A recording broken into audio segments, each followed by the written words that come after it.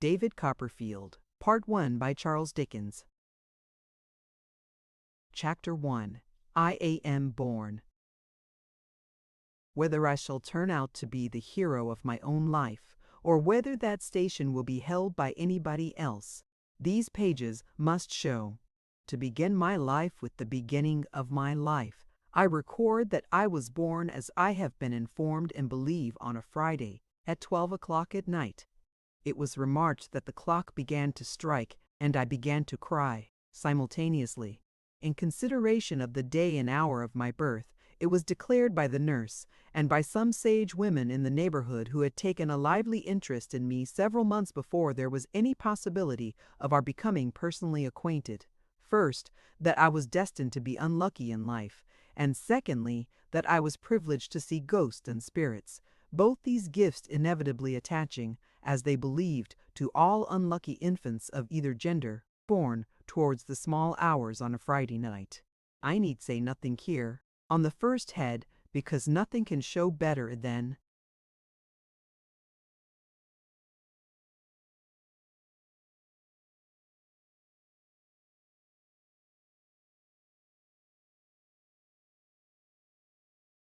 my history, whether that prediction was verified or falsified by the result. On the second branch of the question, I will only remark that unless I ran through that part of my inheritance while I was still a baby, I have not come into it yet. But I do not at all complain of having been kept out of this property, and if anybody else should be in the present enjoyment of it, he is heartily welcome to keep it. I was born with a caul, which was advertised for sale in the newspapers at the low price of 15 guineas.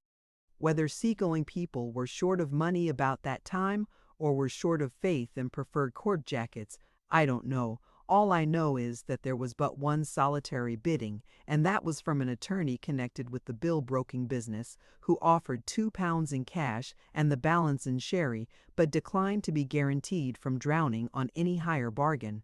Consequently, the advertisement was withdrawn at a dead loss, for as to sherry, my poor dear mother's own sherry was in the market then, and 10 years afterwards the call was put up in a raffle down in our part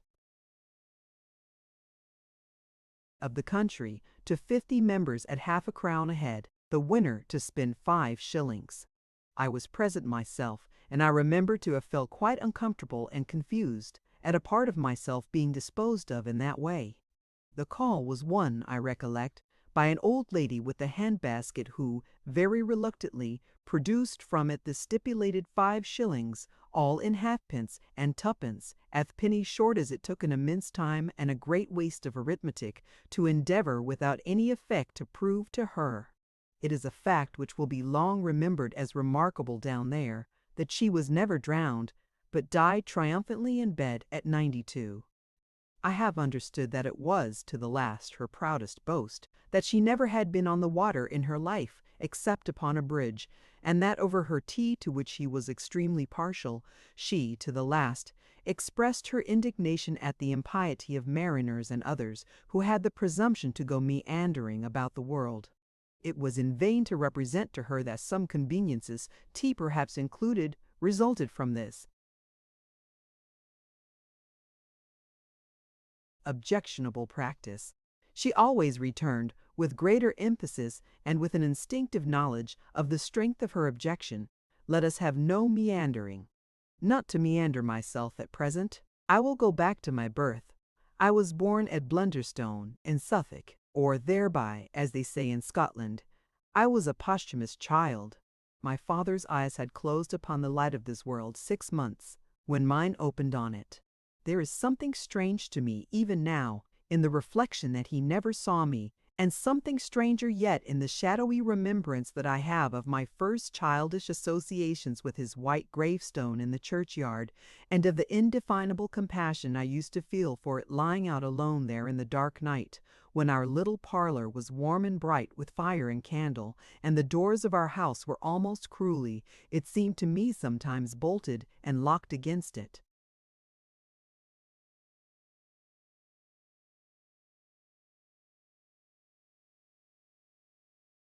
An aunt of my father's, and consequently a great aunt of mine, of whom I shall have more to relate by and by, was the principal magnate of our family.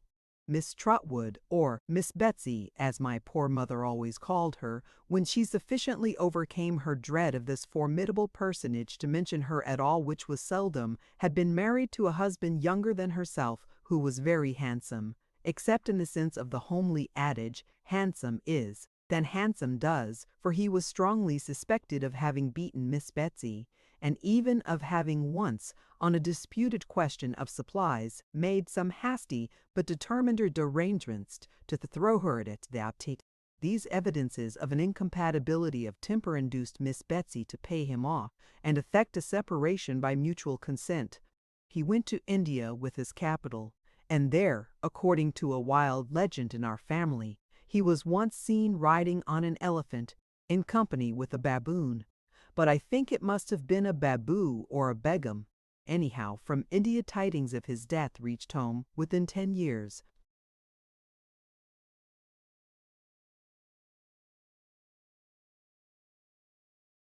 How they affected my aunt, nobody knew, for immediately upon the separation she took her maiden name again, bought a cottage in a hamlet on the sea-coast a long way off, established herself there as a single woman with one servant, and was understood to live secluded, ever afterwards, in an inflexible retirement. My father had once been a favorite of hers, I believe, but she was mortally affronted by his marriage on the ground that my mother was a wax doll. She had never seen my mother, but she knew her to be not yet 20. My father and Miss Betsy never met again. He was double my mother's age when he married, and of but a delicate constitution. He died a year afterwards, and, as I have said, 6 months before I came into the world. This was the state of matters. On the afternoon of, what I may be excused for calling, that eventful and important Friday, I can make no claim therefore to have known at that time how matters stood, or to have any remembrance, founded on the evidence of my own senses, of what follows. My mother was sitting by the fire but poorly in health, and very low in spirits, looking at it to her tears and desponding heavily about herself and the fatherless little stranger, who was already welcomed by some grosses of prophetic pins, in a drawer upstairs, to a world not at all excited on the subject of his arrival. My mother, I say, was sitting by the fire, that bright, windy March afternoon, very timid and sad, and very doubtful of cabbage. She saw a tutexe from chocolate. My mother had a sure foreboding at the second glance that it was Miss Betsy. The setting sun was glowing on the strange lady over the garden fence, and she came walking up to the door with a fell rigidity of figure and composure of countenance that could have belonged to nobody else.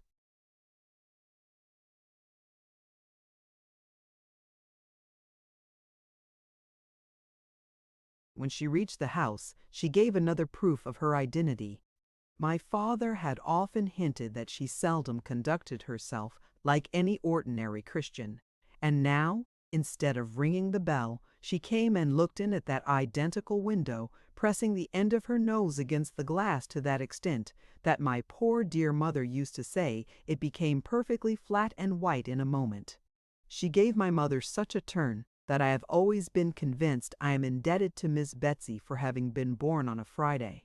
My mother had left her chair in her agitation and gone behind it in the corner. Miss Betsy, looking round the room, slowly and inquiringly, began on the other side and carried her eyes on, like a Saracen's head in a Dutch clock, until they reached my mother. Then she made a frown and a gesture to my mother, like one who was accustomed to be obeyed, to come and open the door. My mother went. Mrs. David Copperfield, I think, said Miss Betsy, the emphasis referring.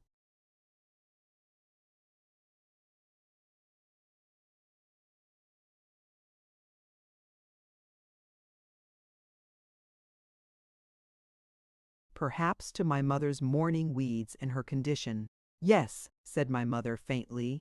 Miss Trotwood, said the visitor. You have heard of her? I dare say. My mother answered she had had that pleasure, and she had a disagreeable consciousness of not appearing to imply that it had been an overpowering pleasure. "Now you see her," said Miss Betsy. My mother bent her head and begged her to walk in. They went into the parlor my mother had come from, the fire in the best room on the other side of the passage, not being lighted, not having been lighted indeed since my father's funeral, and when they were both seated, and Miss Betsy said nothing, my mother, after vainly trying to restrain herself, began to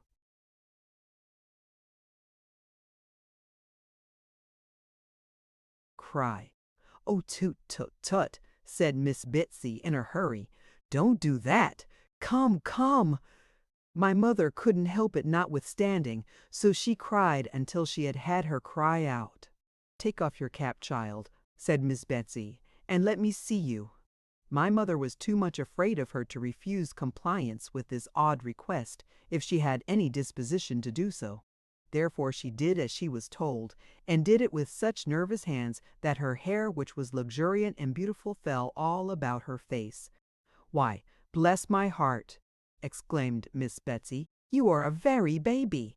My mother was no doubt unusually youthful in appearance even for her years. She hung her head, as if it were her fault, poor thing, and said, sobbing, that indeed she was afraid she was but a childish widow, and would be but a childish.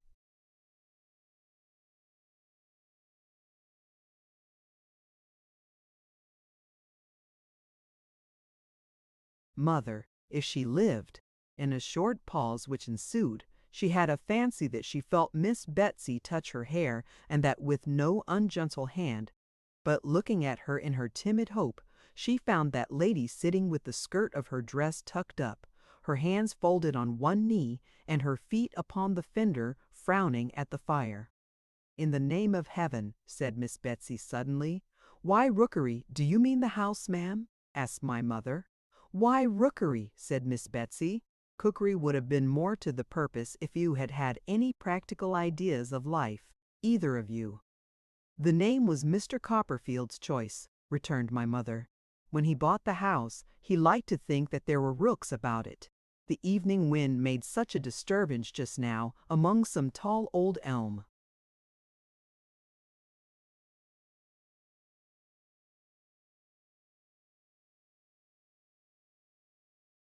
Trees at the bottom of the garden that neither my mother nor Miss Betsy could forbear glancing that way. As the elms bent to one another, like giants who were whispering secrets, and after a few seconds of such repose, fell into a violent flurry, tossing their wild arms about, as if their late confidences were really too wicked for their peace of mind. Some weather-beaten ragged old rook's nests, burdening their higher branches, swung like wrecks upon a stormy sea. "Where are the birds?" asked Miss Betsy. My mother had been thinking of something else. "The rooks, what has become of them?" asked Miss Betsy. "There have not been any since we have lived here," said my mother. "We thought Mr. Copperfield thought it was quite a large rookery, but the nests were very old ones, and the birds have deserted them a long while."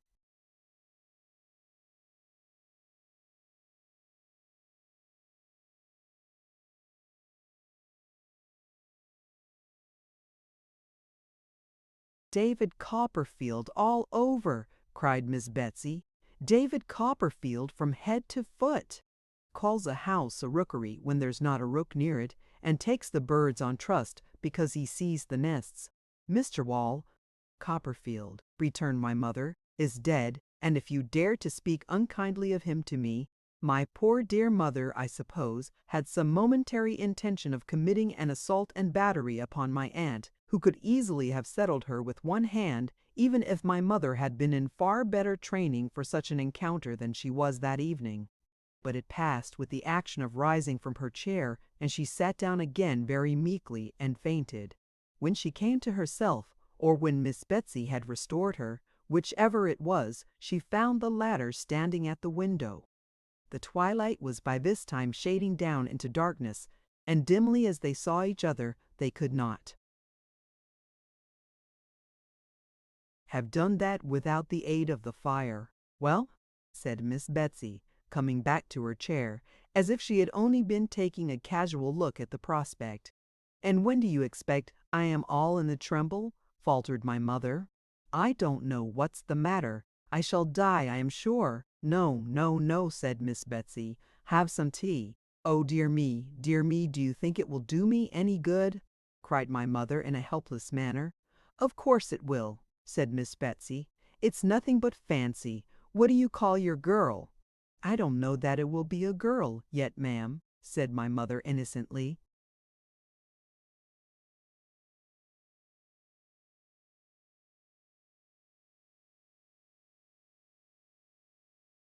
"Bless the baby," exclaimed Miss Betsy, unconsciously quoting the second sentiment of the pincushion in the drawer upstairs, but applying it to my mother instead of me. "I don't mean that.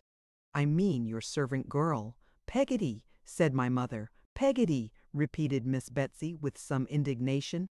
"Do you mean to say, child, that any human being has gone into a Christian church and got herself named Peggotty?" "It's her surname," said my mother faintly.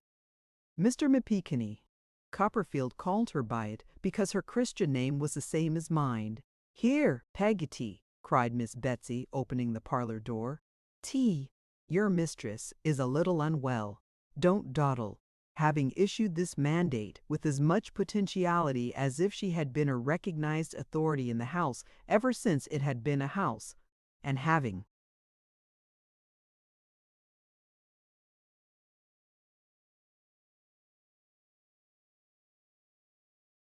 looked out to confront the amazed Peggotty coming along the passage with a candle at the sound of a strange voice, Miss Betsy shut the door again and sat down as before, with her feet on the fender, the skirt of her dress tucked up, and her hands folded on one knee.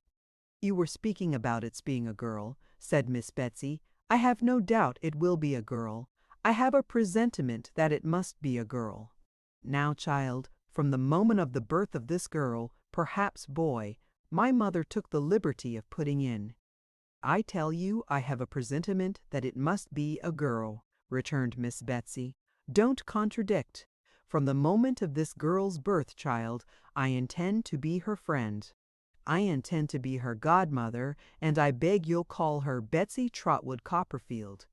There must be no mistakes in life with Tish Betsy Trotwood. There must be no trifling with her affections, poor dear. She must be well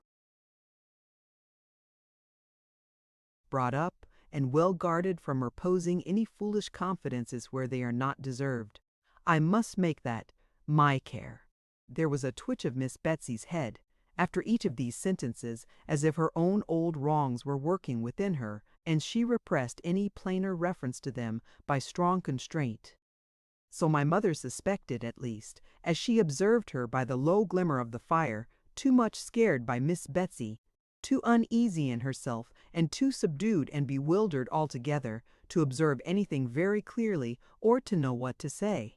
"And was David good to you, child?" asked Miss Betsy, when she had been silent for a little while, and these motions of her head had gradually ceased. "Were you comfortable together?" "We were very happy," said my mother. "Mr. Copperfield was only too good to me."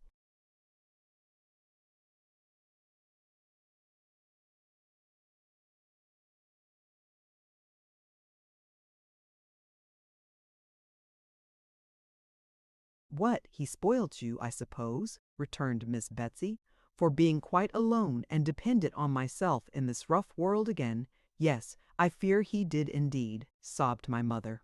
"Well, don't cry," said Miss Betsy. "You were not equally matched, child, if any two people can be equally matched.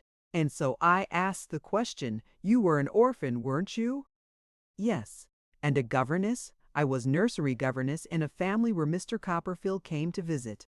Mr. Copperfield was very kind to me and took a great deal of notice of me, and paid me a good deal of attention, and at last proposed to me, and I accepted him.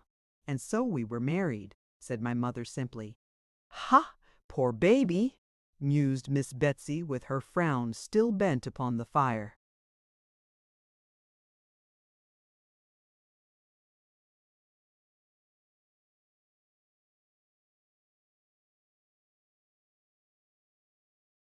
"Do you know anything?" "I beg your pardon, ma'am," faltered my mother. About keeping house, for instance, said Miss Betsy. Not much, I fear, returned my mother. Not so much as I could wish. But Mr. Copperfield was teaching me much he knew about it himself, said Miss Betsy in a parenthesis. And I hope I should have improved, being very anxious to learn, and he very patient to teach me, if the great misfortune of his death my mother broke down again here, and could get no farther. Well, well, said Miss Betsy. I kept my housekeeping book regularly, and balanced it with Mr. Copperfield every night, cried my mother in another burst of distress, and breaking down again.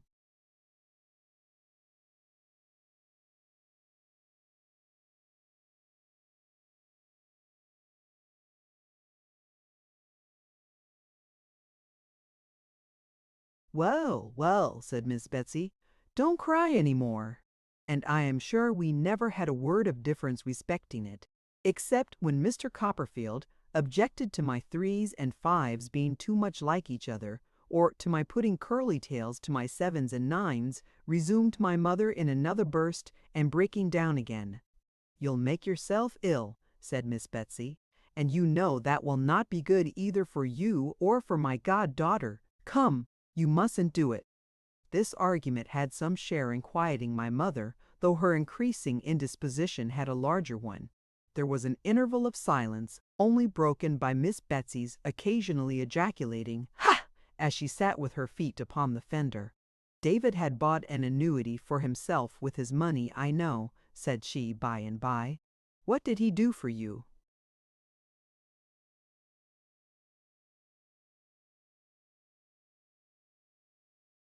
Mr. Copperfield, said my mother, answering with some difficulty, was so considerate and good as to secure the reversion of a part of it to me. How much? asked Miss Betsy. £105 a year, said my mother. He might have done worse, said my aunt. The word was appropriate to the moment. My mother was so much worse that Peggotty, coming in with the tea-board and candles, and seeing at a glance how ill she was, as Miss Betsy might have done sooner if there had been light enough, conveyed her upstairs to her own room with all speed, and immediately dispatched Ham Peggotty, her nephew, who had been for some days past secreted in the house, unknown to my mother, as a special messenger in case of emergency, to fetch the nurse and doctor.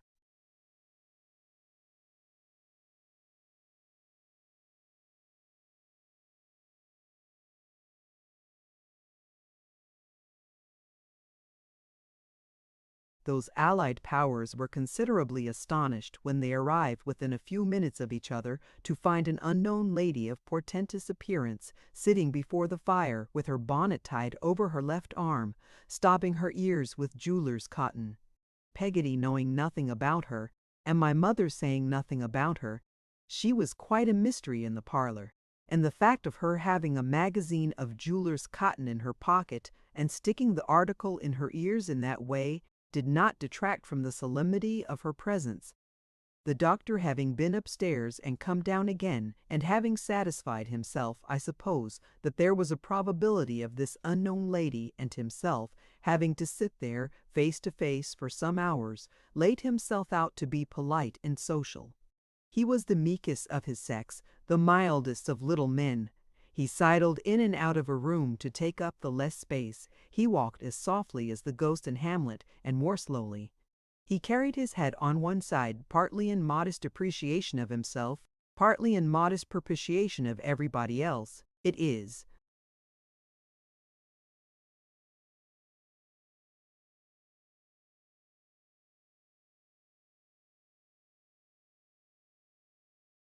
Nothing to say that he hadn't a word to throw at a dog. He couldn't have thrown a word at a mad dog. He might have offered him one gently, or half a one, or a fragment of one, for he spoke as slowly as he walked. But he wouldn't have been rude to him, and he couldn't have been quick with him, for any earthly consideration.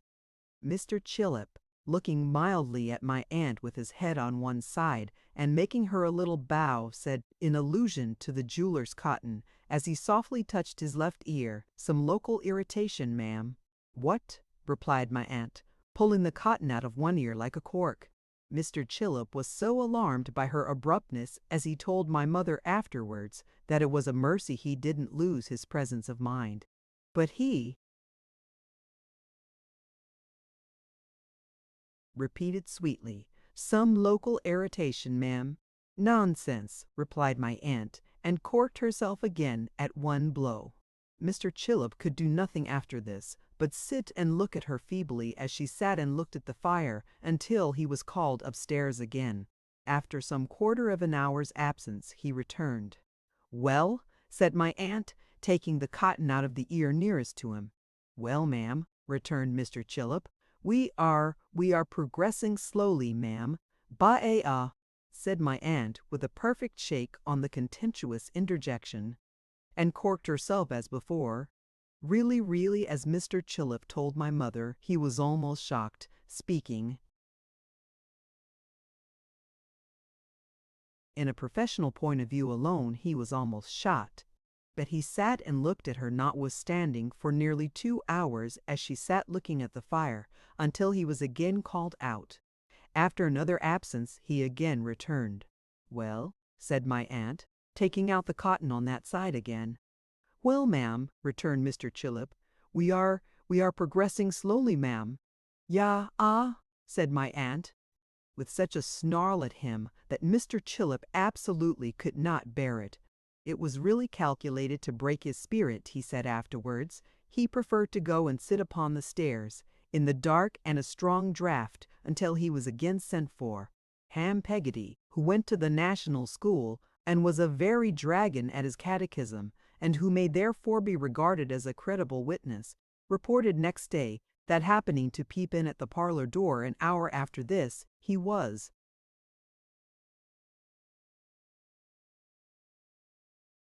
instantly descried by Miss Betsy, then walking to and fro in a state of agitation, and pounced upon before he could make his escape.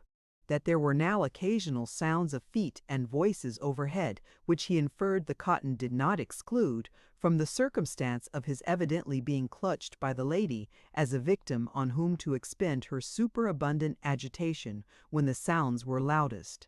That, marching him constantly up and down by the collar, as if he had been taking too much laudanum. She, at those times, shook him, rumpled his hair, made light of his linen, stopped his ears as if she confounded them with her own, and otherwise tousled and maltreated him. This was in part confirmed by his aunt, who saw him at 12:30 o'clock, soon after his release, and affirmed that he was then as red as I was. The mild Mr. Chillip could not possibly bear malice at such a time, if at any time. He sidled into the parlor as soon as he was at liberty, and said to my aunt in his meekest manner,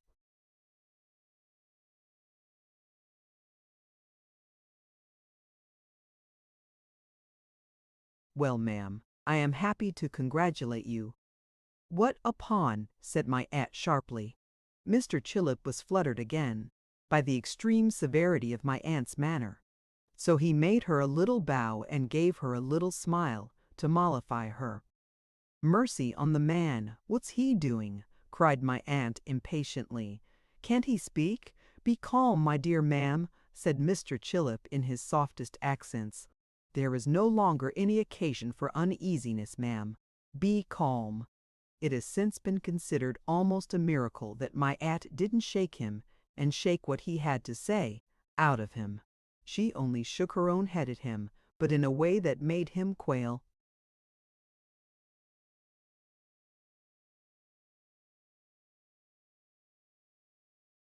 "Well, ma'am," resumed Mr. Chillip as soon as he had courage, "I am happy to congratulate you. All is now over, ma'am, and well over, ma'am." During the 5 minutes or so that Mr. Chillip devoted to the delivery of this oration, my aunt eyed him narrowly. "How is she?" said my aunt, folding her arms with her bonnet still tied on one of them. "Well, ma'am, she will soon be quite comfortable, I hope," returned Mr. Chillip. "Quite as comfortable as we can expect a young mother to be under these melancholy domestic circumstances. There cannot be any objection to your seeing her presently, ma'am. It may do her good. And see." "How is she?" said my aunt sharply. Mr. Chillip laid his head a little more on one side and looked at my aunt like an amiable bird. "The baby," said my aunt. "How is she, ma'am?" returned Mr. Chillip. "I apprehended you had known. It's a boy." My aunt said never a word, but took her bonnet by the strings, in the manner of a sling, aimed a blow at Mr. Chillip's head with it, put it on bent, walked out, and never came back. She vanished like a discontented fairy, or like one of those supernatural beings whom it was popularly supposed I was entitled to see, and never came back any more. No, I lay in my basket, and my mother lay in her bed. But Betsy Trotwood Copperfield was forever in the land of dreams and shadows, the tremendous region whence I had so lately travelled, and the light upon the window of our room shone out upon the earthly bourne of all such travellers, and the mound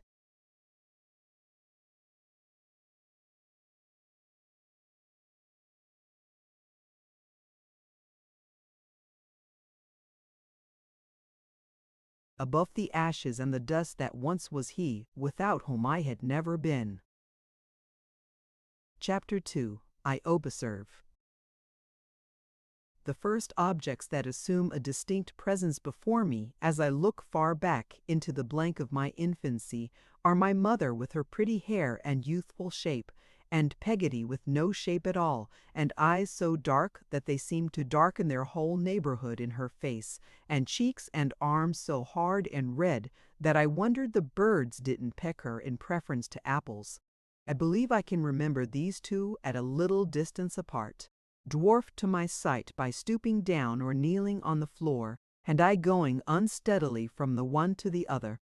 I have an impression on my mind, which I cannot distinguish from actual remembrance, of the touch of Peggotty's forefinger as she used to hold it out to me, and of its being roughened by needlework, like a pocket nutmeg grater. This may be fancy, though I think the memory of most of us can go farther back into such times than many of us suppose, just as I believe the power of observation in numbers of very young children to be quite wonderful for its closeness and accuracy. Indeed, I think that most grown men who are remarkable in this respect may with greater propriety be said not to have lost the faculty than to have acquired it, the rather as I generally observe such men to retain a certain freshness and gentleness and capacity of being pleased, which are also an inheritance they have preserved from their childhood. I might have a misgiving that I am meandering in stopping to say this, but that it brings me to remark that I build these conclusions in part upon my own experience of myself, and if it should appear from anything I may set down in this narrative that I was a child of close observation, or that as a man I have a strong memory of my childhood, I undoubtedly lay claim to both of these characteristics. Looking back, as I was saying, into the blank of my infancy, the first objects I can remember as standing out by themselves from a confusion of things are my mother and Peggotty. What else do I remember? Let me see. There comes out of the cloud, our house not new to me, but quite familiar in its earliest remembrance. On the ground floor is Peggotty's kitchen, opening into a backyard, with a pigeon house on a pole in the center without any pigeons in it, a great dog kennel in a corner without any dog, and a quantity of fowls that looked terribly tall to me, walking about in a menacing and ferocious manner. There is one cock who gets upon a post to crow, and seems to take particular notice of me as I look at him through the kitchen window, who makes me shiver, he is so fierce. Of the geese outside the side gate who come waddling after me with their long necks stretched out when I go that way, I dream at night, as a man environed by wild beasts might dream of lions. Here is a long passage, what an enormous perspective I make of it, leading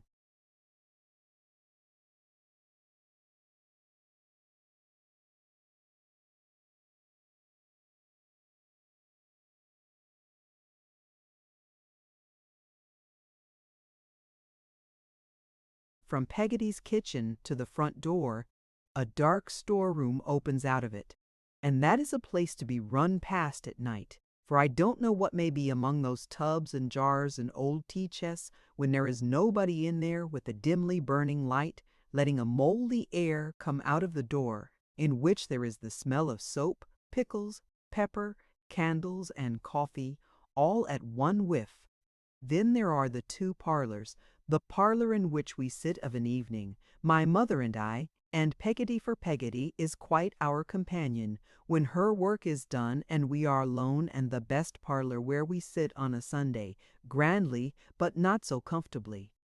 There is something of a doleful air about that room to me, for Peggotty has told me I don't know when, but apparently ages ago, about my father's funeral, and the company having their black cloaks put on. One Sunday night my mother reads to Peggotty and me in there how Lazarus was raised up from the dead, and I am so frightened that they are afterwards obliged to take me out of bed and show me the quiet churchyard out of the bedroom window.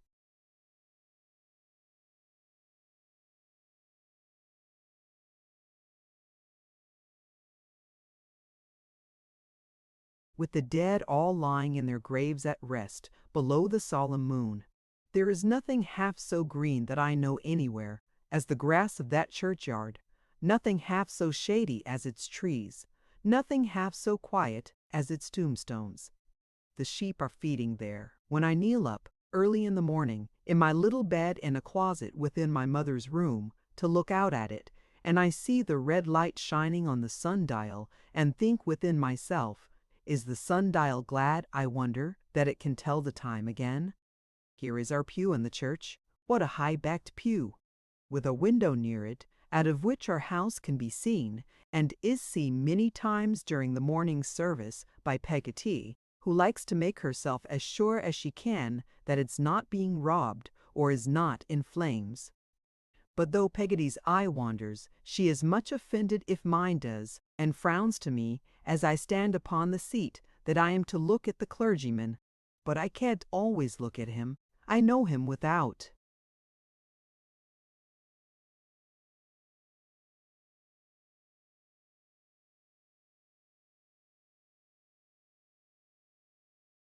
That white thing on, and I'm afraid of his wondering why I stare so, and perhaps stopping the service to inquire. And what am I to do? It's a dreadful thing to gape, but I must do something. I look at my mother, but she pretends not to see me. I look at a boy in the aisle, and he makes faces at me. I look at the sunlight coming in at the open door through the porch, and there I see a stray sheep. I don't mean a sinner, but mutton half making up his mind to come into the church. I feel that if I looked at him any longer, I might be tempted to say something out loud, and what would become of me then?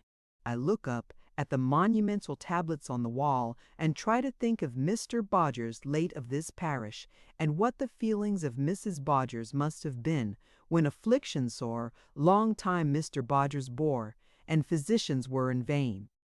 I wonder whether they called in Mr. Chillip, and he was in vain, and if so, how he likes to be reminded of it once a week.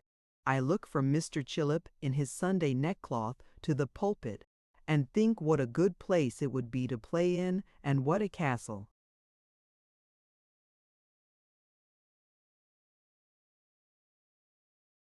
It would make, with another boy coming up the stairs to attack it, and having the velvet cushion with the tassels thrown down on his head.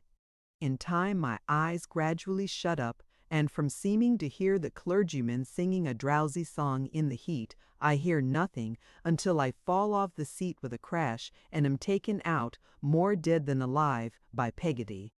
And now I see the outside of our house, with the latticed bedroom windows standing open to let in the sweet-smelling air, and the ragged old rook's nest still dangling in the elm trees at the bottom of the front garden. Now I am in the garden at the back, beyond the yard where the empty pigeon-house and dog-kennel are a very preserve of butterflies, as I remember it, with a high fence and a gate and padlock, where the fruit clusters on the trees, riper and richer than fruit has ever been since, in any other garden, and where my mother gathers some in a basket, while I stand by, bolting furtive gooseberries, and trying to look unmoved. A great wind rises, and the summer is gone in a moment. We are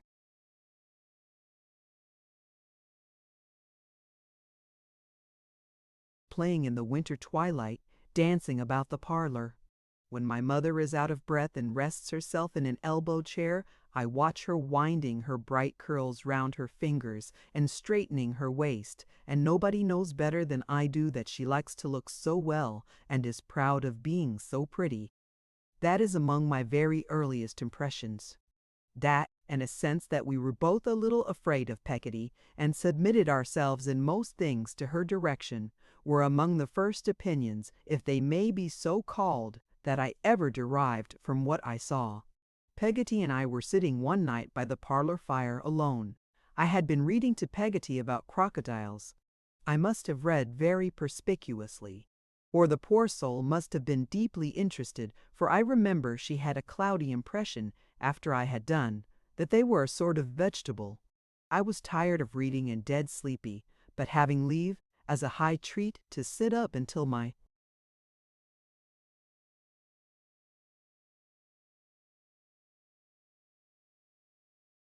mother came home from spending the evening at a neighbor's, I would rather have died upon my post, of course, than have gone to bed. I had reached that stage of sleepiness when Peggotty seemed to swell and grow immensely large. I propped my eyelids open with my 2 forefingers and looked perseveringly at her as she sat at work. At the little bit of wax candle she kept for her thread, how old it looked, being so wrinkled in all directions. At the little house with the thatched roof where the yard measure lived, at her work-box with a sliding lid, with a view of St. Paul's Cathedral, with a pink dome painted on the top, at the brass thimble on her finger, at herself, whom I thought lovely. I felt so sleepy that I knew if I lost sight of anything for a moment, I was gone. "Peggotty," says I suddenly, "were you ever married?" "Lord, Master Davy," replied Peggotty. "What's put marriage in your head?" she answered with such a start that it quite awoke me, and then she stopped in.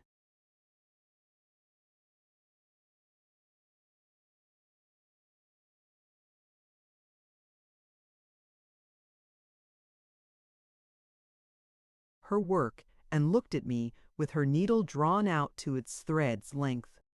"But were you ever married, Peggotty?" says I.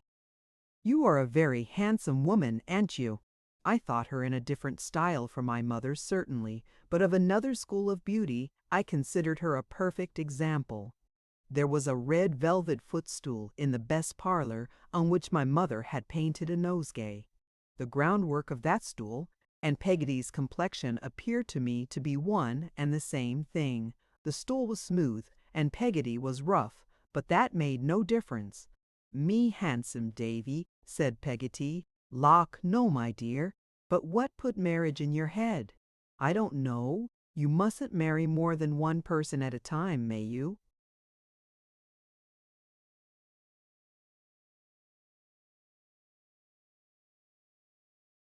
Peggotty. "Certainly not," says Peggotty with the promptest decision. "But if you marry a person and the person dies, why then you may marry another person, mayn't you, Peggotty?" "You may," says Peggotty, "if you choose, my dear. That's a matter of opinion." "But what is your opinion, Peggotty?"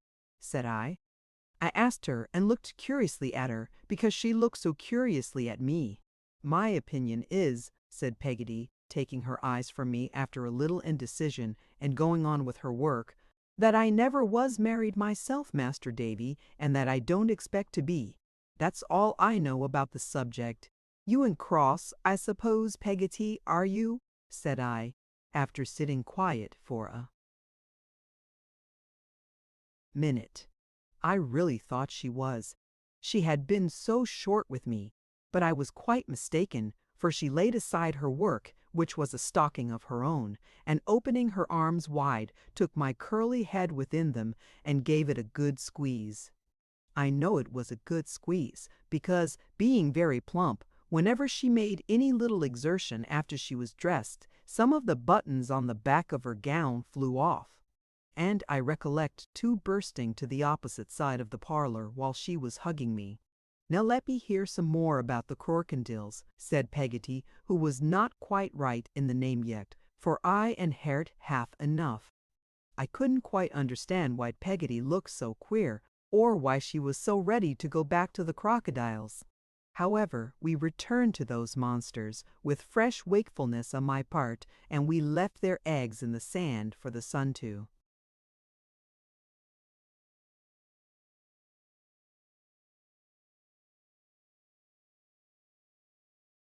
hatch, and we ran away from them and baffled them by constantly turning, which they were unable to do quickly on account of their unwieldy make. And we went into the water after them as natives and put sharp pieces of timber down their throats. And in short, we ran the whole crocodile gauntlet. I did at least, but I had my doubts of Peggotty, who was thoughtfully sticking her needle into various parts of her face and arms all the time. We had exhausted the crocodiles and begun with the alligators when the garden bell rang. We went out to the door, and there was my mother, looking unusually pretty, I thought, and with her a gentleman with beautiful black hair and whiskers who had walked home with us from church last Sunday. As my mother stooped down on the threshold to take me in her arms and kiss me, the gentleman said I was a more highly privileged little fellow than a monarch or something like that. For my later understanding comes, I am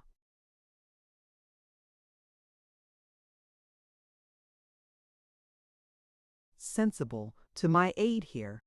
What does that mean? I asked him over her shoulder. He patted me on the head, but somehow I didn't like him or his deep voice, and I was jealous that his hand should touch my mother's in touching me, which it did.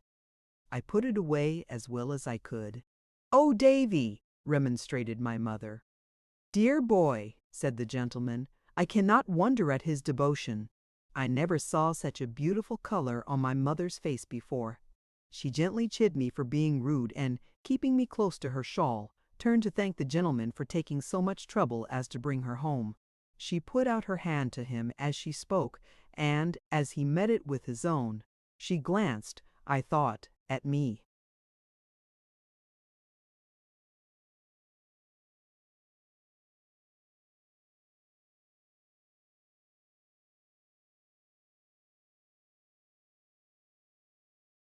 "Let us say good night, my fine boy," said the gentleman when he had bent his head. I saw him over my mother's little glove. "Good night," said I. "Come, let us be the best friends in the world," said the gentleman, laughing. "Shake hands." My right hand was in my mother's left, so I gave him the other. "Why, that's the wrong hand, Davy," laughed the gentleman. My mother drew my right hand forward, but I was resolved, for my former reason, not to give it him, and I did not. I gave him the other, and he shook it heartily, and said I was a brave fellow, and went away. At this minute I see him turn round in the garden, and give us a last look with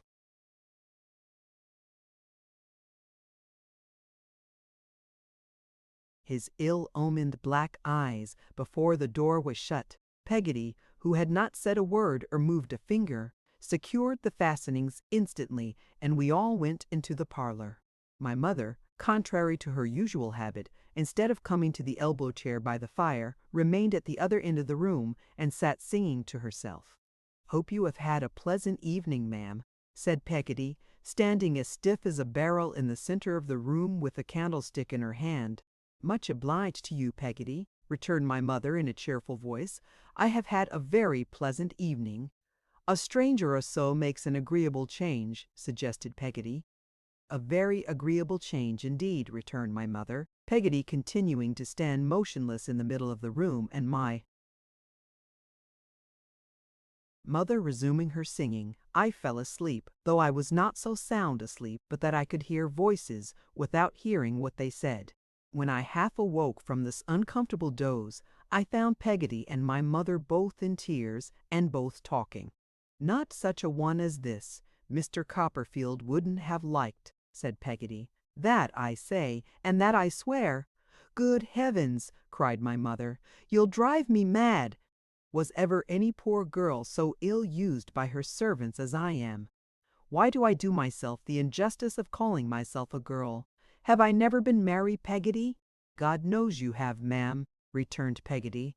"Then how can you dare?" said my mother. You know I don't mean how can you dare, Peggotty, but how can you have the heart to make me so uncomfortable and say such bitter things to me when you are well aware that I haven't, out of this place, a single friend to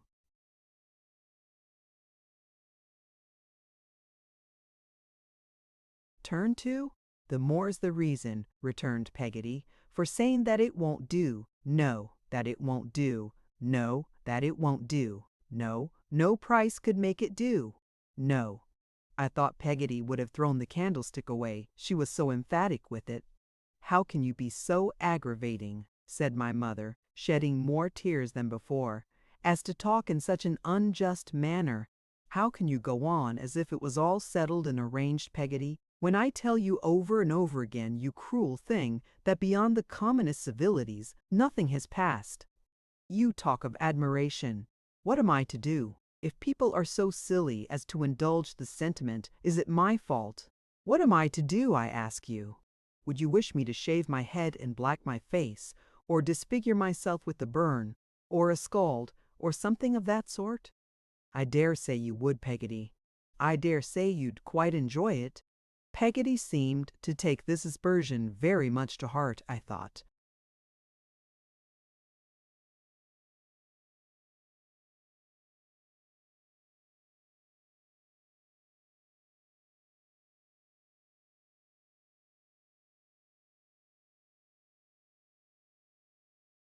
And my dear boy, cried my mother, coming to the elbow chair in which I was, and caressing me, my own little Davy, is it to be hinted to me that I am wanting in affection for my precious treasure, the dearest little fellow that ever was? Nobody never went and hinted no such a thing, said Peggotty. You did, Peggotty, returned my mother. You know you did. What else was it possible to infer from what you said, you unkind creature, when you know as well as I do that on his account only last quarter I wouldn't buy myself a new parasol, though that old green one is frayed the whole way up and the fringe is perfectly mangy. You know it is, Peggotty. You can't deny it. Then, turning affectionately to me, with her cheek against mine, am I a naughty mamma to you, Davy? Am I a nasty, cruel, selfish, bad mamma? Say I am, my child. Say yes, dear boy, and Peggotty will love you, and Peggotty's love is a great deal better than mine, Davy. I don't love you at all, do I? At this, we all fell a-crying together. I think I was the loudest of the party, but I am sure we were all sincere about it. I was quite heartbroken myself, and am afraid that in the first transports of wounded tenderness I called Peggotty a beast. That honest creature was in deep affliction, I remember, and must have become quite buttonless on the occasion, for a little volley of those explosives went off when, after having made it up with my mother, she kneeled down by the elbow chair and made it up with me. We went to bed greatly dejected. My sobs kept waking me for a long time, and when one very strong sob quite hoisted me up in bed, I found my mother sitting on the coverlet and leaning over me. I fell asleep in her arms after that, and slept soundly. Whether it was the following Sunday when I saw the gentleman again, or whether there was any greater lapse of time before he reappeared, I cannot recall.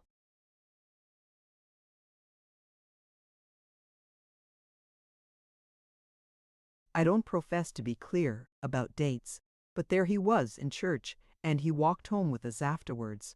He came in, too, to look at a famous geranium we had in the parlor window.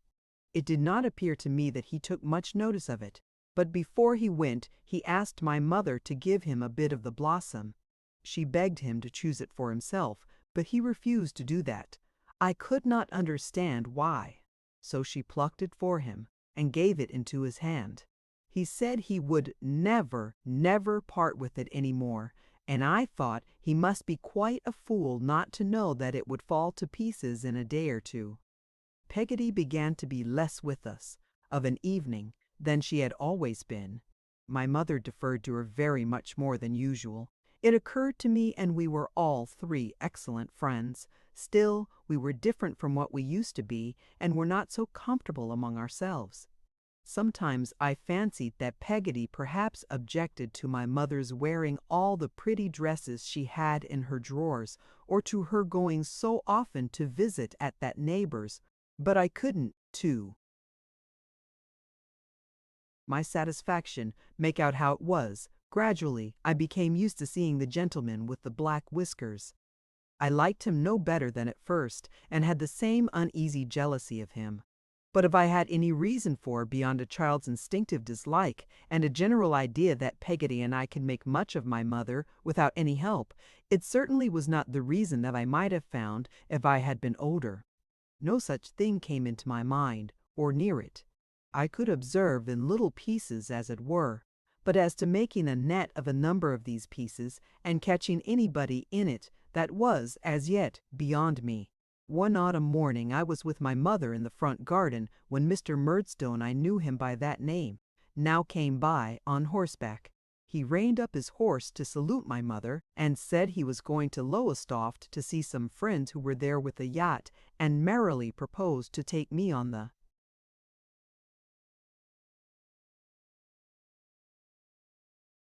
saddle before him if I would like the ride.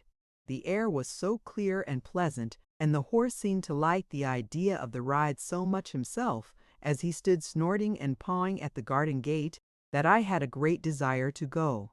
So I was sent upstairs to Peggotty to be made spruce, and in the meantime Mr. Murdstone dismounted, and, with his horse's bridle drawn over his arm, walked slowly up and down on the outer side of the sweetbriar fence, while my mother walked slowly up and down on the inner to keep him company. I recollect Peggotty and I peeping out at them from my little window. I recollect how closely they seemed to be examining the sweetbriar between them as they strolled along, and how, from being in a perfectly angelic temper, Peggotty turned cross in a moment, and brushed my hair the wrong way excessively hard. Mr. Murdstone and I were soon off, and trotting along on the green turf by the side of the road. He held me quite easily with one arm, and I don't think I was restless usually, but I could not make up my mind to sit in front of him without turning my head sometimes and looking up in his face. He had that kind of shallow black eye, I want a better word to express an eye that has no depth in it to be looked into, which, when it is abstracted, seems from some peculiarity of light to be disfigured, for a moment at a time, by a cast. Several times when I glanced at him, I observed that appearance with a sort of awe, and wondered what he was thinking about so closely. His hair and whiskers were blacker and thicker, looked at so near, than even I had given them credit for being. A squareness about the lower part of his face, and the dotted indication of the strong black beard he shaved close every day, reminded me of the waxwork that had traveled into our neighborhood some half a year before. This, his regular eyebrows, and the rich white and black and brown of his complexion confound his complexion, and his memory made me think him in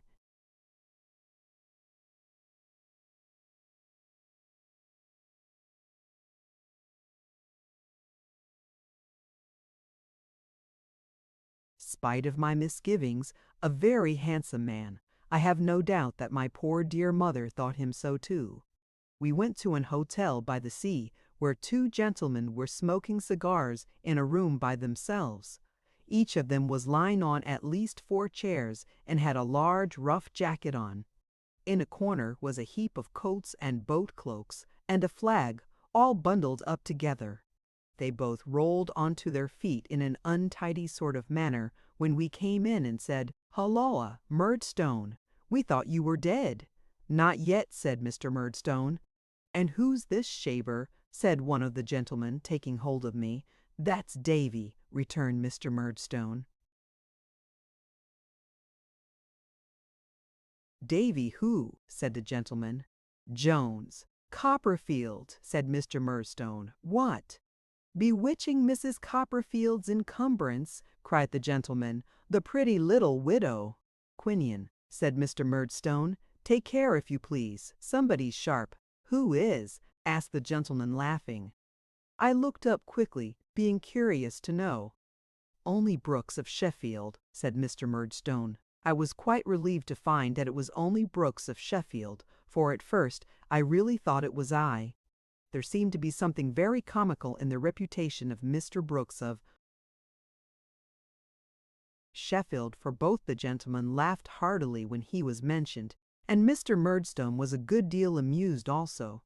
After some laughing, the gentleman whom he had called Quinion said, "And what is the opinion of Brooks of Sheffield in reference to the projected business?" "Why, I don't know that Brooks understands much about it at present," replied Mr. Murdstone, "but he is not generally favorable, I believe."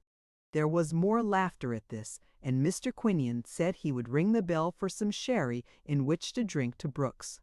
This he did, and when the wine came, he made me have a little, with a biscuit, and before I drank it stand up and say, "Confusion to Brooks of Sheffield." The toast was received with great applause, and such hearty laughter that it made me laugh too, at which they laughed the more. In short, we quite enjoyed ourselves.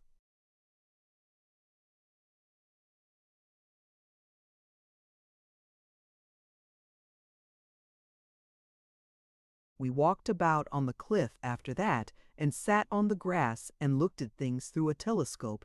I could make out nothing myself when it was put to my eye, but I pretended I could, and then we came back to the hotel to an early dinner.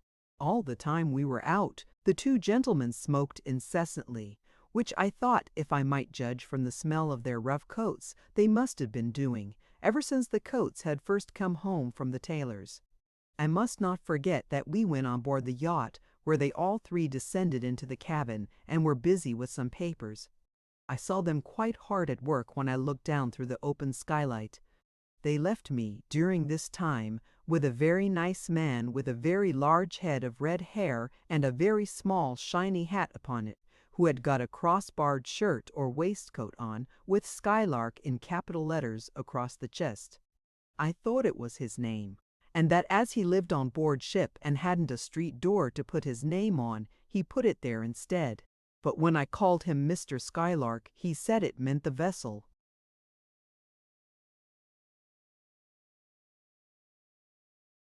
I observed all day that Mr. Murdstone was graver and steadier than the two gentlemen.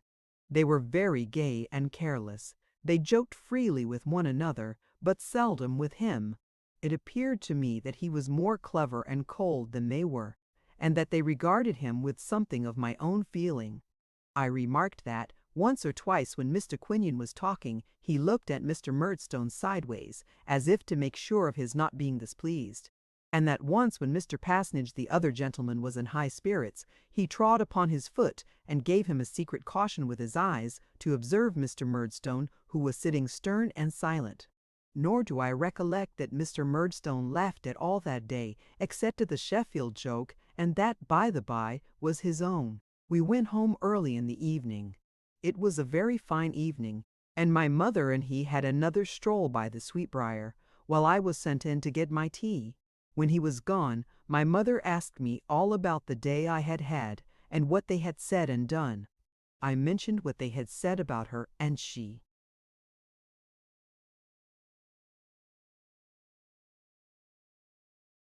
laughed and told me they were impudent fellows who talked nonsense. But I knew it pleased her. I knew it quite as well as I know it now. I took the opportunity of asking if she was at all acquainted with Mr. Brooks of Sheffield, but she answered, no, only she supposed he must be a manufacturer in the knife and fork way.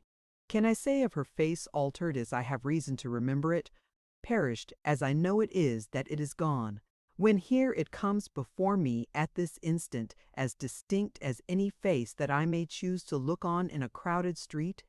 Can I say of her innocent and girlish beauty that it faded and was no more when its breath falls on my cheek now, as it fell that night? Can I say she ever changed, when my remembrance brings her back to life, thus only, and truer to its loving youth than I have been, or man ever is, still holds fast what it cherished then? I write of her just as she was when I had gone to bed after this talk, and she came to bid me good night. She kneeled down playfully by the side of the bed and laying her chin upon her hands and laughing said, "What was it they said, Davy? Tell me again." "I can't believe it." "Bewitching," I began. My mother put her hands upon my lips to stop me. "It was never bewitching," she said, laughing. "It never could have been bewitching, Davy. Now I know it wasn't." "Yes, it was. Bewitching Mrs. Copperfield," I repeated stoutly, "and pretty. No, no, it was never pretty." "Not pretty," interposed my mother, laying her fingers on my lips again. "Yes, it was. Pretty little widow."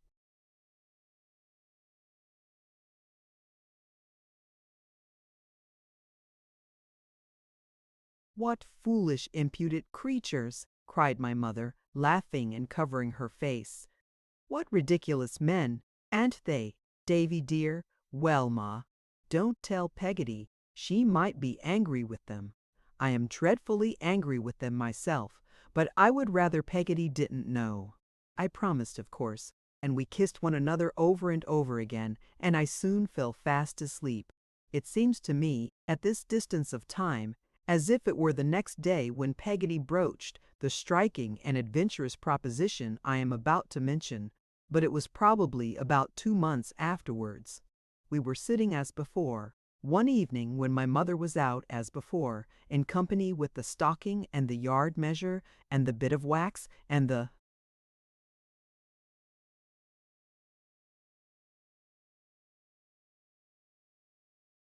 box with St. Paul's on the lid, and the crocodile book, when Peggotty, after looking at me several times, and opening her mouth as if she were going to speak, without doing it, which I thought was merely gaping, or I should have been rather alarmed, said coaxingly, "Master Davy, how should you like to go along with me and spend a fortnight at my brother's at Yarmouth?"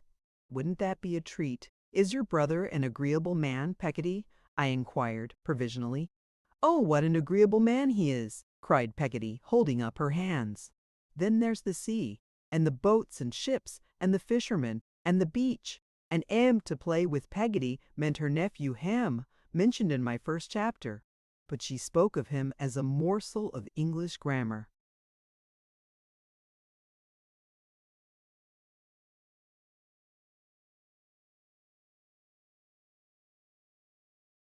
I was flushed by her summary of delights, and replied that it would indeed be a treat, but what would my mother say? "Why then, I'll as good as bet a guinea," said Peggotty, intent upon my face, "that she'll let us go. I'll ask her, if you like, as soon as ever she comes home." "There now! But what's she to do while we're away?" said I, putting my small elbows on the table to argue the point. "She can't live by herself." If Peggotty were looking for a hole, all of a sudden, in the heel of that stocking, it must have been a very little one indeed, and not worth darning. "I say, Peggotty, she can't live by herself, you know." "Oh, bless you," said Peggotty, looking at me again at last. "Don't you know, she's going to stay for a fortnight with Mrs. Graper." "Mrs. Graper's going to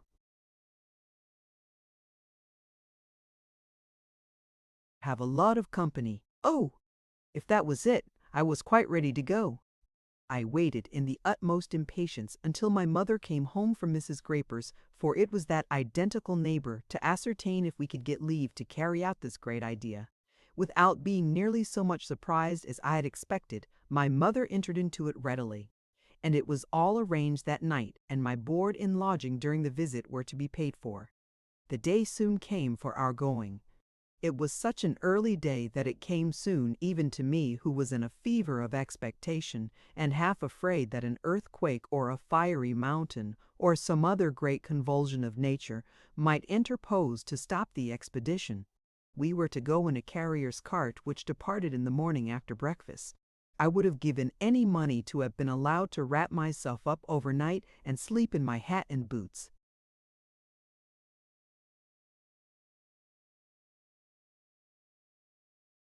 It touches me nearly now, although I tell it lightly, to recollect how eager I was to leave my happy home, to think how little I suspected what I did leave for ever. I am glad to recollect that when the carrier's cart was at the gate, and my mother stood there kissing me, a grateful fondness for her and for the old place I had never turned my back upon before, made me cry. I am glad to know that my mother cried too, and that I felt her heart beat against mine. I am glad to recollect that when the carrier began to move, my mother ran out at the gate and called to him to stop, that she might kiss me once more. I am glad to dwell upon the earnestness and love with which she lifted up her face to mine, and did so. As we left her standing in the road, Mr. Murdstone came up to where she was, and seemed to expostulate with her for being so moved. I was looking back round the awning of the cart, and wondered what business it was of his. Peggotty, who was also looking back on the other side, seemed anything but satisfied, as the face she brought back in the cart denoted. I sat looking at Peggotty for some time, in a reverie on this supposititious case, whether, if she were employed to lose me like the boy in the fairy tale, I should be able to track my way home again by the buttons she would shed. Chapter 3. I Have a Change. The carrier's horse was the laziest horse in the world, I should hope, and shuffled along with his head down, as if he liked to keep people waiting to whom the packages were directed. I fancied, indeed, that he sometimes chuckled audibly over this reflection, but the carrier said he was only troubled with a cough. The carrier had a way of keeping his head down, like his horse, and of drooping sleepily forward as he drove, with one of his arms on each of his knees. I say drove, but it struck me that the cart would have gone to Yarmouth quite as well without him, for the horse did all that, and as to conversation, he had no idea of it but whistling. Peggotty had a basket of refreshments on her knee, which would have lasted us out handsomely if we had been going to London by the same conveyance. We ate a good deal, and slept a good deal. Peggotty always went to sleep with her chin upon the handle of the basket, her hold of which never relaxed, and I could not have believed, unless I had heard her do it, that one defenceless woman could have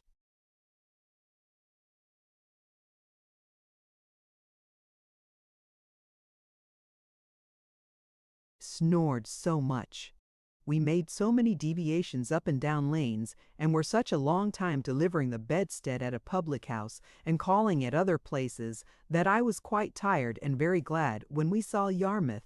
It looked rather spongy and soppy, I thought, as I carried my eye over the great dull waste that lay across the river. And I could not help wondering, if the world were really as round as my geography book said, how any part of it came to be so flat. But I reflected that Yarmouth might be situated at one of the poles, which would account for it. As we drew a little nearer, and saw the whole adjacent prospect lying a straight low line under the sky, I hinted to Peggotty that a mound or so might have improved it, and also that if the land had been a little more separated from the sea, and the town and the tide had not been quite so much mixed up like toast in water, it would have been nicer. But Peggotty said with greater emphasis than usual, that we must take things as we found them, and that for her part she was proud to call herself a Yarmouth bloater. When we got into the street, which was strange enough to me, and smelt the fish and pitch and oakum and tar, and saw the sailors walking about and the carts jingling up and down over the stones, I felt that I had done so busy a place an injustice, and said as much to Peggotty, who heard my expressions of delight with great complacency, and told me it was well known, I suppose, to those who had the good fortune to be born bloaters, that Yarmouth was, upon the whole, the finest place in the universe. "Here's my screamed Peggotty, growed out of knowledge. He was waiting for us, in fact, at the public house, and asked me how I found myself, like an old acquaintance. I did not feel, at first, that I knew him as well as he knew me, because he had never come to our houses the night I was born.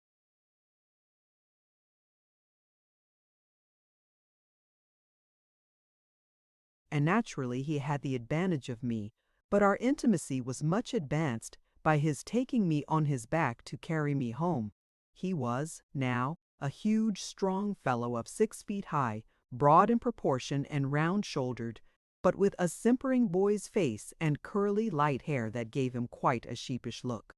He was dressed in a canvas jacket and a pair of such very stiff trousers that they would have stood quite as well alone, without any legs in them, and you couldn't so properly have said he wore a hat as that he was covered in a top, like an old building, with something pitchy.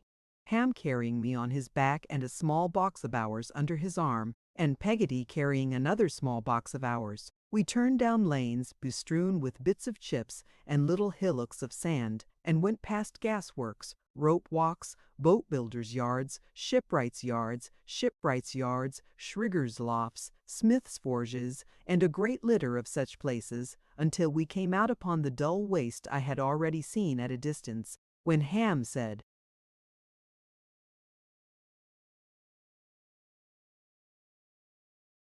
"Yon's our house, Mas'r Davy." I looked in all directions as far as I could stare over the wilderness, and away at the sea, and away at the river, but no house could I make out. There was a black barge, or some other kind of superannuated boat, not far off, high and dry on the ground, with an iron funnel sticking out of it for a chimney and smoking very cosily, but nothing else in the way of a habitation that was visible to me. "That's not it," said I. "That ship-looking thing? That's it, Mas'r Davy," returned Ham. "If it had been Aladdin's palace, Rose's egg and all, I suppose I could not have been more charmed with the romantic idea of living in it. There was a delightful door cut in the side, and it was roofed in, and there were little windows in it, but the wonderful charm of it was that it was a real boat which had no doubt been upon.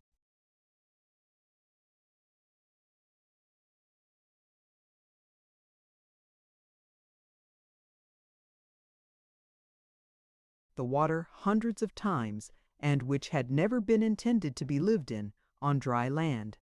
That was the captivation of it to me. If it had ever been meant to be lived in, I might have thought it small, or inconvenient, or lonely, but never having been designed for any such use, it became a perfect abode. It was beautifully clean inside, and as tidy as possible. There was a table, and a Dutch clock, and a chest of drawers, and on the chest of drawers there was a tea tray, with a painting on it of a lady with a parasol taking a walk with a military-looking child who was trundling a hoop. The tray was kept from tumbling down by a Bible, and the tray, if it had tumbled down, would have smashed a quantity of cups and saucers and a teapot that were grouped around the book.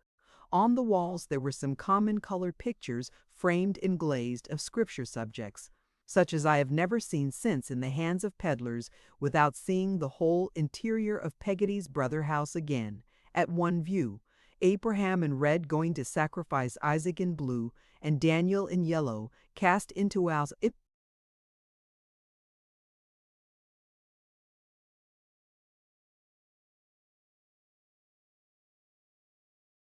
den of green lions were the most prominent of these. Over the little mantel shelf was a picture of the Sarah Jane Lugger, built at Sunderland, with a real little wooden stern stuck onto it, a work of art, combining composition with carpentry, which I considered to be one of the most enviable possessions that the world could afford. There were some hooks in the beams of the ceiling, the use of which I did not divine then, and some lockers and boxes and conveniences of that sort, which served for seats and eked out the chairs. All this I saw in the first glance after I crossed the threshold childlike, according to my theory, and then Peggotty opened a little door and showed me my bedroom. It was the completest and most desirable bedroom ever seen in the stern of the vessel, with a little window where the rudder used to go through, a little looking-glass, just the right height for me, nailed against the wall, and framed with oyster shells, a little bed which there was just room enough to get into, and a nosegay of seaweed in a blue mug on the table. The walls were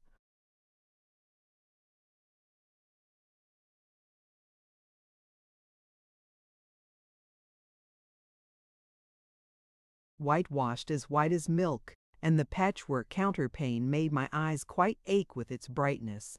One thing I particularly noticed in this delightful house was the smell of fish, which was so searching that when I took out my pocket handkerchief to wipe my nose, I found it smelt exactly as if it had wrapped up a lobster. On my imparting this discovery in confidence to Peggotty, she informed me that her brother dealt in lobsters, crabs, and crawfish, and I afterwards found that a heap of these creatures, in a state of wonderful conglomeration with one another, and never leaving off pinching whatever they laid hold of, were usually to be found in a little wooden outhouse, where the pots and kettles were kept. We were welcomed by a very civil woman in a white apron, whom I had seen curtsying at the door when I was on Ham's Back, about a quarter of a mile off, likewise by a most beautiful little girl, or I thought her so, with a necklace of blue beads on, who wouldn't let me kiss her when I offered to, but ran away and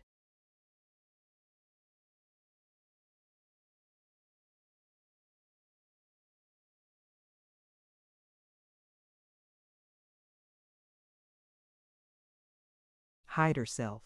By and by, when we had dined in a sumptuous manner, off boiled dabs, melted butter, and potatoes, with a chop for me, a hairy man with a very good-natured face came home. As he called Peggotty lass, and gave her a hearty smack on the cheek, I had no doubt, from the general propriety of her conduct, that he was her brother, and so he turned out, being presently introduced to me as Mr. Peggotty, the master of the house.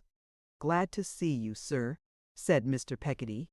"You'll find us rough, sir, but you'll find us ready." I thanked him, and replied that I was sure I should be happy in such a delightful place. "How's your ma, sir?" said Mr. Peggotty. "Did you leave her pretty jolly?" I gave Mr. Peggotty to understand that she was as jolly as I could wish, and that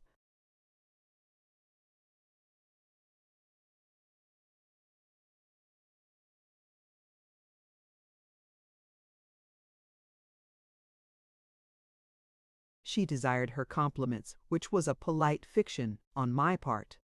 "I'm much obleeged to her, I'm sure," said Mr. Peggotty. "Well, sir, if you can make out here for a fortnight, long wy her," nodding at his sister, "and Ham, and little Imlay, we shall be proud of your company." Having done the honors of his house in this hospitable manner, Mr. Peggotty went out to wash himself in a kettleful of hot water, remarking that cold would never get his muck off. He soon returned, greatly improved in appearance, but so rubicund that I couldn't help thinking his face had this in common with the lobsters, crabs, and crawfish, that it went into the hot water very black and came out very red. After tea, when the door was shut and all was made snug, the nights being cold and misty now, it seemed to me the most delicious retreat that the imagination of man could conceive. To hear the wind getting up out at sea, to know that the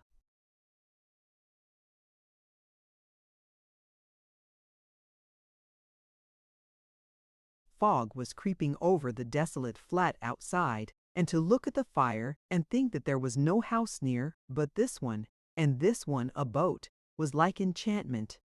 Little Imlay had overcome her shyness, and was sitting by my side upon the lowest and least of the lockers, which was just large enough for us two, and just fitted into the chimney corner.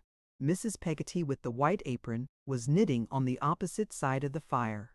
Peggotty at her needlework was as much at home with St. Paul's and the bit of wax candle as if they had never known any other roof. Ham, who had been giving me my first lesson in all fours, was trying to recollect a scheme of telling fortunes with the dirty cards, and was printing off fishy impressions of his thumb on all the cards he turned. Mr. Peggotty was smoking his pipe. I felt it was a time for conversation in confidence. "Mr. Peggotty," says I. "Sir," says he.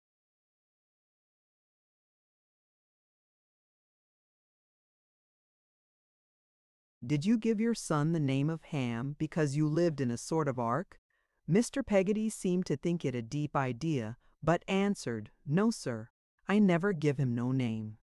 "Who gave him that name then?" said I, putting question number 2 of the catechism to Mr. Peggotty.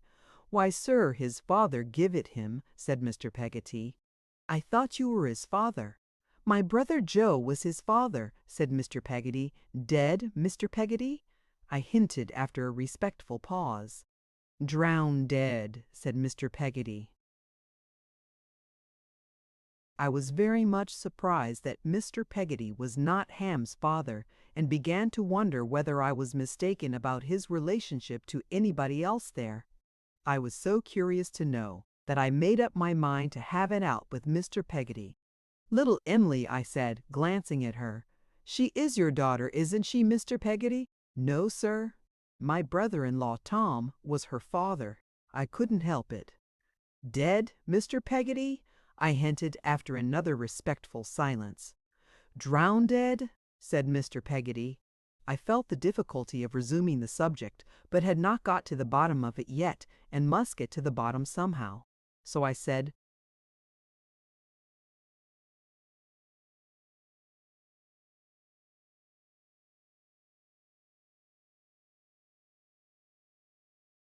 "Haven't you any children, Mr. Peggotty?" "No, master," he answered with a short laugh. "I'm a a bachelor," I said, astonished. "Why, who's that, Mr. Peggotty?" pointing to the person in the apron who was knitting. "That's Mrs. Gummidge," said Mr. Peggotty. "Gummidge, Mr. Peggotty?" But at this point Peggotty, I mean my own peculiar, Peggotty made such impressive motions to me not to ask any more questions that I could only sit and look at all the silent company until it was time to go to bed. Then, in the privacy of my own little cabin, she informed me that Ham and Em'ly were an orphan nephew and niece, whom my host had at different times adopted in their childhood when they were left destitute, and that Mrs. Gummidge was the widow of his partner in a boat, who had died very poor.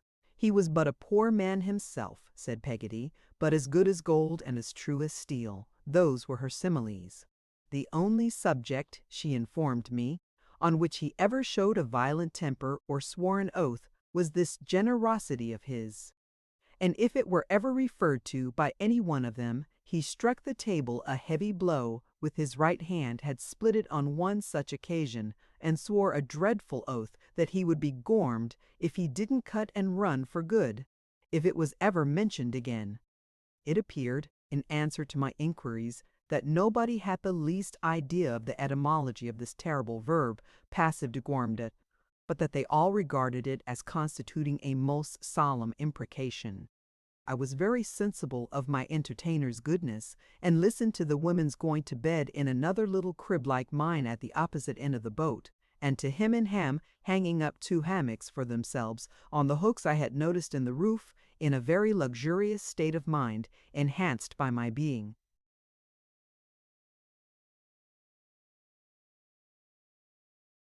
sleepy. As slumber gradually stole upon me, I heard the wind howling out at sea and coming on across the flat so fiercely that I had a lazy apprehension of the great deep rising in the night. But I bethought myself that I was in a boat after all, and that a man like Mr. Peggotty was not a bad person to have on board if anything did happen. Nothing happened, however, worse than morning. Almost as soon as it shone upon the oyster-shell frame of my mirror, I was out of bed and out with little Em'ly, picking up stones upon the beach. "You're quite a sailor, I suppose?" I said to Em'ly.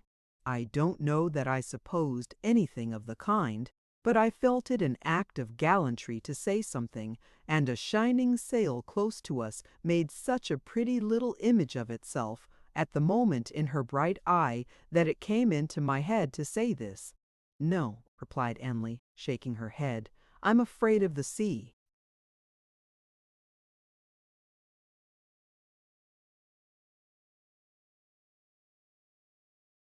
"Afraid," I said with a becoming air of boldness and looking very big at the mighty ocean. "I ain't. Ah, but it's cruel," said Em'ly. "I have seen it very cruel to some of our men. I have seen it tear a boat as big as our house all to pieces." "I hope it wasn't the boat that father was drownded in," said Em'ly. "No, not that one. I never see that boat." "Nor him?" I asked her. Little Em'ly shook her head. Not to remember. Here was a coincidence. I immediately went into an explanation how I had never seen my own father, and how my mother and I had always lived by.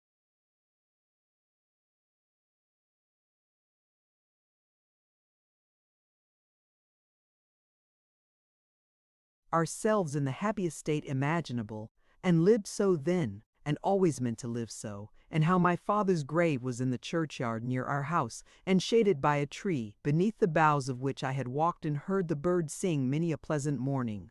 But there were some differences between Emily's orphanhood and mine, it appeared. She had lost her mother before her father, and where her father's grave was no one knew, except that it was somewhere in the depths of the sea. "Besides," said Emily as she looked about for shells and pebbles, "your father was a gentleman and your mother is a lady, and my father was a fisherman and my mother was a fisherman's daughter, and my Uncle Dan is a fisherman." "Dan is Mr. Peggotty, is he?" said I. "Uncle Dan yonder," answered Emily, nodding at the boathouse. "Yes, I mean him. He must be very good, I should think." "Good?" said Emmy. "If I was ever to be a lady, I'd give him a sky-blue coat with diamond buttons, nankeen trousers, a red velvet waistcoat, a cocked hat, a large gold watch, a silver pipe, and a box of money." I said I had no doubt that Mr. Peggotty well deserved these treasures. I must acknowledge that I felt it difficult to picture him quite at his ease in the raiment proposed for him by his grateful little niece, and that I was particularly doubtful of the policy of the cocked hat. But I kept these sentiments to myself. Little Emily had stopped and looked up at the sky in her enumeration of these articles, as if they were a glorious vision. We went on again, picking up shells and pebbles. "You would like to be a lady?" I said.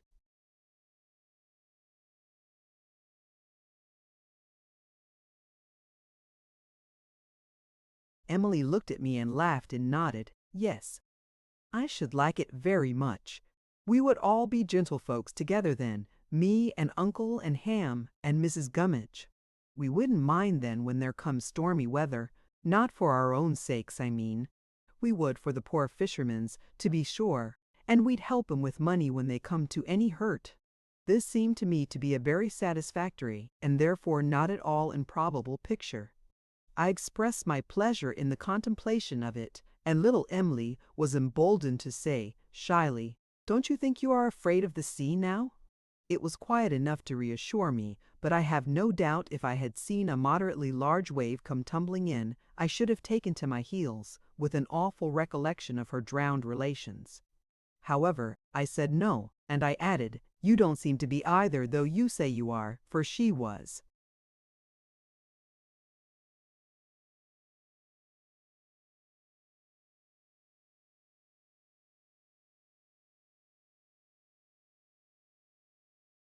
Walking much too near the brink of a sort of old jetty or wooden causeway we had strolled upon, and I was afraid of her falling over. "I'm not afraid in this way," said little Emily, "but I wake when it blows and tremble to think of Uncle Dan and Ham, and believe I hear 'em crying out for help. That's why I should like so much to be a lady. But I'm not afraid in this way. Not a bit. Look here." She started from my side and ran along a jagged timber which protruded from the place we stood upon and overhung the deep water at some height without the least offense. The incident is so impressed on my remembrance that if I were a draughtsman I could draw its form here, I dare say, accurately as it was that day, and little Emily springing forward to her destruction as it appeared to me, with a look that I have never forgotten, directed far out to sea. The light, bold, fluttering little figure turned and came back safe to me, and I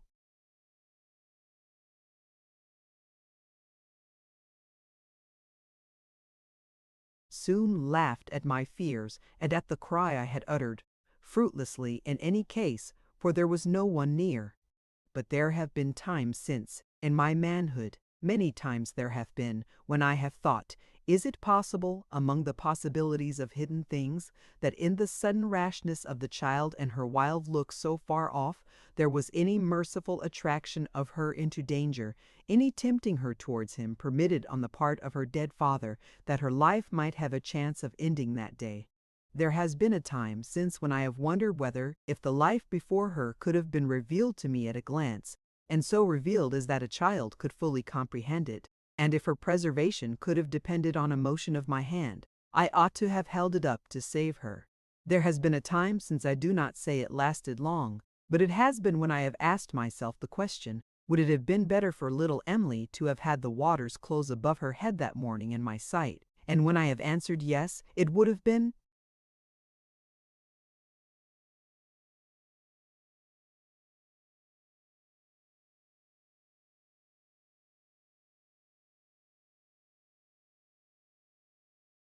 This may be premature. I set it down too soon, perhaps, but let it stand. We strolled a long way and loaded ourselves with things that we thought curious, and put some stranded starfish carefully back into the water. I hardly know enough of the race at this moment to be quite certain whether they had reason to feel obliged to us for doing so, or the reverse, and then made our way home to Mr. Peggotty's dwelling. We stopped under the lee of the lobster outhouse to exchange an innocent kiss, and went in to breakfast, glowing with health and pleasure. Like two young mavishes, Mr. Peggotty said. I knew this meant, in our local dialect, like two young thrushes, and received it as a compliment. Of course I was in love with little Emily. I am sure I loved that baby quite as truly, quite as tenderly, with greater purity and more disinterestedness than can enter into the best love of a later time of life, high and ennobling as it is. I am.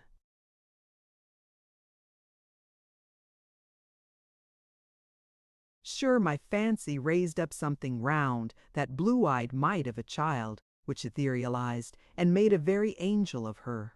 If, any sunny forenoon, she had spread a little pair of wings and flown away before my eyes, I don't think I should have regarded it as much more than I had had reason to expect. We used to walk about that dim old flat at Yarmouth in a loving manner, hours and hours. The days sported by us as if Time had not grown up himself yet, but were a child too, and always at play. I told Emily I adored her, and that unless she confessed she adored me, I should be reduced to the necessity of killing myself with a sword. She said she did, and I have no doubt she did. As to any sense of inequality, or youthfulness, or other difficulty in our way, little Emily and I had no such trouble, because we had no future. We made no more provision for growing older than we did for growing younger. We were the admiration of Mrs. Gummidge and Peggotty, who used to whisper of an evening when we sat lovingly on our little locker side by side. Lor, wasn't it beautiful? Mr. Peggotty smiled at us from behind his pipe, and hand grinned all the evening and did nothing else. They had something of the sort of pleasure in us, I suppose, that they might have had in a pretty toy or a pocket model of the Colosseum. I soon found out that Mrs. Gummidge did not always make herself so agreeable as she might have been expected to do under the circumstances of her residence with Mr. Peggotty. Mrs. Gummidge's was rather a fretful disposition, and she whimpered more sometimes than was comfortable for other parties in so small an establishment. I was very sorry for her, but there were moments when it would have been more agreeable, I thought, if Mrs. Gummidge had had a convenient apartment of her own to retire to, and had stopped there until her spirits revived. Mr. Peggotty went occasionally to a public house, called the Willing Mind. I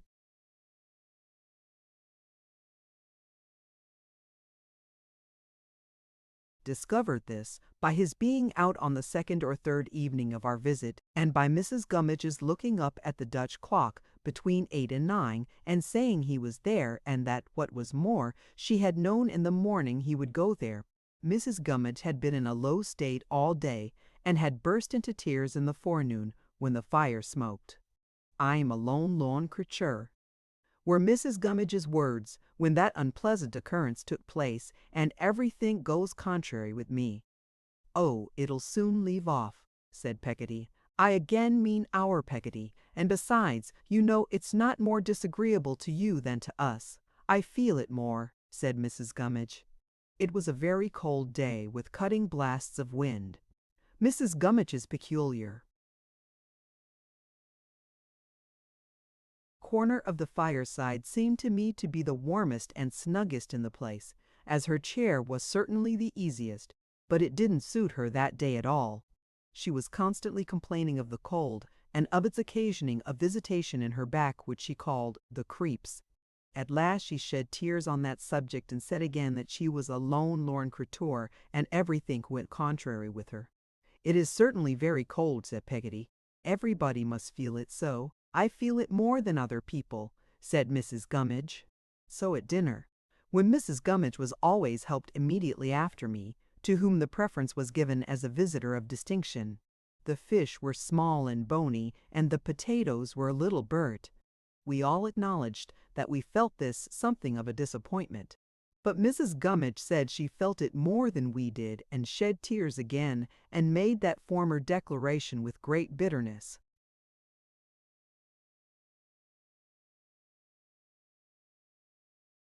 Accordingly, when Mr. Peggotty came home about 9 o'clock, this unfortunate Mrs. Gummidge was knitting in her corner, in a very wretched and miserable condition.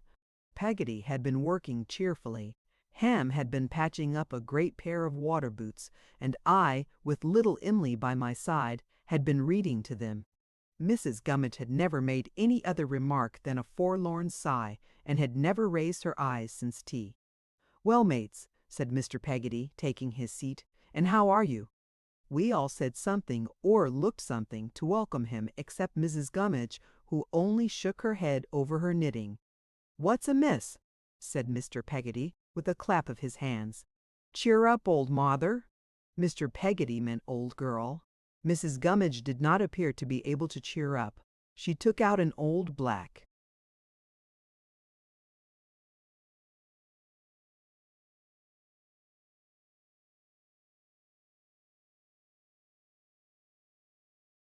silk handkerchief and wiped her eyes, but instead of putting it in her pocket, kept it out and wiped them again, and still kept it out, ready for use. "What's amiss, dame?" said Mr. Peggotty. "Nothing," returned Mrs. Gummidge. "You've come from the Willing Mind, Dan?" "Why, yes, I took a short spell at the Willing Mind tonight," said Mr. Peggotty. "I'm sorry I should drive you there," said Mrs. Gummidge. "Drive! I don't want no driving," returned Mr. Peggotty with an honest laugh. "I only go too ready." "Very ready," said Mrs. Gummidge, shaking her head and wiping her eyes. "Yes,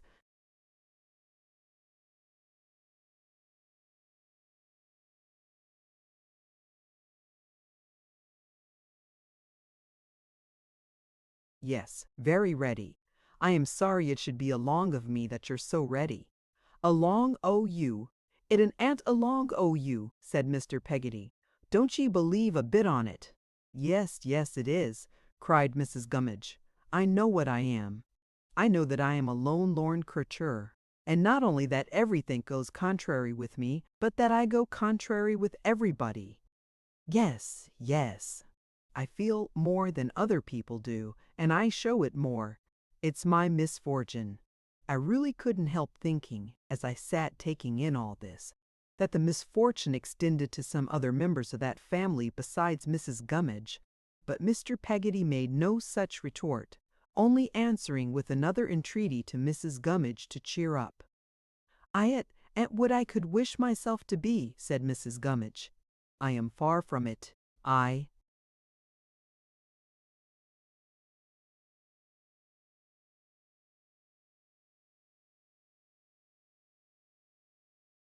know what I am.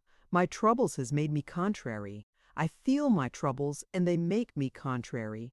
I wish I didn't feel 'em, but I do. I wish I could be hardened to 'em, but I ain't. I make the house uncomfortable. I don't wonder at it. I've made your sister so all day, and Master Davy." Here I was, suddenly melted, and roared out, "No, you haven't, Mrs. Gummidge," in great mental distress. "It's far from right that I should do it," said Mrs. Gummidge. "It an't a fit return. I had better go into the house and die. I am a lone lorn creature, and had much better not make myself contrary here. If things must go contrary with me, and I must go contrary myself, let me go contrary in my parish. Dan'l, I'd better go into the house and die and be a riddance." Mrs. Gummidge retired with these words, and betook herself to bed. When she was gone, Mr. Peggotty, who had not exhibited a trace of any feeling but the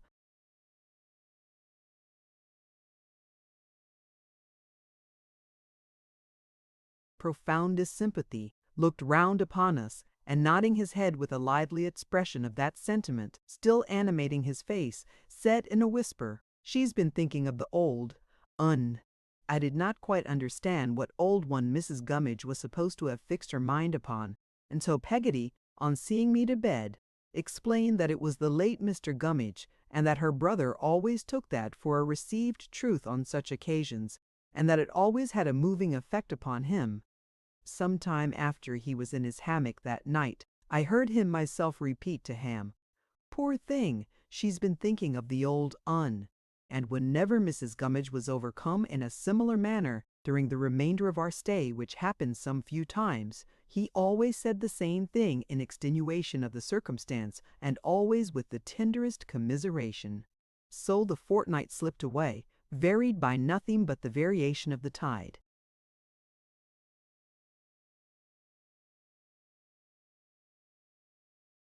Which altered Mr. Peggotty's times of going out and coming in, and altered Ham's engagements also. When the latter was unemployed, he sometimes walked with us to show us the boats and ships, and once or twice he took us for a row.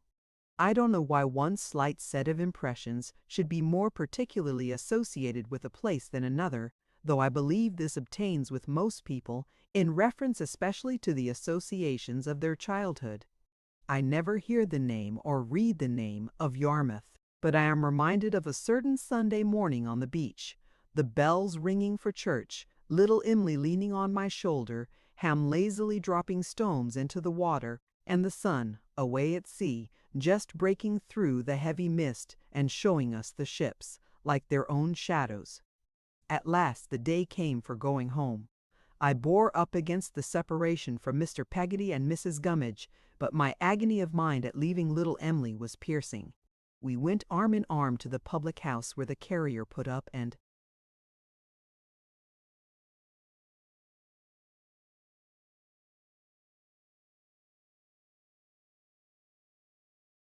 I promised, on the road, to write to her.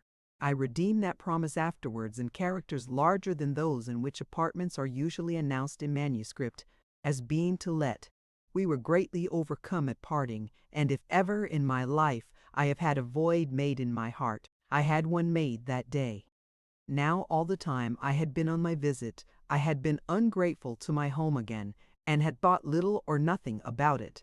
But I was no sooner turned towards it than my reproachful young conscience seemed to point that way with a ready finger, and I felt, all the more for the sinking of my spirits, that it was my nest, and that my mother was my comforter and friend.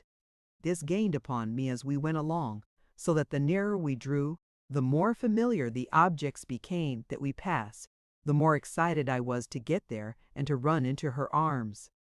But Peggotty, instead of sharing in those transports, tried to check them, though very kindly, and looked confused and out of sorts.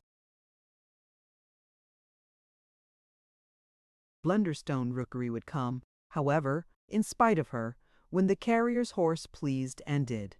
How well I recollect it on a cold grey afternoon with a dull sky, threatening rain. The door opened, and I looked, half laughing and half crying in my pleasant agitation, for my mother. It was not she, but a strange servant. "Why, Peggotty," I said ruefully, "isn't she come home?" "Yes, yes, Master Davy," said Peggotty, "she's come home. Wait a bit, Master Davy, and I'll tell you something." Between her agitation and her natural awkwardness in getting out of the cart, Peggotty was making a most extraordinary festoon of herself, but I felt too blank and strange to tell her so. When she had got down, she took me by the hand, led me, wondering, into the kitchen, and shut the door.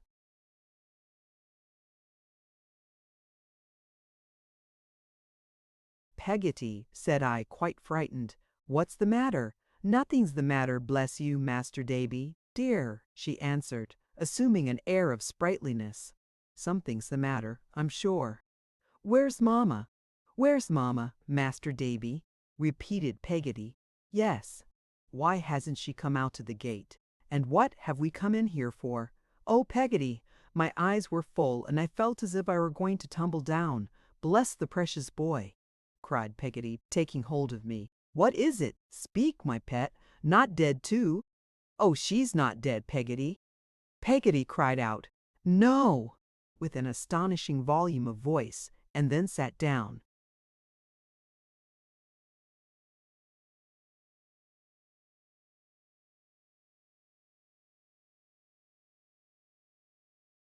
And began to pant, and said I'd given her a turn. I gave her a hug to take away the turn, or to give her another turn in the right direction, and then stood before her looking at her in anxious inquiry. "You see, dear, I should have told you before now," said Peggotty, "but I hadn't an opportunity. I ought to have made it perhaps, but I couldn't exactly. That was always the substitute for exactly, in Peggotty's militia of words, bring my mind to it." "Go on, Peggotty," said I, more frightened than before. "Master Davy," said Peggotty, untying her bonnet with a shaking hand, and speaking in a breathless sort of way, "what do you think? You have got a paw." I trembled and turned white. Something I don't know what, or how connected with the grave in the churchyard and the raising of the dead,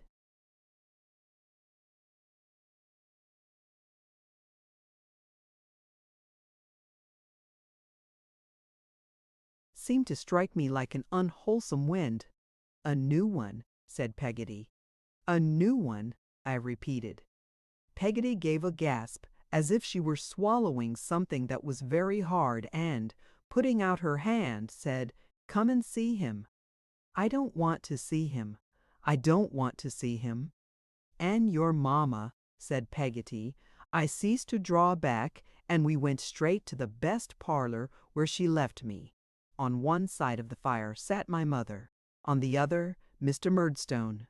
My mother dropped her work, and arose hurriedly, but timidly, I thought.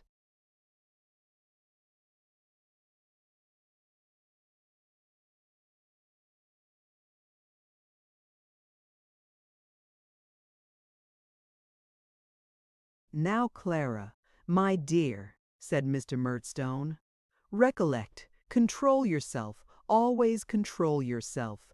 Davy boy, how do you do?" I gave him my hand. After a moment of suspense, I went and kissed my mother. She kissed me, patted me gently on the shoulder, and sat down again to her work. I could not look at her.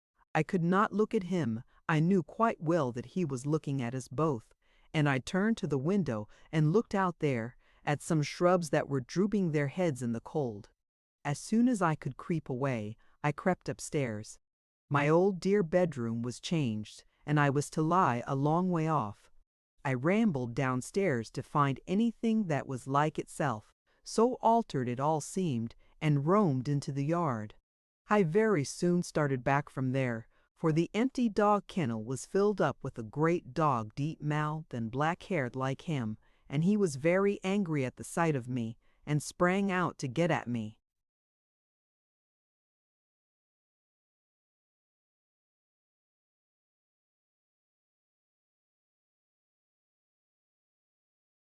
Chapter 4. I Fall into Disgrace. If the room to which my bed was removed were a sentient thing that could give evidence, I might appeal to it at this day. Who sleeps there now, I wonder, to bear witness for me what a heavy heart I carried to it. I went up there, hearing the dog in the yard bark after me all the way while I climbed the stairs, and, looking as blank and strange upon the room as the room looked upon me, sat down with my small hands crossed and thought. I thought of the oddest things. Of the shape of the room, of the cracks in the ceiling, of the paper on the walls, of the flaws in the window glass making ripples and dimples on the prospect, of the washing stand being rickety on its 3 legs and having a discontented something about it which reminded me of Mrs. Gummidge under the influence of the old one. I was crying all the time, but, except that I was conscious of being cold and dejected, I am sure I never thought why I cried. At last, in my desolation, I began to consider that I was dreadfully in love with little Emily, and had been torn away from her to come here where no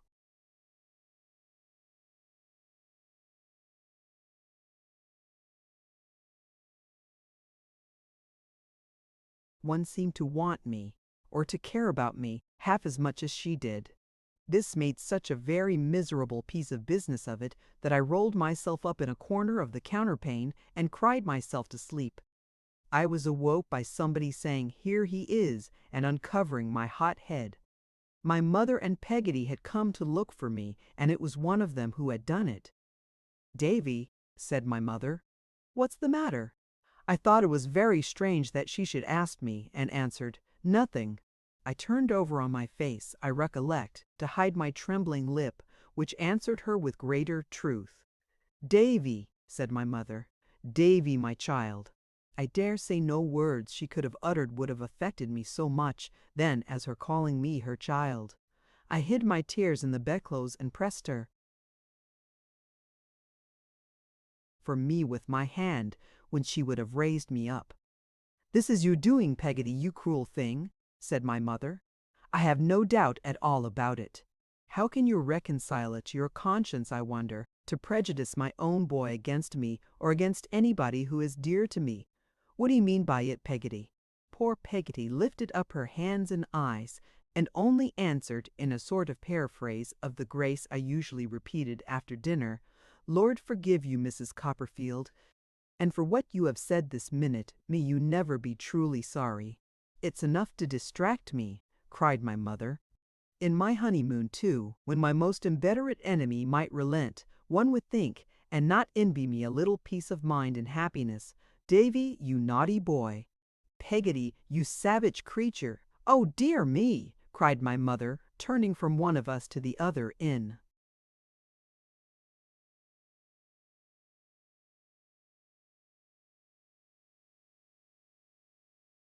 her pettish, wilful manner. "What a troublesome world this is, when one has the most right to expect it to be as agreeable as possible." I felt the touch of a hand that I knew was neither hers nor Peggotty's, and slipped to my feet at the bedside. It was Mr. Murdstone's hand, and he kept it on my arm as he said, "What's this?"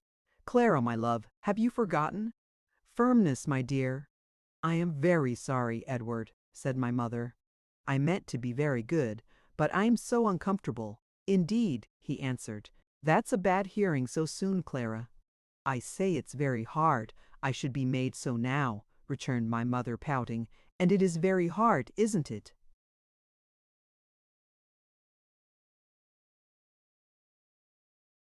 He drew her to him, whispered in her ear, and kissed her.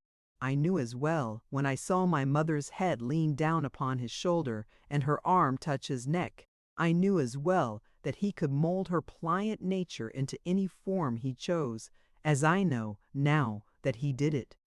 "Go you below, my love," said Mr. Murdstone. "David and I will come down, together." My friend, turning a darkening face on Peggotty, when he had watched my mother out, and dismissed her with a nod and a smile. "Do you know your mistress's name?" "She has been my mistress a long time, sir," answered Peggotty. "I ought to know it." "That's true," he answered. "But I thought I heard you, as I came upstairs, address her by a name that is not hers. She has taken mine, you know. Will you remember that?" Peggotty, with some uneasy glances at me, curtsied herself out of the room.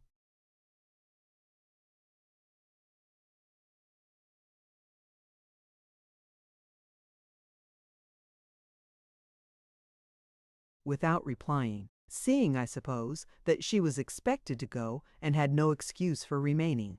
When we two were left alone, he shut the door, and sitting on a chair and holding me standing before him, looked steadily into my eyes. I felt my own attracted no less steadily to his. As I recall our being opposed thus, face to face, I seem again to hear my heart beat fast and high. "David," he said, making his lips thin by pressing them together, "if I have an obstinate horse or dog to deal with, what do you think I do?" "I don't know. I beat him." I had answered in a kind of breathless whisper, but I felt in my silence that my breath was shorter now. "I make him wince and smart. I say to myself, I'll conquer that fellow, and if it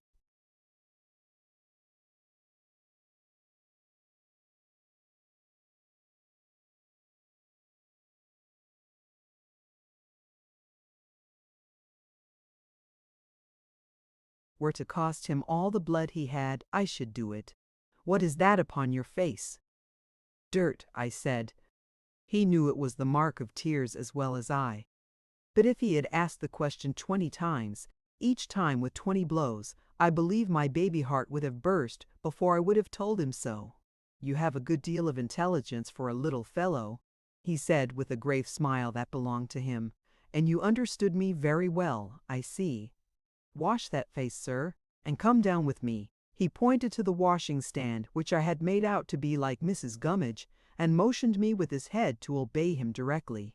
I had little doubt then, and I have less doubt now, that he would have knocked me down.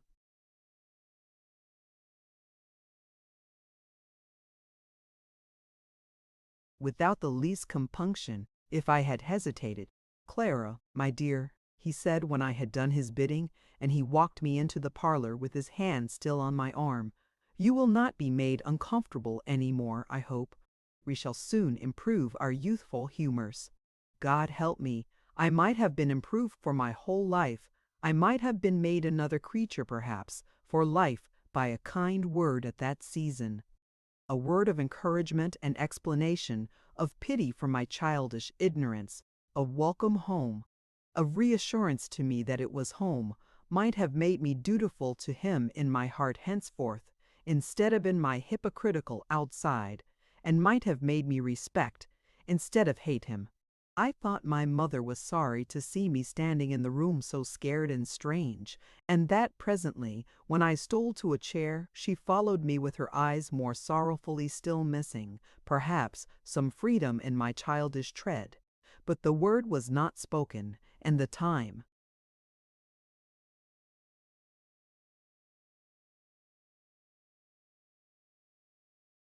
for it was gone.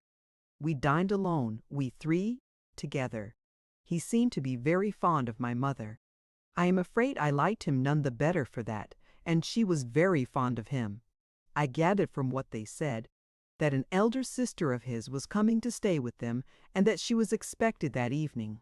I am not certain whether I found out then or afterwards that, without being actively concerned in any business he had some share in, or some annual charge upon the profits of, a wine merchant's house in London, with which his family had been connected from his great-grandfather's time, and in which his sister had a similar interest.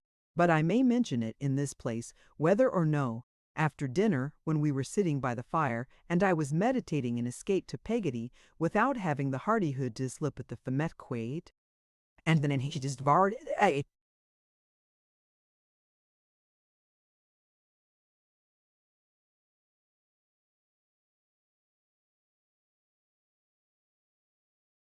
Received the visitor. My mother followed him. I was timidly following her when she turned round at the parlor door in the dusk, and taking me in her embrace as she had been used to do, whispered me to love my new father and be obedient to him. She did this hurriedly and secretly as if it were wrong, but tenderly, and, putting out her hand behind her, held mine in it, until we came near to where he was standing in the garden, where she let mine go, and drew hers through his arm.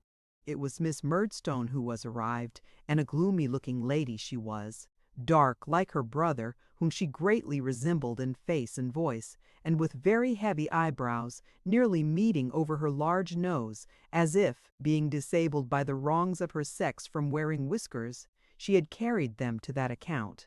She brought with her 2 uncompromising hard black boxes, with her initials on the lids and hard brass nails. When she paid the coachman, she took her money out of a hard steel purse, and she kept the purse in a very jail of a bag,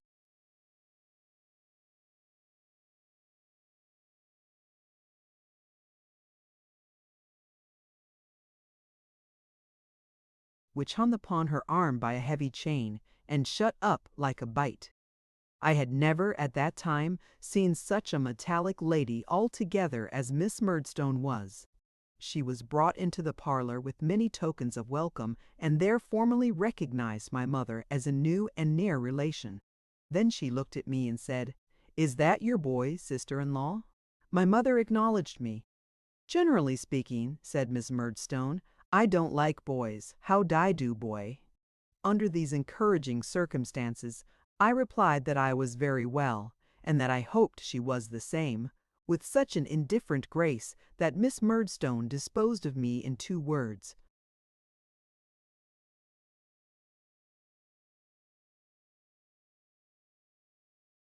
Wants manner.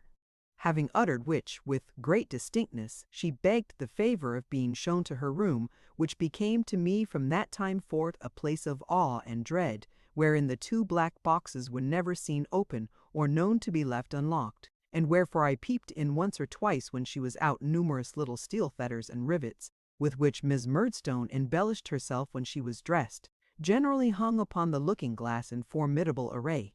As well as I could make out, she had come for good and had no intention of ever going again. She began to help my mother next morning and was in and out of the store closet all day, putting things to rights and making havoc in the old arrangements. Almost the first remarkable thing I observed in Miss Murdstone was her being constantly haunted by a suspicion that the servants had a man secreted somewhere on the premises. Under the influence of this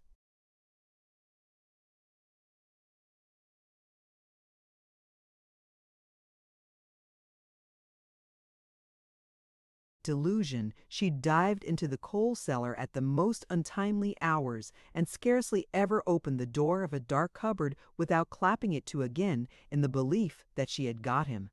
Though there was nothing very airy about Miss Murdstone, she was a perfect lark, and point of getting up. She was up, and, as I believe to this hour, looking for that man before anybody in the house was stirring. Peggotty gave it as her opinion that she even slept with one eye open. But I could not concur in this idea, for I tried it myself after hearing the suggestion thrown out, and found it couldn't be done. On the very first morning after her arrival she was up and ringing her bill at cockcrow. When my mother came down to breakfast and was going to make the tea, Miss Murdstone gave her a kind of peck on the cheek, which was her nearest approach to a kiss, and said,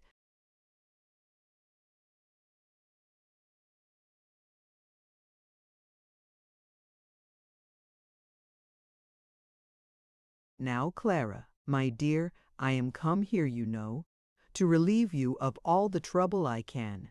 You're much too pretty and thoughtless." My mother blushed but laughed, and seemed not to dislike this character, to have any duties imposed upon you that can be undertaken by me. "If you'll be so good as give me your keys, my dear, I'll attend to all this sort of thing in future." From that time, Miss Murdstone kept the keys in her own little jail all day, and under her pillow all night, and my mother had no more to do with them than I had.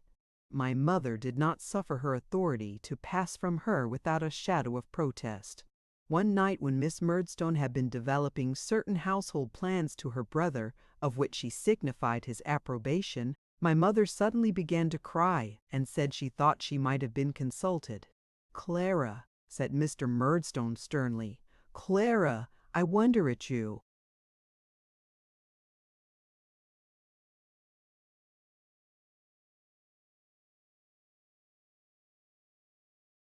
"Oh, it's very well to say you wonder, Edward," cried my mother, "and it's very well for you to talk about firmness, but you wouldn't like it yourself." Firmness, I may observe, was the grand quality on which both Mr. and Miss Murdstone took their stand.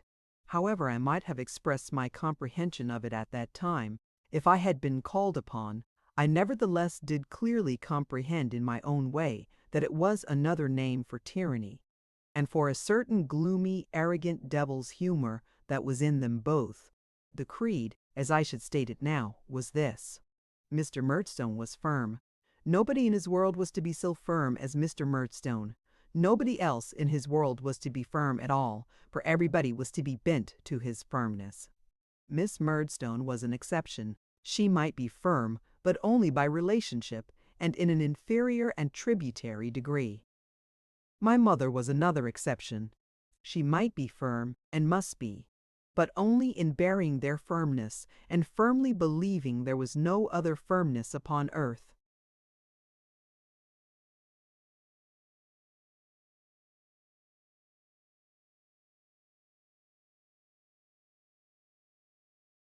"It's very hard," said my mother, "that in my own house My own house, repeated Mr. Murdstone.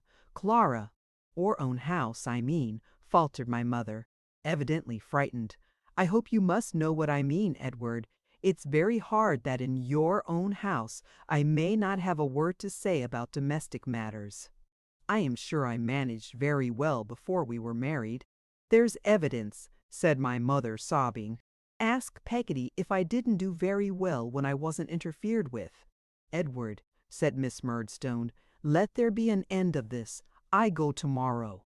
Jane Murdstone, said her brother, be silent. How dare you to insinuate that you don't know my character better than your words imply?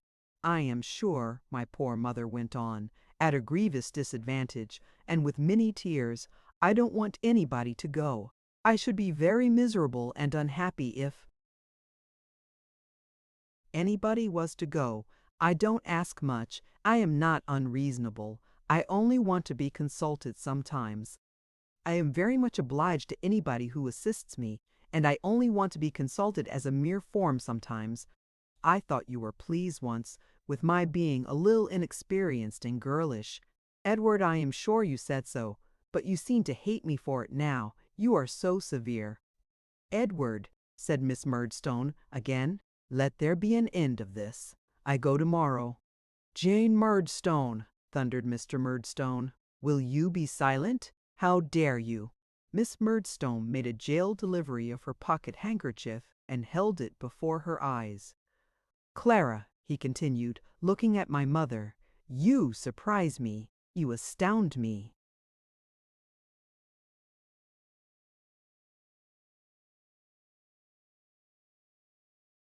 Yes, I had a satisfaction in the thought of marrying an inexperienced and artless person and forming her character, and infusing into it some amount of that firmness and decision of which it stood in need. But when Jane Murdstone is kind enough to come to my assistance in this endeavor, and to assume, for my sake, a condition something like a housekeeper's, and when she meets with a base return, "Oh, pray, pray, Edward," cried my mother, "don't accuse me of being ungrateful. I am sure I am not ungrateful.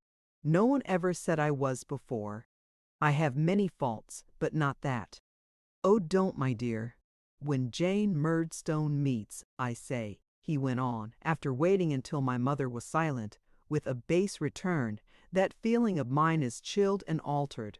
Don't, my love, say that," implored my mother very piteously. "Oh, don't, Edward. I can't bear to hear it. Whatever I am affectionate. I know I am."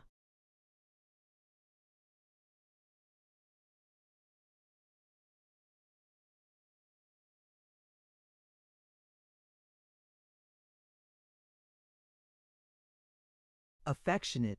I wouldn't say it if I wasn't sure that I am. Ask Peggotty. I am sure she'll tell you I'm affectionate. There is no extent of mere weakness, Clara, said Mr. Murdstone in reply, that can have the least weight with me. You lose breath. Pray, let us be friends, said my mother. I couldn't live under coldness or unkindness. I am so sorry. I have a great many defects, I know, and it's very good of you, Edward, with your strength of mind, to endeavor to correct them for me. Jane, I don't object to anything. I should be quite broken-hearted if you thought of leaving. My mother was too much overcome to go on. Jane Murdstone, said Mr. Murdstone to his sister, any harsh words between us are, I hope, uncommon. It is not my fault that so unusual an occurrence has taken place tonight. I was betrayed into it by another, nor is it your fault. You were betrayed into it by another. Let us both try to forget it. And as this, he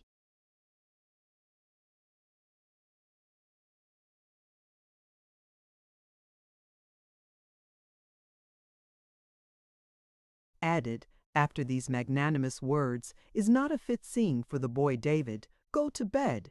I could hardly find the door through the tears that stood in my eyes. I was so sorry for my mother's distress, but I groped my way out and groped my way up to my room in the dark, without even having the heart to say good night to Peggotty or to get a candle from her.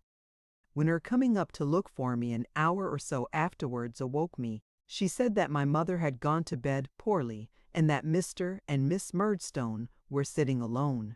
Going down next morning rather earlier than usual, I paused outside the parlor door on hearing my mother's voice. She was very earnestly and humbly entreating Miss Murdstone's pardon, which that lady granted, and a perfect reconciliation took place. I never knew my mother afterwards to give an opinion on any matter without first appealing to Miss Murdstone, or without having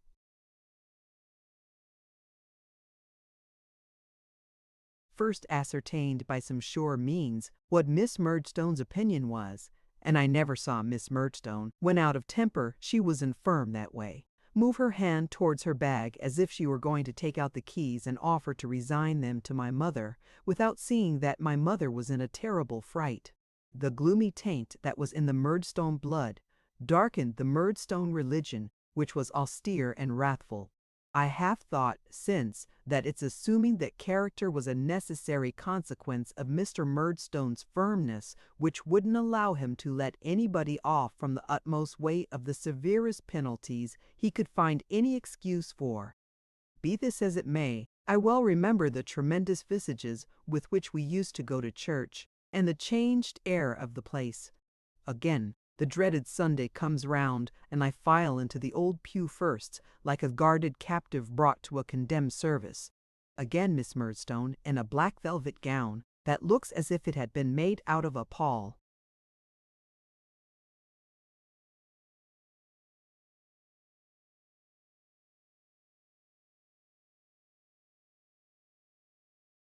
Follows close upon me, then my mother, then her husband. There is no Peggotty now, as in the old time. Again, I listen to Miss Murdstone mumbling the responses and emphasizing all the dread words with a cruel relish. Again, I see her dark eyes roll round the church when she says, "Miserable sinners," as if she were calling all the congregation names. Again, I catch rare glimpses of my mother, moving her lips timidly between the two, with one of them muttering at each ear like low thunder. Again, I wonder with a sudden fear whether it is likely that our good old clergyman can be wrong, and Mr. and Miss Murdstone right, and that all the angels in heaven can be destroying angels. Again, if I move a finger or relax a muscle of my face, Miss Murdstone pokes me with her prayer book and makes my side ache. Yes, and again, as we walk home, I note some neighbors looking at my mother and at me and whispering. Again, as the three go on arm in arm and I linger behind alone, I follow some of those looks and wonder if my mother's step be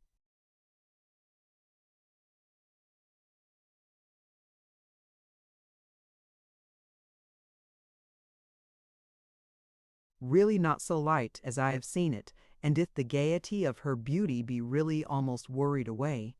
Again, I wonder whether any of the neighbors call to mind, as I do, how we used to walk home together, she and I. And I wonder stupidly about that, all the dreary dismal day. There had been some talk on occasions of my going to boarding school. Mr. and Miss Murdstone had originated it, and my mother had of course agreed with them. Nothing, however, was concluded on the subject yet. In the meantime, I learnt lessons at home. Shall I ever forget those lessons? They were presided over nominally by my mother, but really by Mr. Murdstone and his sister, who were always present and found them a favorable occasion for giving my mother lessons in that miscalled firmness, which was the bane of both our lives. I believe I was kept at home for that purpose. I had been apt enough to learn, and willing enough, when my mother and I had lived alone together. I can faintly remember learning the alphabet at her knee. To this day, when I look upon the fat black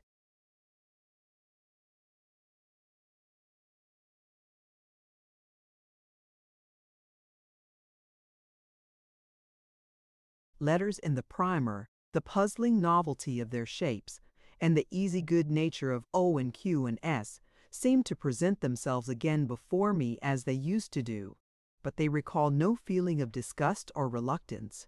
On the contrary, I seem to have walked along a path of flowers as far as the crocodile book, and to have been cheered by the gentleness of my mother's voice and manner all the way. But these solemn lessons which succeeded those, I remember as the death blow of my peace and a grievous daily drudgery and misery. They were very long, very numerous, very hard, perfectly unintelligible, some of them to me, and I was generally as much bewildered by them as I believe my poor mother was herself. Let me remember how it used to be and bring one morning back again. I come into the second best parlor after breakfast with my books and an exercise book and a slate. My mother is ready for me at her writing desk, but not half so ready as Mr. Murdstone in his easy chair by the window, though he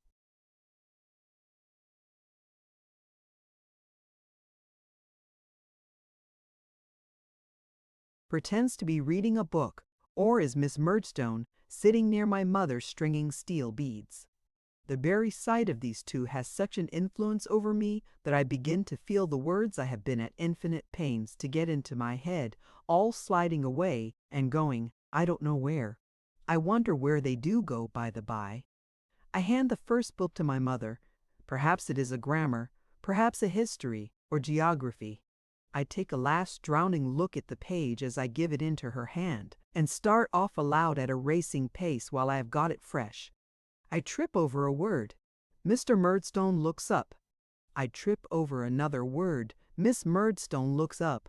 I redden, tumble over half a dozen words, and stop.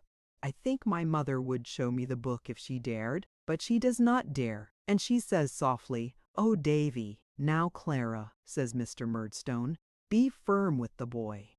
Don't say, 'Oh, Davy.'"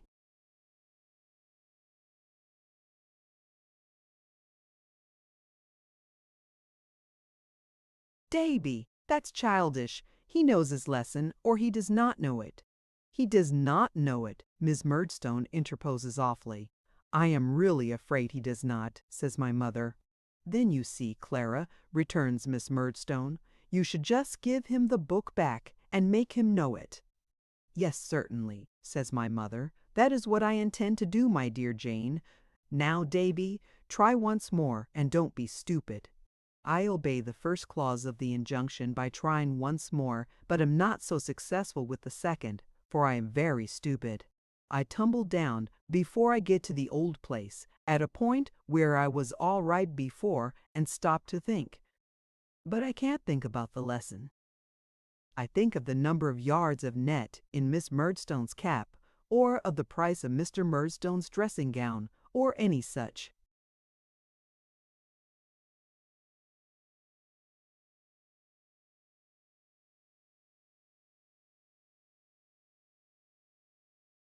Ridiculous problem that I have no business with, and don't want to have anything at all to do with. Mr. Murdstone makes a movement of impatience which I have been expecting for a long time. Miss Murdstone does the same. My mother glances submissively at them, shuts the book and lays it by as an arrear to be worked out when my other tasks are done. There is a pile of these arrears very soon, and it swells like a rolling snowball. The bigger it gets, the more stupid I get. The case is so hopeless, and I feel that I am wallowing in such a bog of nonsense, that I give up all idea of getting out, and abandon myself to my fate. The despairing way in which my mother and I look at each other, as I blunder on, is truly melancholy. But the greatest effect in these miserable lessons is when my mother, thinking nobody is observing her, tries to give me the cue by the motion of her lips. At that instant, Miss Murdstone, who has been lying in wait for nothing else all along, says in a deep warning voice, "Clara." My mother starts, colors, and smiles faintly. Mr. Murdstone comes out of his chair, takes the book, throws it at me, or boxes my ears with it, and turns me out of the room by the shoulders. Even when the lessons are done, the worst is yet to happen, in the shape of an appalling sum.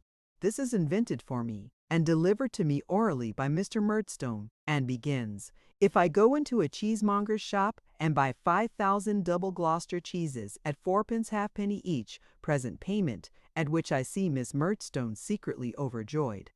I pore over these cheeses without any result or enlightenment until dinner time, when, having made a mulatto of myself by getting the dirt of the slate into the pores of my skin, I have a slice of bread to help me out with the cheeses, and am considered in disgrace for the rest of the evening.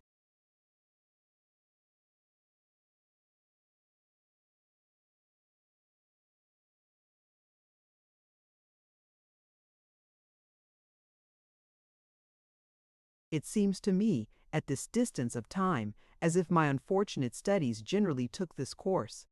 I could have done very well if I had been without the Murdstones. But the influence of the Murdstones upon me was like the fascination of two snakes on a wretched young bird. Even when I did get through the morning with tolerable credit, there was not much gained but dinner, for Miss Murdstone never could endure to see me untasked, and if I rashly made any show of being unemployed, called her brother's attention to me by saying, "Clara, my dear, there's nothing like work, give your boy an exercise," which caused me to be clapped down to some new labor there and then. As to any recreation with other children of my age, I had very little of that, for the gloomy theology of the Murdstones made all children out to be a swarm of little vipers, though there was a child once set in the midst of the disciples and held that they contaminated one another. The natural result of this treatment continued, I suppose, for some 6 months.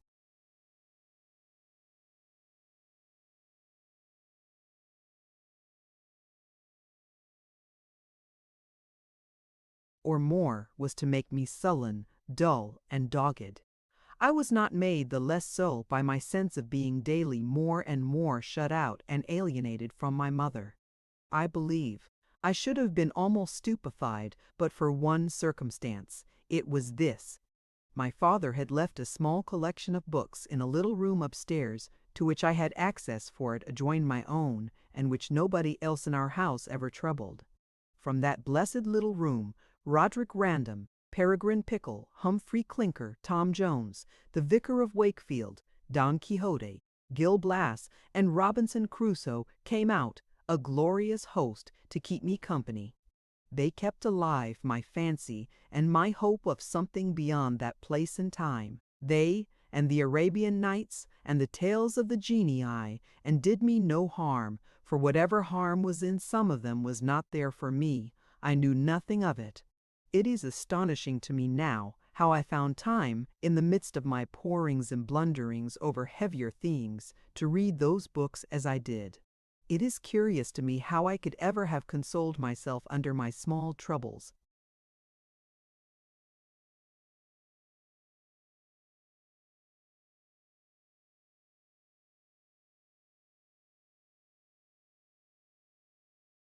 Which were great troubles to me, by impersonating my favorite characters in them as I did, and by putting Mr. and Miss Murdstone into all the bad ones, which I did too.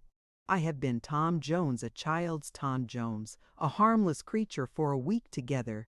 I have sustained my own idea of Roderick Random for a month at a stretch, I verily believe. I had a greedy relish for a few volumes of voyages and travels. I forget what, now that we're on those shelves. And for days and days I can remember to have gone about my region of our house, armed with the centerpiece out of an old set of boot trees, the perfect realization of Captain Somebody, of the Royal British Navy, in danger of being beset by savages, and resolved to sell his life at a great price. The captain never lost dignity from having his ears boxed with the Latin grammar. I did, but the captain was a captain and a hero, in despite of all the grammars of all the languages in the world, dead or alive. This was my only and my constant comfort. When I think of it, the picture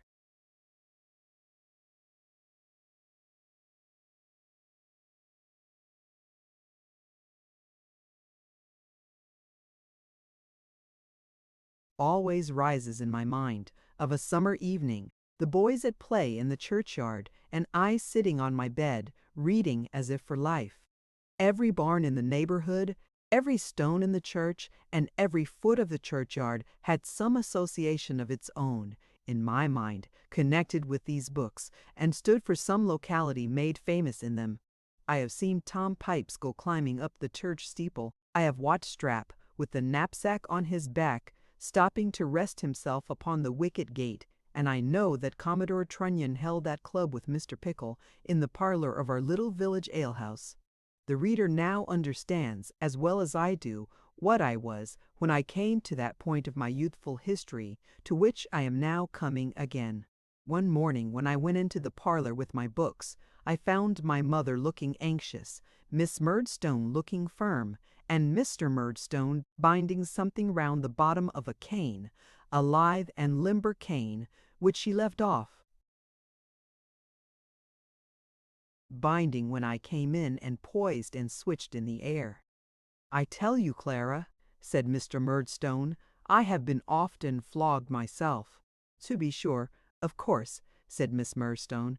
"Certainly, my dear Jane," faltered my mother, meekly. But do you think it did Edward good?" "Do you think it did Edward harm, Clara?" asked Mr. Murdstone gravely. "That's the point," said his sister. To this my mother returned, "Certainly, my dear Jane," and said no more. I felt apprehensive that I was personally interested in this dialogue, and sought Mr. Murdstone's eye as it lighted on mine.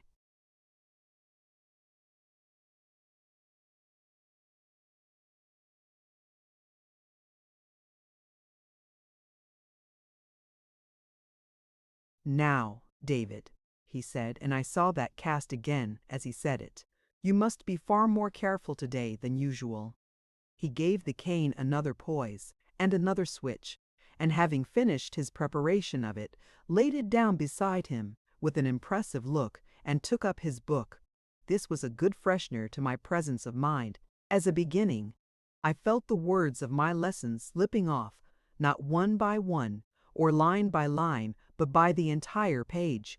I tried to lay hold of them, but they seemed, if I may so express it, to have put skates on, and to skim away from me with a smoothness there was no checking. We began badly, and went on worse. I had come in with an idea of distinguishing myself rather, conceiving that I was very well prepared, but it turned out to be quite a mistake. Book after book was added to the heap of failures, Miss Murdstone being firmly watchful of us all the time. And when we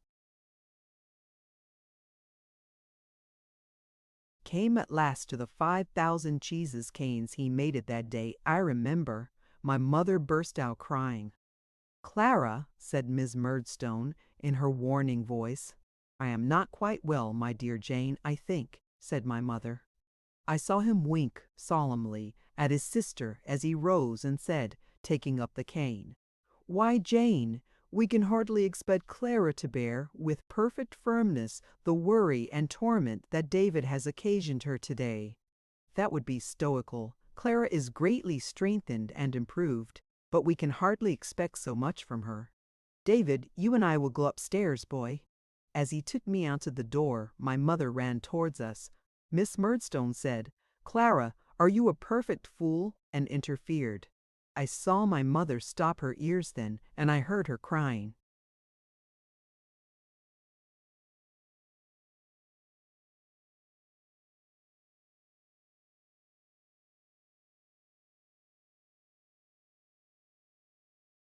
He walked me up to my room slowly and gravely. I am certain he had a delight in that formal parade of executing justice, and when we got there, suddenly twisted my head under his arm.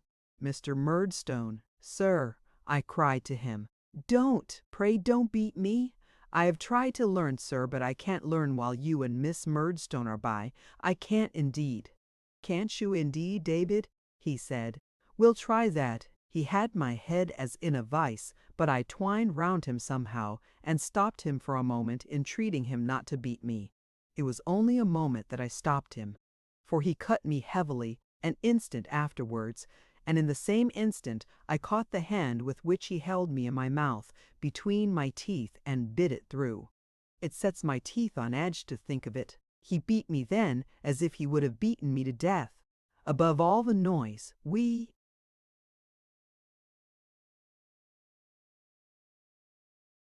made, I heard them running up the stairs and crying out. I heard my mother crying out, and Peggotty. Then he was gone, and the door was locked outside, and I was lying, fevered and hot, and torn and sore, and raging in my puny way, upon the floor. How well I recollect, when I became quiet, what an unnatural stillness seemed to reign through the whole house. How well I remember, when my smart and passion began to cool, how wicked I began to feel. I sat listening for a long while, but there was not a sound. I crawled up from the floor, and saw my face in the glass, so swollen, red and ugly, that it almost frightened me. My stripes were sore and stiff, and made me cry afresh when I moved, but they were nothing to the guilt I felt. It lay heavier on my breast than if I had been a most atrocious criminal, I dare say.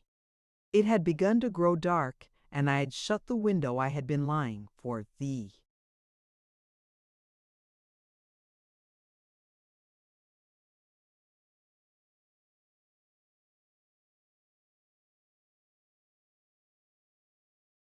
Most part with my head upon the sill, by turns crying, dozing, and looking listlessly out, when the key was turned and Miss Murdstone came in with some bread and meat and milk.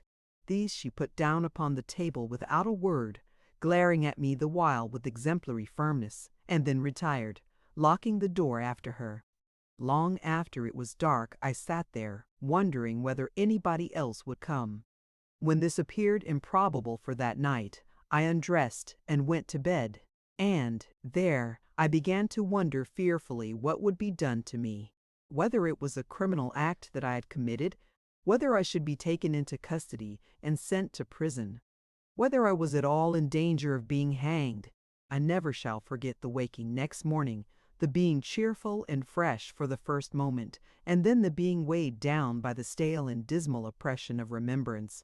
Miss Murdstone reappeared before I was out of bed.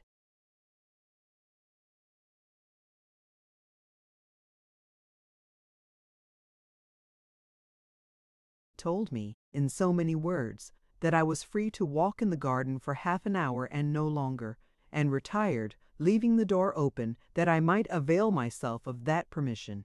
I did so, and did so every morning of my imprisonment, which lasted 5 days. If I could have seen my mother alone, I should have gone down on my knees to her and besought her forgiveness.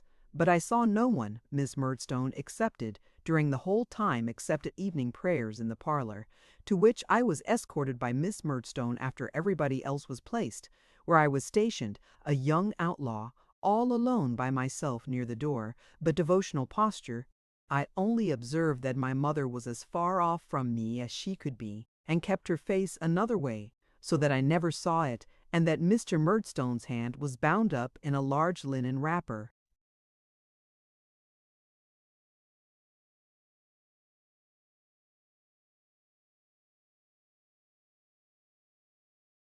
The length of those 5 days I can convey no idea of to anyone. They occupy the place of years in my remembrance.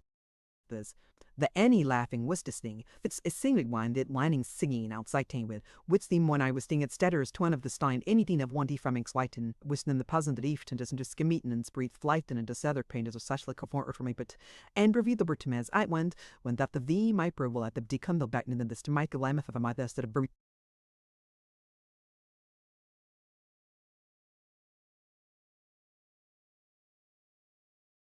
evening with a fresh smell, and it's coming down faster and faster between me and the church, until it in gathering night seemed to quench me in gloom and fear and remorse.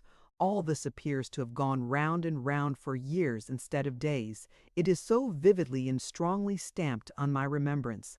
On the last night of my restraint, I was awakened by hearing my own name spoken in a whisper. I started up in bed and putting out my arms in the dark, said, "Is that you, Peggotty?" There was no immediate answer, but presently I heard my name again, in a tone so very mysterious and awful that I think I should have gone into a fit if it had not occurred to me that it must have come through the keyhole. I groped my way to the door, and putting my own lips to the keyhole, whispered, "Is that you, Peggotty, dear?"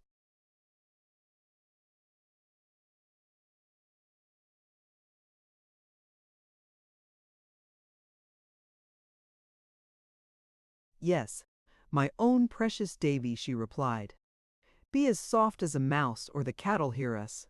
I understood this to mean Miss Murdstone, and was sensible of the urgency of the case, her room being close by.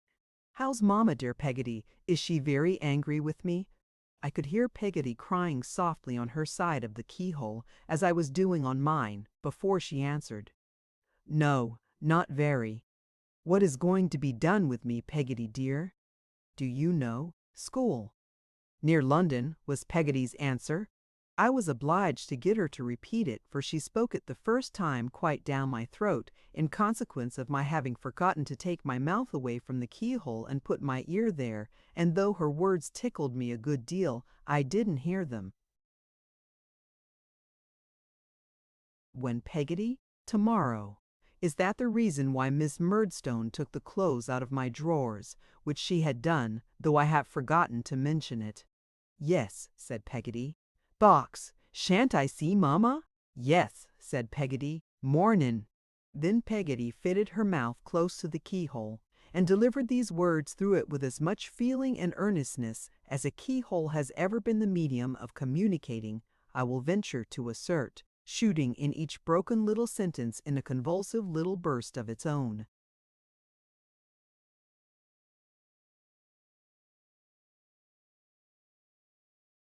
Davy, dear, if I ain't been exactly as intimate with you lately as I used to be, it ain't because I don't love you just as well and more, my pretty poppet. It's because I thought it better for you, and for someone else besides. Davy, my darling, are you listening? Can you hear? Yeah, Peggotty, I sobbed. My own, said Peggotty with infinite compassion. What I want to say is that you must never forget me, for I'll never forget you, and I'll take as much care of your mamma, Davy, as ever I took of you. And I won't leave her. The day may come when she'll be glad to lay her poor head on her stupid cross old Peggotty's arm again. And I'll write to you, my dear, though I ain't no scholar, and I'll Peggotty fell to kissing the keyhole as she couldn't kiss me. Thank you, dear Peggotty, said I. Oh, thank you, thank you. Will you promise me one thing, Peggotty? Will you write and tell Mr. Peggotty and Little?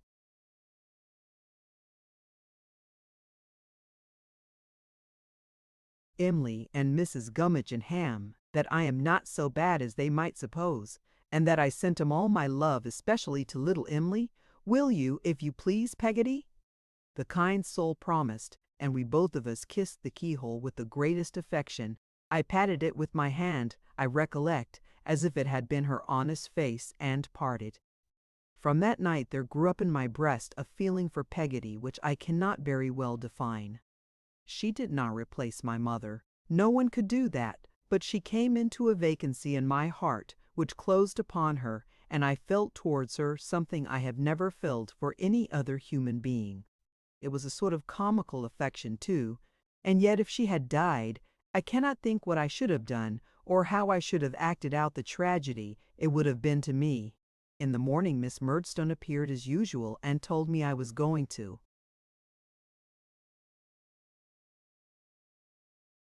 school, which was not altogether such news to me as she supposed. She also informed me that when I was dressed, I was to come downstairs into the parlor and have my breakfast. There, I found my mother, very pale and with red eyes, into whose arms I ran, and begged her pardon for my suffering soul. "Oh, Davy," she said, "that you could hurt anyone I love. Try to be better, pray to be better. I forgive you, but I am so grieved, Davy, that you should have such bad passions in your heart." They had persuaded her that I was a wicked fellow, and she was more sorry for that than for my going away. I felt it sorely. I tried to eat my parting breakfast, but my tears dropped upon my bread and butter and trickled into my tea. I saw my mother look at me sometimes, and then glance at the watchful Miss Murdstone, and then look down or look away. "Master Copperfield's box there," said Miss Murdstone when wheels were heard.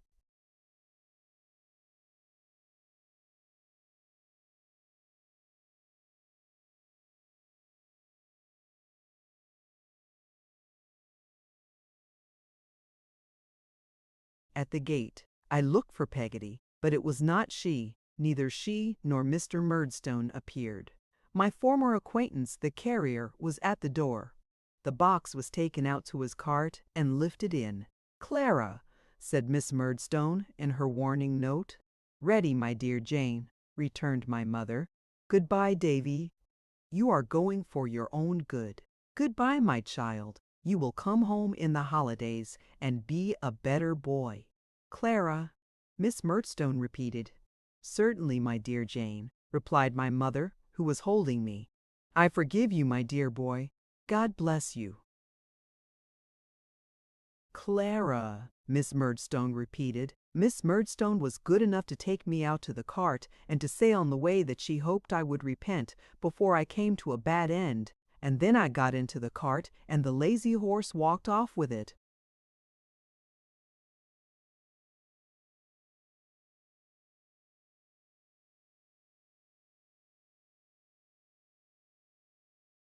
Chapter 5. Chapter 5. I am sent away from home. We might have gone about half a mile, and my pocket handkerchief was quite wet through when the carrier stopped short. Looking out to ascertain for what, I saw, to my amazement, Peggotty burst from a hedge and climb into the cart. She took me in both her arms and squeezed me to her stays until the pressure on my nose was extremely painful, though I never thought of that till afterwards when I found it very tender. Not a single word did Peggotty speak. Releasing one of her arms, she put it down in her pocket to the elbow and brought out some paper bags of cakes which she crammed into my pockets, and a purse which she put into my hand, but not one word did she say. After another and a final squeeze with both arms, she got down from the cart and ran away, and my belief is, and has always been, without a solitary button on her gown. I picked up one, of several that were rolling about, and treasured it as a keepsake for a long time. The carrier looked at me as if to inquire if she were coming back. I shook my head and said I thought not. Then come up, said the carrier to the lazy horse.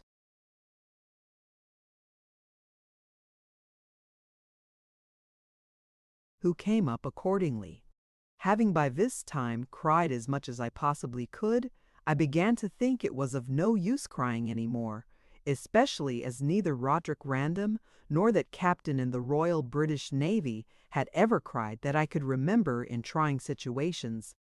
The carrier, seeing me in this resolution, proposed that my pocket handkerchief should be spread upon the horse's back to dry.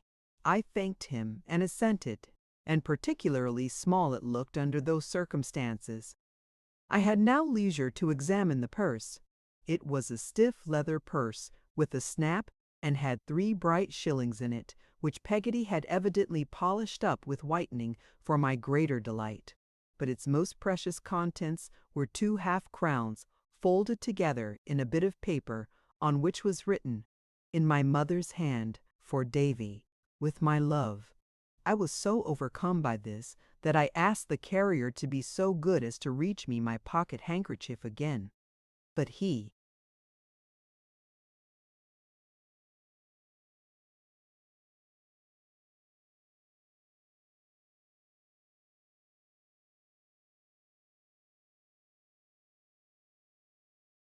said he thought I had better do without it, and I thought I really had, so I wiped my eyes on my sleeve and stopped myself. For good, too, though, in consequence of my previous emotions, I was still occasionally seized with a stormy sob. After we had jogged on for some little time, I asked the carrier if he was going all the way. "All the way where?" inquired the carrier. "There," I said. "Where's there?" inquired the carrier. "Near London," I said. "Why, that horse," said the carrier, jerking the rein to point him out, "would be deader than pork afore he got over half the ground."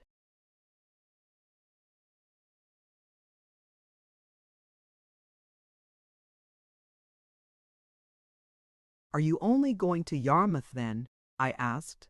"That's about it," said the carrier. "And there I shall take you to the stagecoach, and the stagecoach that'll take you to wherever it is."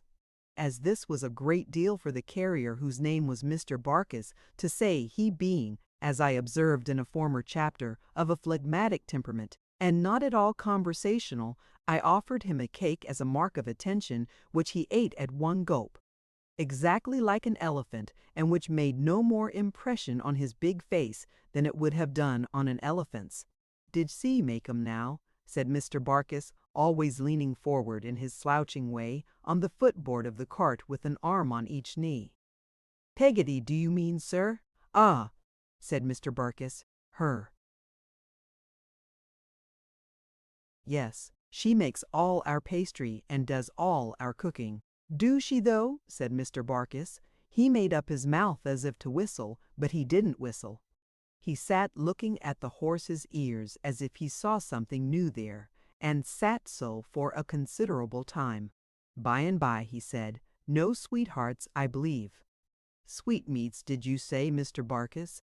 For I thought he wanted something else to eat, and had pointedly alluded to that description of refreshment. "Hearts," said Mr. Barkis. "Sweethearts. No person walks with her." "With Peggotty?" "Ah," he said, "her. Oh, no, she never had a sweetheart."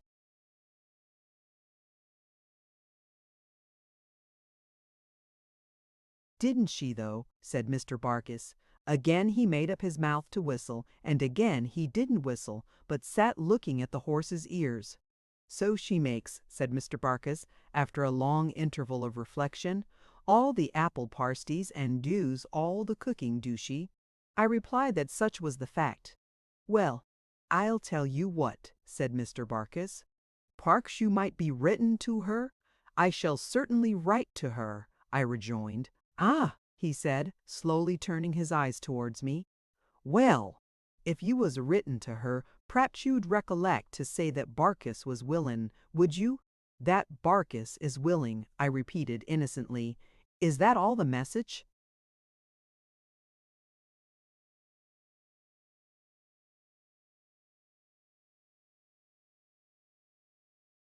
"Yes," he said, considering. "Yes, Barkis is willin'."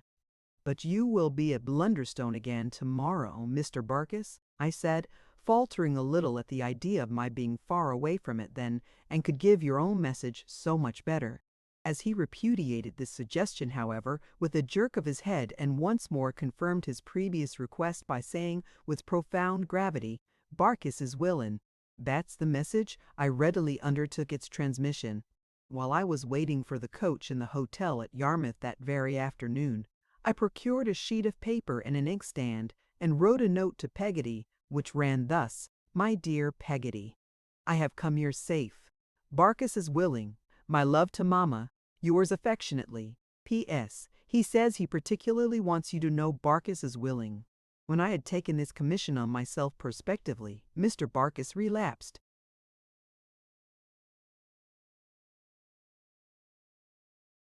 into perfect silence, and I, feeling quite worn out by all that had happened lately, lay down on a sack in the cart and fell asleep. I slept soundly until we got to Yarmouth, which was so entirely new and strange to me in the inn yard to which we drove, that I at once abandoned a latent hope I had had of meeting with some of Mr. Peggotty's family there, perhaps even with little Emily herself. The coach was in the yard, shining very much all over, but without any horses to it as yet, and it looked in that state as if nothing was more unlikely than its ever going to London. I was thinking this, and wondering what would ultimately become of my box, which Mr. Barkis had put down on the yard pavement by the pole, he having driven up the yard to turn his cart, and also what would ultimately become of me, when a lady looked out of a bow window, where some fowls and joints of meat were hanging up, and said, "Is that the little gentleman from Blunderstone?"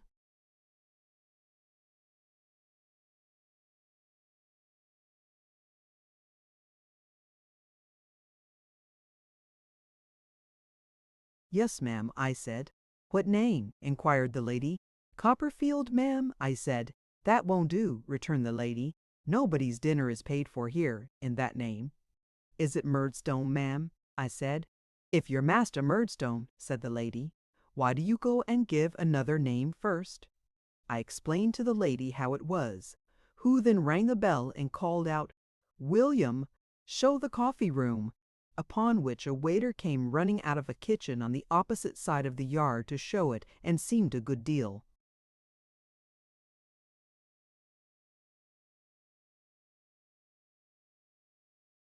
surprised when he was only to show it to me. It was a large, long room with some large maps in it. I doubt if I could have felt much stranger if the maps had been real foreign countries, and I cast away in the middle of them. I felt it was taking a liberty to sit down, with my cap in my hand, on the corner of the chair nearest the door, and when the waiter laid a cloth on purpose for me and put a set of castors on it, I think I must have turned red all over with modesty. He brought me some chops and vegetables and took the covers off in such a bouncing manner that I was afraid I must have given him some offense. But he greatly relieved my mind by putting a chair for me at the table and saying, very affably, "Now, 6 foot, come on!" I thanked him and took my seat at the board, but found it extremely difficult to handle my knife and fork with anything like dexterity, or to avoid splashing myself with the gravy, while he was standing opposite, staring so hard and making me blush in the most dreadful manner every time I caught his eye. After watching me into the second chop, he said, "There's half a pint of ale for you. Will you have it now?" I thanked him and said, "Yes," upon which he poured it out of a jug into a large tumbler and held it up against the light and made it look beautiful. "My eye," he said, "it seems a good deal, don't it?" "It does seem a good deal," I answered with a smile, for it was quite delightful to me to find him so pleasant. He was a twinkling-eyed, pimple-faced man, with his hair standing upright all over his head, and as he stood with one arm akimbo, holding up the glass to the light with the other hand, he looked quite friendly. "There was a gentleman here yesterday," he said, "a stout gentleman by the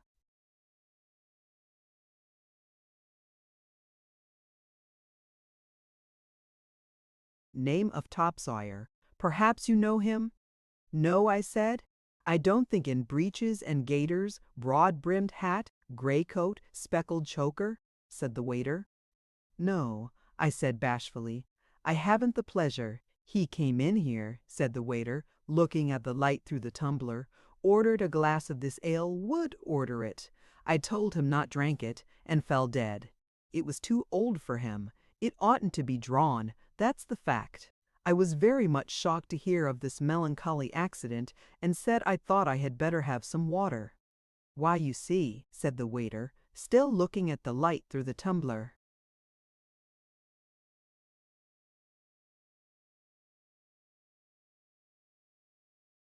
with one of his eyes shut up, "our people don't like things being ordered and left. It offends them. But I'll drink it if you like. I'm used to it, and uses everything. I don't think it'll hurt me if I throw my head back and take it off quick, shall I?" I replied that he would much oblige me by drinking it if he thought he could do it safely, but by no means otherwise. When he did throw his head back and take it off quick, I had a horrible fear, I confess, of seeing him meet the fate of the lamented Mr. Topsawyer and fall lifeless on the carpet. But it didn't hurt him. On the contrary, I thought he seemed the fresher for it. "What have we got here?" he said, putting a fork into my dish. "Not chops," I said. "Lord bless my soul!" he exclaimed. "I didn't know they were chops. Why, a chop's the very thing to take off the bad effects of that beer. Ain't it lucky?"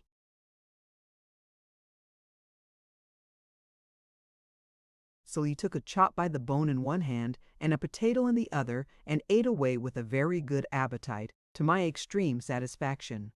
He afterwards took another chop and another potato, and after that another chop and another potato. When we had done, he brought me a pudding, and having set it before me, seemed to ruminate and to become absent in his mind for some moments. "How's the pie?"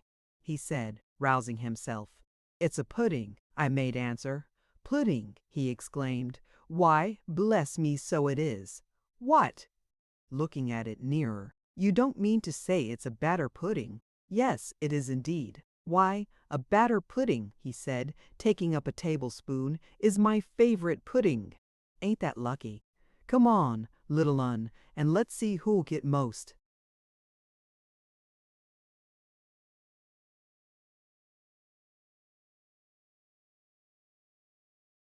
The waiter certainly got most.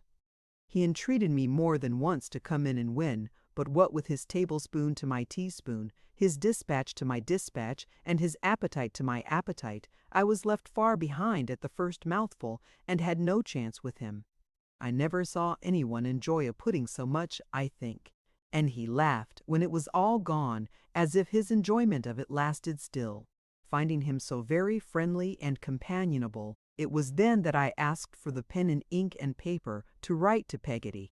He not only brought it immediately, but was good enough to look over me while I wrote the letter. When I had finished it, he asked me where I was going to school. I said, near London, which was all I knew. "Oh, my eye," he said, looking very low-spirited. "I am sorry for that." "Why?" I asked him.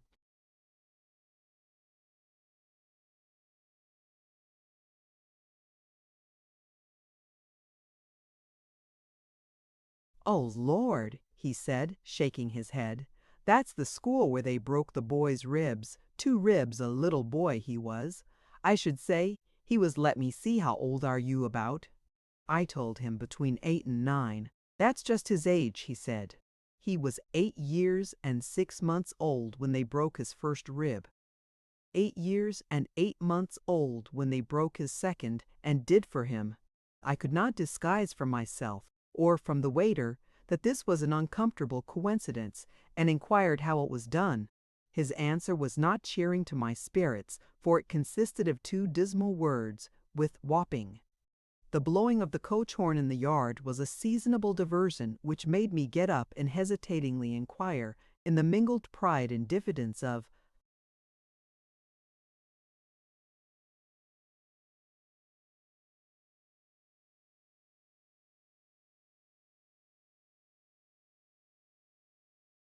having a purse which I took out of my pocket, if there were anything to pay. "There's a sheet of letter paper," he returned. "Did you ever buy a sheet of letter paper?" I could not remember that I ever had. "It's dear," he said, "on account of the duty. 3d. That's the way we're taxed in this country. There's nothing else, except the waiter. Never mind the ink. I lose by that. What should I, how much ought I to, what would it be right to pay the waiter, if you please?" I stammered, blushing. "If I hadn't the family, and that family hadn't the cowpox," said the waiter, "I wouldn't take a 6d. If I didn't support a aged parent and a lovely sister," here the waiter was greatly agitated, "I wouldn't take a farthing. If I had a good place, and was treated well here, I should beg acceptance of a trifle, instead of taking of it. But I live on broken wittles, and I sleep on the coals here." The waiter burst into tears. I was very much concerned for his misfortunes, and felt that any recognition short of 9d would be mere brutality and hardness of heart. Therefore I gave him one of my 3 bright shillings, which he received with much humility and veneration, and spun up with his thumb directly afterwards to try the goodness of. It was a little disconcerting to me to find, when I was being helped up behind the coach, that I was supposed to have eaten all the dinner without any assistance. I discovered this from overhearing the lady in the bow window say to the guard, "Take care of that child, George, or he'll burst," and from observing that the women servants who were about the place came out to look and giggle at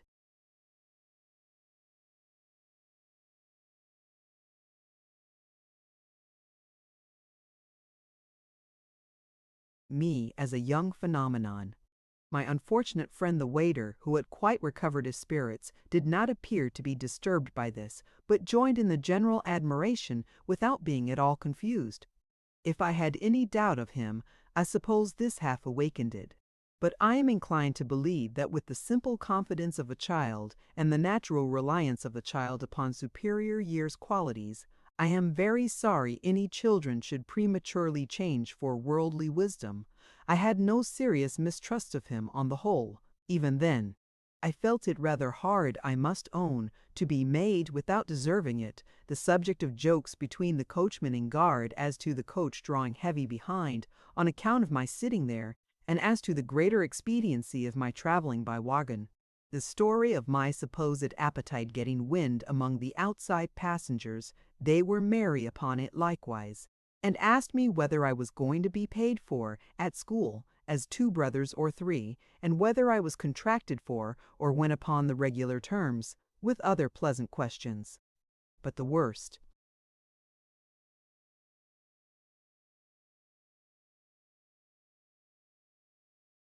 of it was that I knew I should be ashamed to eat anything when an opportunity offered, and that after a rather light dinner I should remain hungry all night, for I had left my cakes behind at the hotel in my hurry.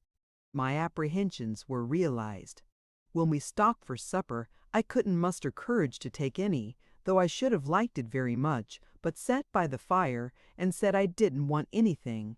This did not save me from more jokes either, for a husky-voiced gentleman with a rough face, who had been eating out of a sandwich box nearly all the way, except when he had been drinking out of a bottle, said I was like a boa constrictor who took enough at one meal to last him a long time, after which he actually brought a rash out upon himself with boiled beef.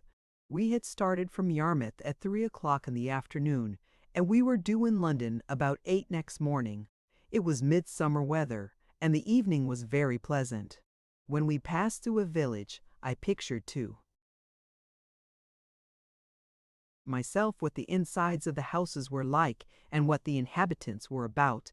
And when boys came running after us and got up behind and swung there for a little way, I wondered whether their fathers were alive and whether they were happy at home. I had plenty to think of, therefore, besides my mind running continually on the kind of place I was going to, which was an awful speculation. Sometimes, I remember, I resigned myself to thoughts of home and Peggotty, and to endeavoring in a confused, blind way to recall how I had felt, and what sort of boy I used to be, before I bit Mr. Murdstone, which I couldn't satisfy myself about by any means. I seemed to have bitten him in such a remote antiquity. The night was not so pleasant as the evening, for it got chilly, and being put between two gentlemen, the rough-faced one and another, to prevent my tumbling off the coach, I was nearly smothered by their falling asleep, and completely blocking me up. They squeezed me so hard sometimes that I could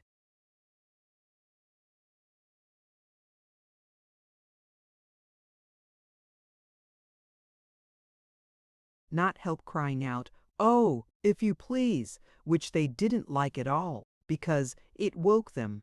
Opposite me was an elderly lady in a great fur cloak, who looked in the dark more like a haystack than a lady. She was wrapped up to such a degree. This lady had a basket with her, and she hadn't known what to do with it for a long time, until she found that on account of my legs being short, it could go underneath me. It cramped and hurt me so that it made me perfectly miserable. But if I moved in the least, and made a glass that was in the basket rattle against something else, as it was sure to do, she gave me the cruelest poke with her foot, and said, "Come, don't you fidget. Your bones are young enough, I'm sure." At last the sun rose, and then my companions seemed to sleep easier. The difficulties under which they had labored all night, and which had found utterance in the most terrific gasps and snorts, are not to be conceived. As the sun got higher, their sleep became lighter, and so they gradually one by one awoke. I recollect being very much surprised by the feint everybody made, then,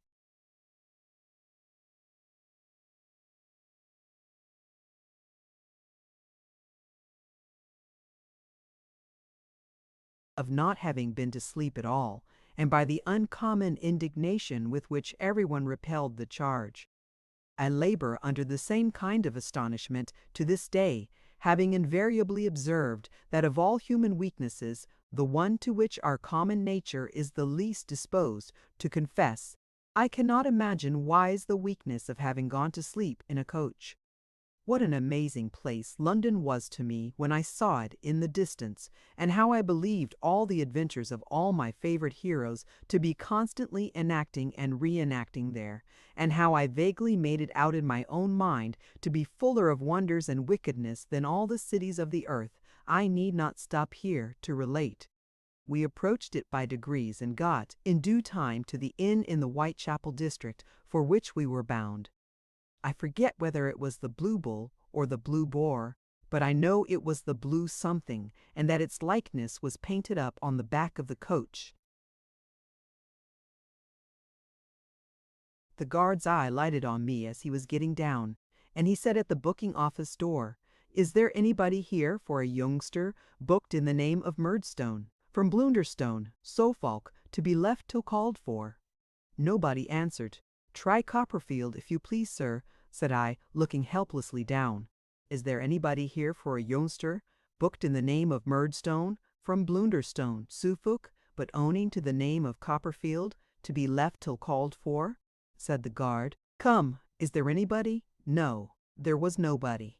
I looked anxiously around, but the inquiry made no impression on any of the bystanders, if I except a man in gaiters, with one eye, who suggested that they had better put a brass collar round my neck and tie me.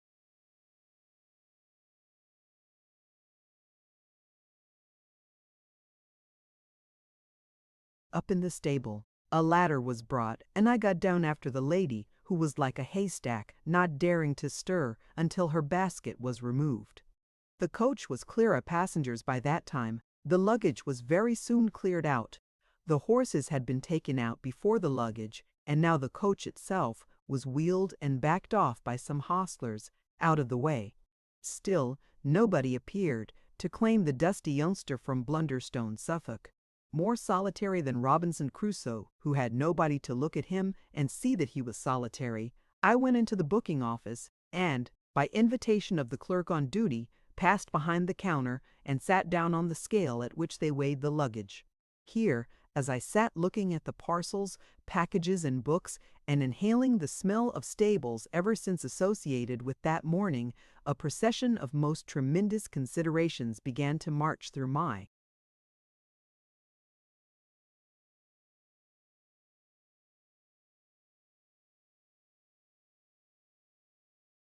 mind. Supposing nobody should ever fetch me, how long would they consent to keep me there?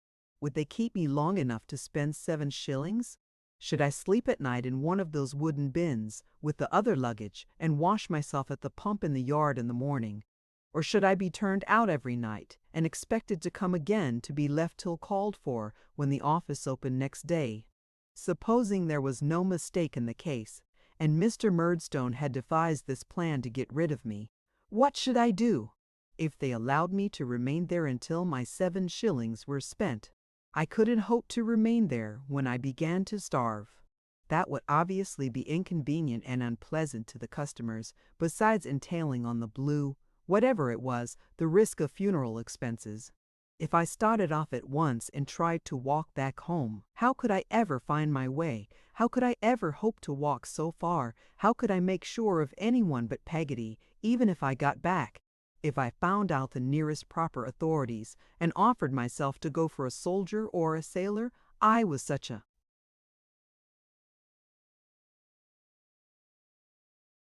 little fellow that it was most likely they wouldn't take me in. These thoughts, and 100 other such thoughts, turned me burning hot, and made me giddy with apprehension and dismay. I was in the height of my fever when a man entered and whispered to the clerk, who presently slanted me off the scale, and pushed me over to him as if I were weighed, bought, delivered, and paid for. As I went out of the office, hand in hand with this new acquaintance, I stole a look at him. He was a gaunt, sallow young man, with hollow cheeks and a chin almost as black as Mr. Murdstone's, but there the likeness ended, for his whiskers were shaved off, and his hair, instead of being glossy, was rusty and dry. He was dressed in a suit of black clothes, which were rather rusty and dry too, and rather short in the sleeves and legs, and he had a white neckkerchief on that was not over clean. I did not, and do not suppose that this neckkerchief was all the linen he wore, but it was all he showed or gave any hint of.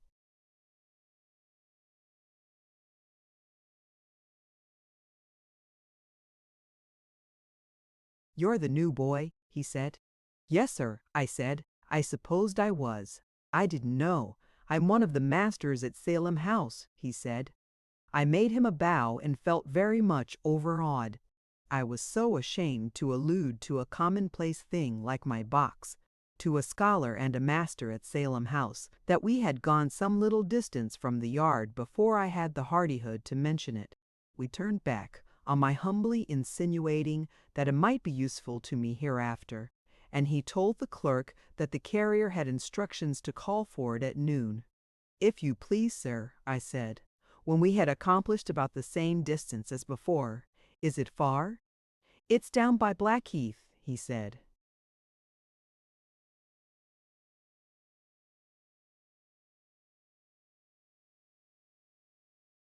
"Is that far, sir?"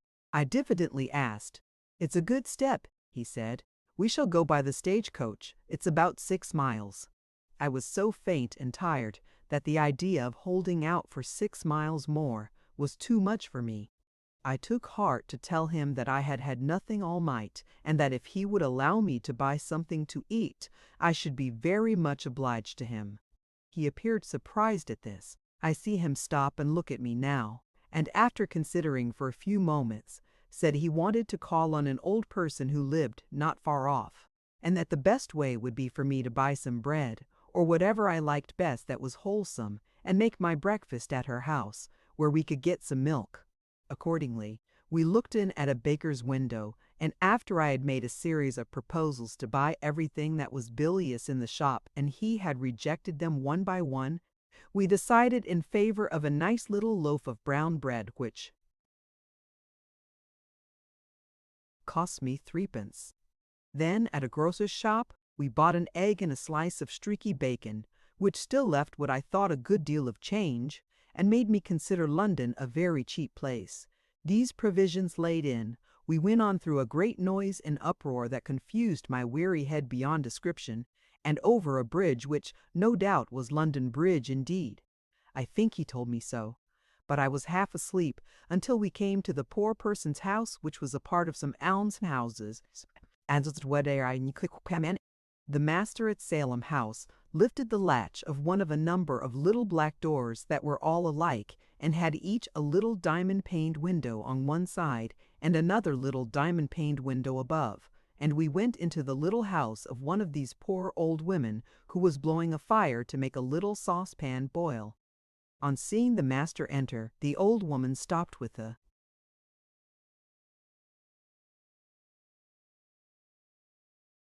bellows on her knee and said something that I thought sounded like, "My Charlie."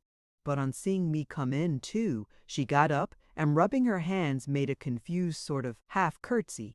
"Can you cook this young gentleman's breakfast for him, if you please?" said the master at Salem House. "Can I?" said the old woman. "Yes, can I, sure. How's Mrs. Fibbitson today?" said the master, looking at another old woman in a large chair by the fire, who was such a bundle of clothes that I feel grateful to this hour for not having sat upon her by mistake. "Ah, she's poorly," said the first old woman. "It's one of her bad days. If the fire was to go out, through any accident, I verily believe she'd go out too and never come to life again."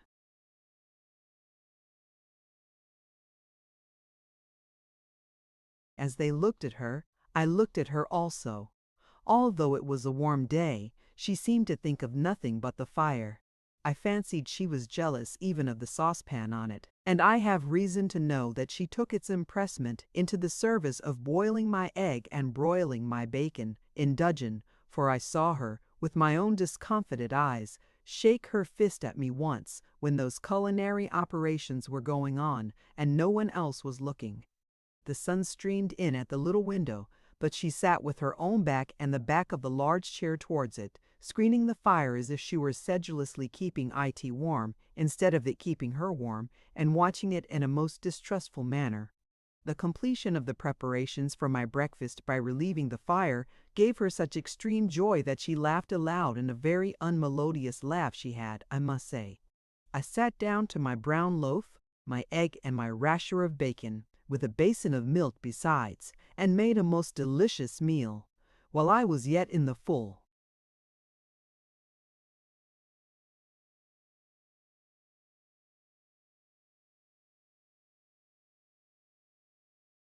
enjoyment of it. The old woman of the house said to the master, "Have you got your flute with you?" "Yes," he returned.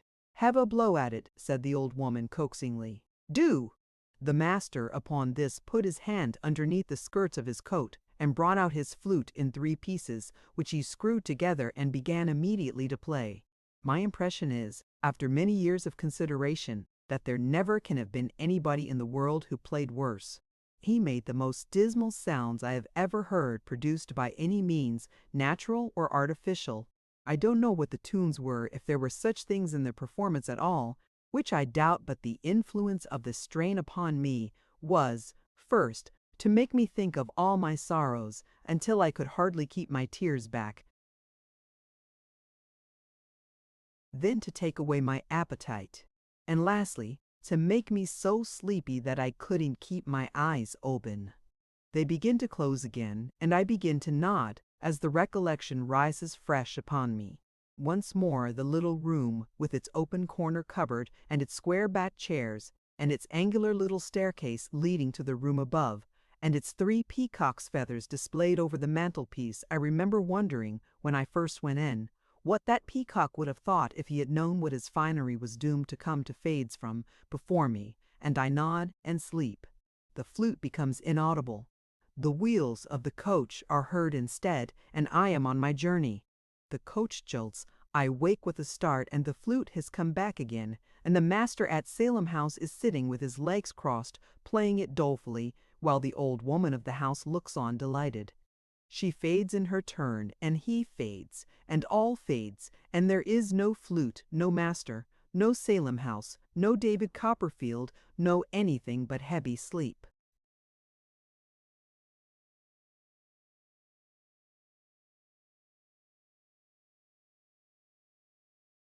I dreamed, I thought, that once while he was blowing into this dismal flute, the old woman of the house, who had gone nearer and nearer to him in her ecstatic admiration, leaned over the back of his chair and gave him an affectionate squeeze round the neck, which stopped his playing for a moment. I was in the middle state between sleeping and waking either then or immediately afterwards, for as he resumed it was a real fact that he had stopped playing. I saw and heard the same old woman ask Mrs. Fibbitson if it wasn't delicious, meaning the flute, to which Mrs. Fibbitson replied, "Aye, aye." Yes, and nodded at the fire, to which I am persuaded she gave the credit of the whole performance. When I seemed to have been dozing a long while, the master at Salem House unscrewed his flute into the 3 pieces, put them up as before, and took me away. We found the coach very near at hand, and got upon the roof, but I was so dead sleepy that when we stopped on the road to take up somebody else, they put me inside where there were no passengers, and where I slept profoundly, until I found the coach going at a foot-pace up a steep hill among green leaves. Presently it stopped, and had come to its destination. A short walk brought us, I mean the master and me, to Salem House, which was enclosed with a high brick wall, and looked very dull. Over a door in this wall was a board with Salem House upon it, and through a grating in this door we were surveyed when we rang the bell by a surly face, which I found, on the door being opened, belonged to a stout man with a bull neck, a wooden leg, overhanging temples, and his hair cut close all round his head. "The new boy," said the master. The man with the wooden leg eyed me all over. It didn't take long, for there was not much of me, and locked the gate behind us, and took out the key. We were going up to the house, among some dark heavy trees, when he called after my conductor, "Hello!"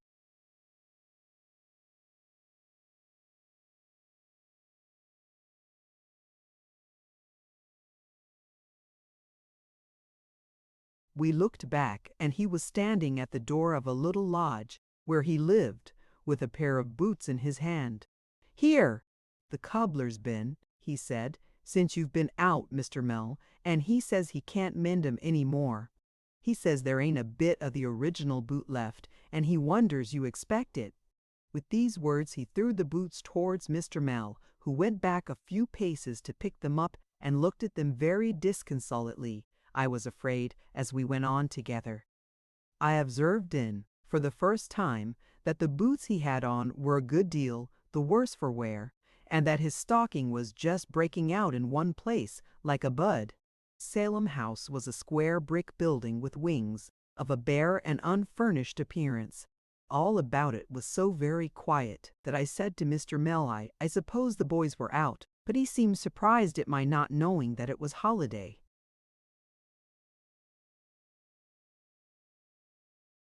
Time, that all the boys were at their several homes, that Mr. Creakle, the proprietor, was down by the seaside with Mrs. and Miss Creakle, and that I was sent in holiday time as a punishment for my misdoing, all of which he explained to me as we went along. I gazed upon the schoolroom into which he took me as the most forlorn and desolate place I had ever seen. I see it now. A long room with 3 long rows of desks and 6 of forms, and bristling all round with pegs for hats and slates. Scraps of old copybooks and exercises litter the dirty floor. Some silkworms' houses, made of the same materials, are scattered over the desks. 2 miserable little white mice, left behind by their owner, are running up and down in a fusty castle made of pasteboard and wire, looking in all the corners with their red eyes for anything to eat. A bird, in a cage very little bigger than himself, makes a mournful rattle now and then, in hopping on his perch 2 inches high or dropping from it, but neither sings nor chirps. There is a strange, unwholesome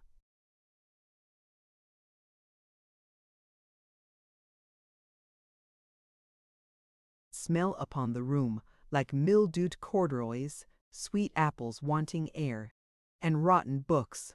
There could not well be more ink splashed about it, if it had been roofless from its first construction, and the skies had rained, snowed, hailed, and blown ink through the varying seasons of the year. Mr. Mell having left me while he took his irreparable boots upstairs, I went softly to the upper end of the room, observing all this as I crept along. Suddenly I came upon a pasteboard placard, beautifully written, which was lying on the desk, and bore these words, "Take care of him. He bites." I got upon the desk immediately, apprehensive of at least a great dog underneath, but though I looked all round with anxious eyes, I could see nothing of him. I was still engaged in peering about, when Mr. Mell came back and asked me what I did up there. "I beg your pardon, sir," says I. "If you please, I'm looking for the dog."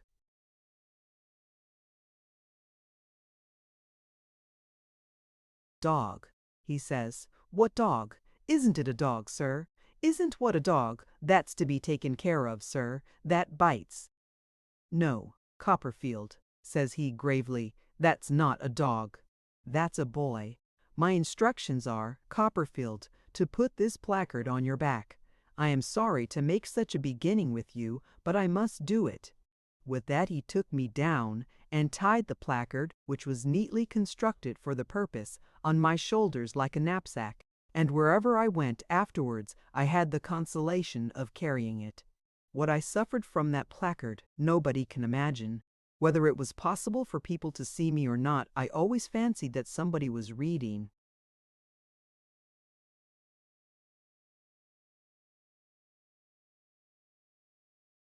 It was no relief to turn round and find nobody, for wherever my back was, there I imagined somebody always to be. That cruel man with the wooden leg aggravated my sufferings. He was in authority, and if he ever saw me leaning against a tree or a wall or the house, he roared out from his lodge door in a stupendous voice, "Hullo, you sir! You, Copperfield, show that badge conspicuous, or I'll report you." The playground was a bare gravelled yard, open to all the back of the house and the offices, and I knew that the servants read it, and the butcher read it, and the baker read it, that everybody, in a word, who came backwards and forwards to the house of a morning when I was ordered to walk there, read that I was to be taken care of, for I recollect that I positively began to have a dread of myself as a kind of wild boy who did bite. There was an old door in this playground, on which the boys had a custom of carving their names. It was completely covered with such inscriptions. In my dread of the end of the vacation and their coming back, I could not read a boy's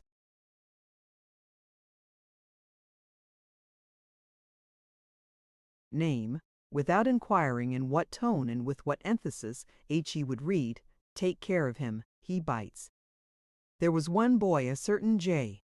Steerforth, who cut his name very deep and very often, who, I conceived, would read it in a rather strong voice, and afterwards pull my hair. There was another boy, one Tommy Traddles, who I dreaded would make game of it, and pretend to be dreadfully frightened of me. There was a third, George Dimble, who I fancied would sing it. I have looked, a little shrinking creature, at that door, until the owners of all the names there were, 45 of them in the school then, Mr. Mell said, seemed to send me to Coventry by general acclamation, and to cry out, each in his own way, "Take care of him. He bites." It was the same with the places at the desks and forms. It was the same with the groves of deserted bedsteads I peeped at, on my way to, and when I was in, my own bed. I remember dreaming night after night of being with my mother as she used to be, or of going to a party at Mr. Peggotty's, or of traveling outside the stagecoach, or of dining again with my unfortunate friend the waiter, and in all these circumstances making people scream and stare, by the unhappy disclosure that I had nothing on but my little nightshirt, and that placard. In the monotony of my life, and in my constant apprehension of the reopening of the school, it was such an insupportable affliction.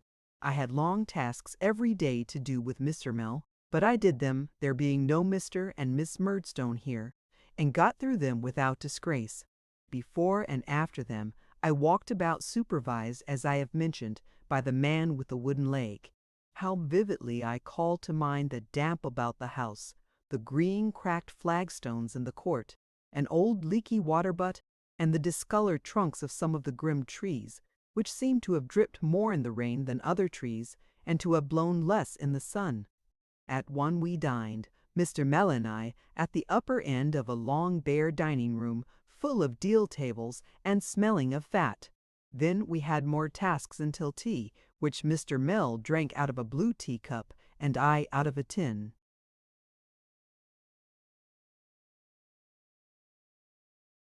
Pot. All day long, and until 7 or 8 in the evening, Mr. Mell, at his own detached desk in the schoolroom, worked hard with pen, ink, ruler, books, and writing paper, making out the bills as I found for last half year.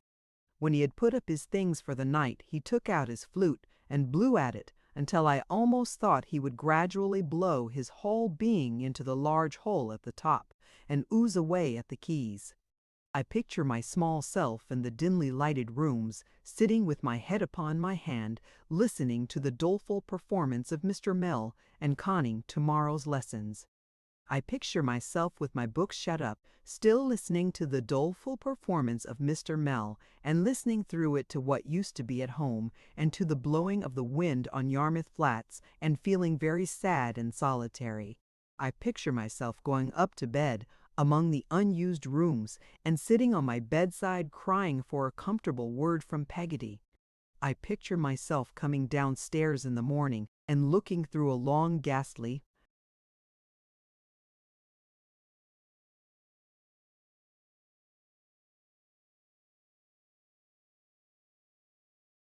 gash of a staircase window at the school bell hanging on the top of an outhouse with a weathercock above it, and dreading the time when it shall ring J. Steerforth and the rest to work, which is only second in my foreboding apprehensions, to the time when the man with the wooden leg shall unlock the rusty gate to give admission to the awful Mr. Creakle.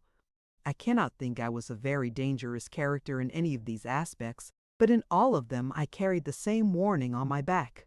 Mr. Mell never said much to me, but he was never harsh to me. I suppose we were company to each other, without talking. I forgot to mention that he would talk to himself sometimes, and grin, and clench his fist, and grind his teeth, and pull his hair in an unaccountable manner. But he had these peculiarities, and at first they frightened me, though I soon got used to them.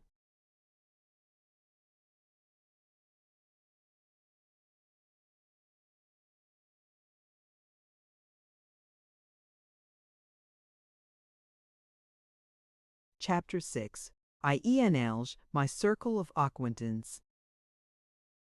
I had led this life about a month when the man with the wooden leg began to stump about with a mop and a bucket of water, from which I inferred that preparations were making to receive Mr. Creakle and the boys. I was not mistaken, for the mop came into the schoolroom before long and turned out Mr. Mell and me, who lived where we could and got on how we could, for some days, during which we were always in the way of 2 or 3 young women who had rarely shown themselves before, and were so continually in the midst of dust that I sneezed almost as much as if Salem House had been a great snuff-box. One day I was informed by Mr. Mell that Mr. Creakle would be home that evening. In the evening, after tea, I heard that he was come. Before bedtime, I was fetched by the man with the wooden leg to appear before him. Mr. Creakle's part of the house was a good deal more comfortable than ours, and he had a snug bit of garden that looked pleasant after the dusty playground,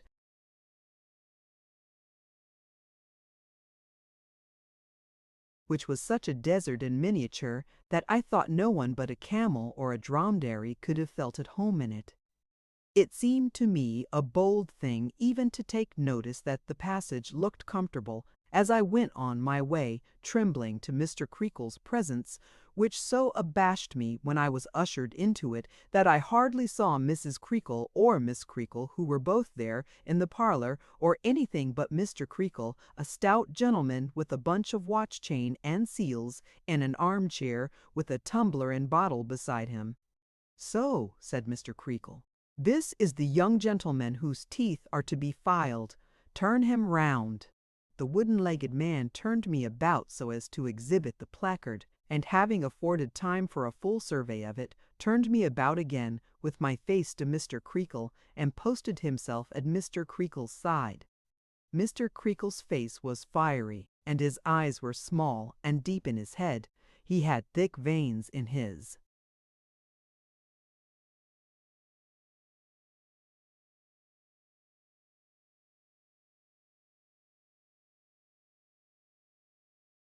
forehead, a little nose, and a large chin.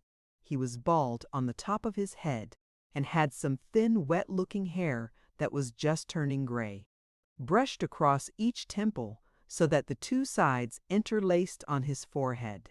But the circumstance about him which impressed me most was that he had no voice, but spoke in a whisper. The exertion this cost him, or the consciousness of talking in that feeble way, made his angry face so much more angry, and his thick veins so much thicker when he spoke, that I am not surprised on looking back at this peculiarity striking me as his chief one. "Now," said Mr. Creakle, "what's the report of this boy?" "There's nothing against him yet," returned the man with the wooden leg. "There has been no opportunity." I thought Mr. Creakle was disappointed. I thought Mrs. and Miss Creakle, at whom I now glanced for the first time, and who were both thin and quiet, were not disappointed. "Come here, sir," said Mr. Creakle, beckoning to me. "Come here," said the man with the wooden leg, repeating the gesture. "I have the happiness of knowing your father-in-law," whispered Mr. Creakle, taking me by the ear, "and a worthy man he is, and a man of a strong character. He knows me, and I know him." "Do you know me?" "Hey!" said Mr. Creakle, pinching my ear with ferocious playfulness. "Not yet, sir," I said, flinching with the pain. "Not yet, hey!" repeated Mr. Creakle. "But you will soon, hey! You will soon, hey!" repeated the man with the wooden leg. I afterwards found that he generally acted with his strong voice as Mr. Creakle's interpreter to the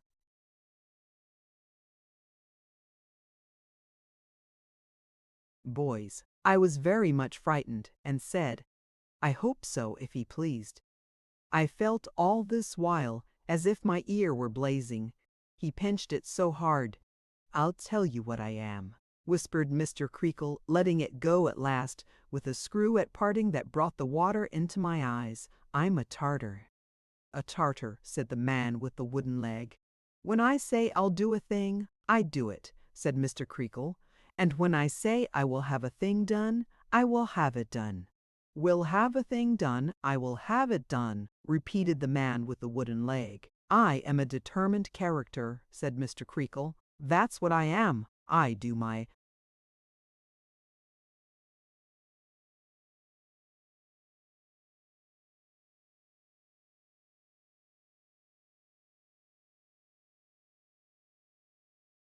duty. That's what I do. My flesh and blood," he looked at Mrs. Creakle as he said this, "when it rises against me, is not my flesh and blood. I discard it."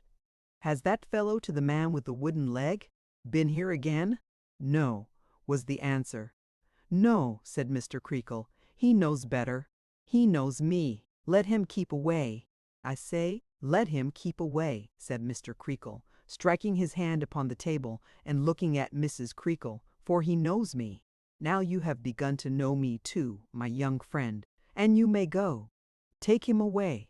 I was very glad to be ordered away, for Mrs. and Miss Creakle were both wiping their eyes, and I felt as uncomfortable for them as I did for myself. But I had a petition on my mind which concerned me so nearly that I couldn't help saying, though I wondered at my own courage, "If you please, sir," Mr. Creakle whispered. "Ha! What's this?" and bent his eyes upon me as if he would have burnt me up with them. "If you please, sir," I faltered, "if I might be allowed, I am very sorry indeed, sir, for what I did to take this writing off before the boys come back." Whether Mr. Creakle was in earnest, or whether he only did it to frighten me, I don't know, but he made a burst out of his chair, before which I precipitately retreated, without waiting for the escort of the man with the wooden leg, and never once stopped until I reached my own bedroom, where, finding I was not pursued, I went to bed, as it was taught him. Next morning Mr. Sharp came back. Mr. Sharp was the first master and superior to Mr. Mell. Mr. Mell took his meals with the boys, but Mr. Sharp dined.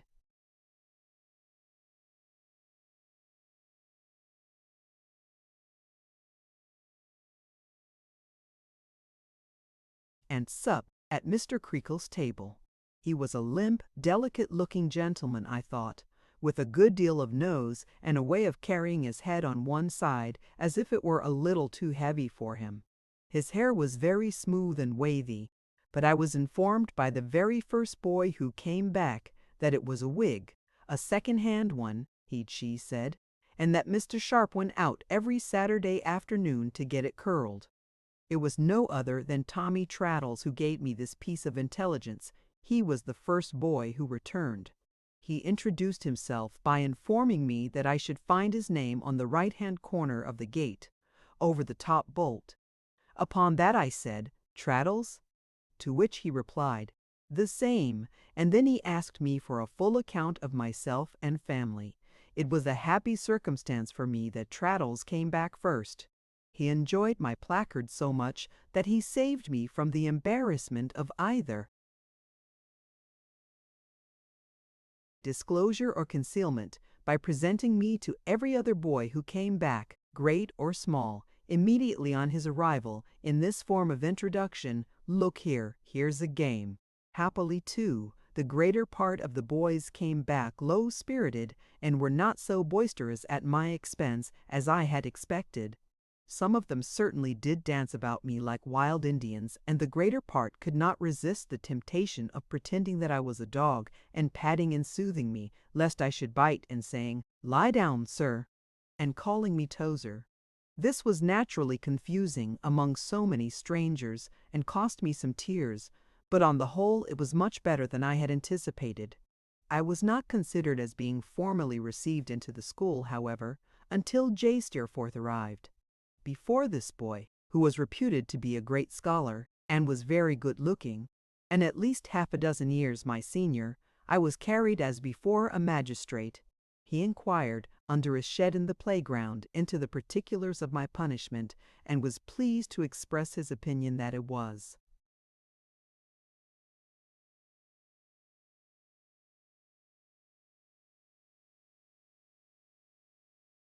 a jolly shame, for which I became bound to him ever afterwards. "What money have you got, Copperfield?" he said, walking aside with me when he had disposed of my affair in these terms. I told him 7 shillings. "You had better give it to me to take care of," he said. "At least you can if you like. You needn't if you don't like." I hastened to comply with his friendly suggestion, and opening Peggotty's purse, turned it upside down into his hand.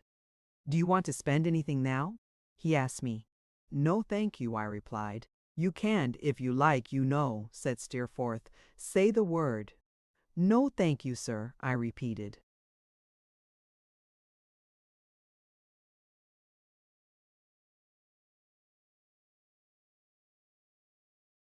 Perhaps you'd like to spend a couple of shillings or so in a bottle of currant wine by and by, up in the bedroom?" said Steerforth. "You belong to my bedroom, I find." It certainly had not occurred to me before, but I said, "Yes, I should like that." "Very good," said Steerforth. "You'll be glad to spend another shilling or so in almond cakes, I dare say?" I said, "Yes, I should like that too." "And another shilling or so in biscuits, and another in fruit, eh?" said Steerforth. "I say, young Copperfield, you're going it." I smiled because he smiled, but I was a little troubled in my mind too. "Well," said Steerforth, "we must make it stretch as far as we can. That's all. I'll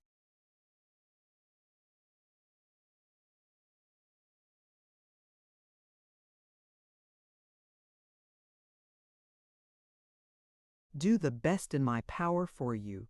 I can go out when I like, and I'll smuggle the prog in." With these words he put the money in his pocket and kindly told me not to make myself uneasy. He would take care it should be all right.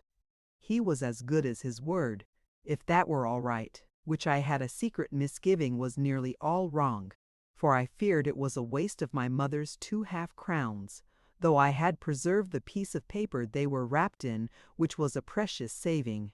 When we went upstairs to bed, he produced the whole 7 shillings worth and laid it out on my bed in the moonlight, saying, "There you are, young Copperfield, and a royal spread you've got."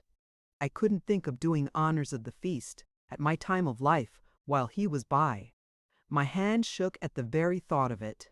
I begged him to do me the favor of presiding, and my request being seconded by the other boys who were in that room, he acceded to it, and sat upon my pillow, handing round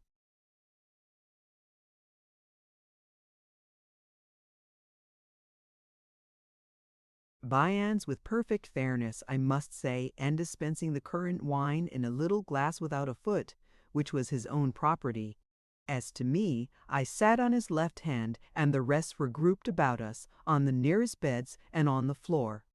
How well I recollect our sitting there, talking in whispers, or their talking, and my respectfully listening, I ought rather to say, the moonlight falling a little way into the room, through the window, painting a pale window on the floor, and the greater part of us in shadow, except when Steerforth dipped a match into a phosphorus box, when he wanted to look for anything on the board, and shed a blue glare over us that was gone directly.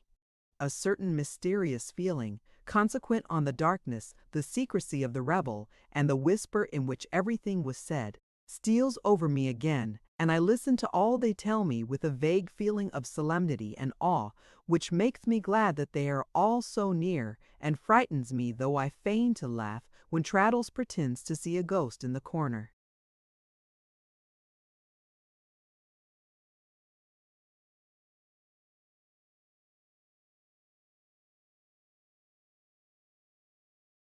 I heard all kinds of things about the school, and all belonging to it.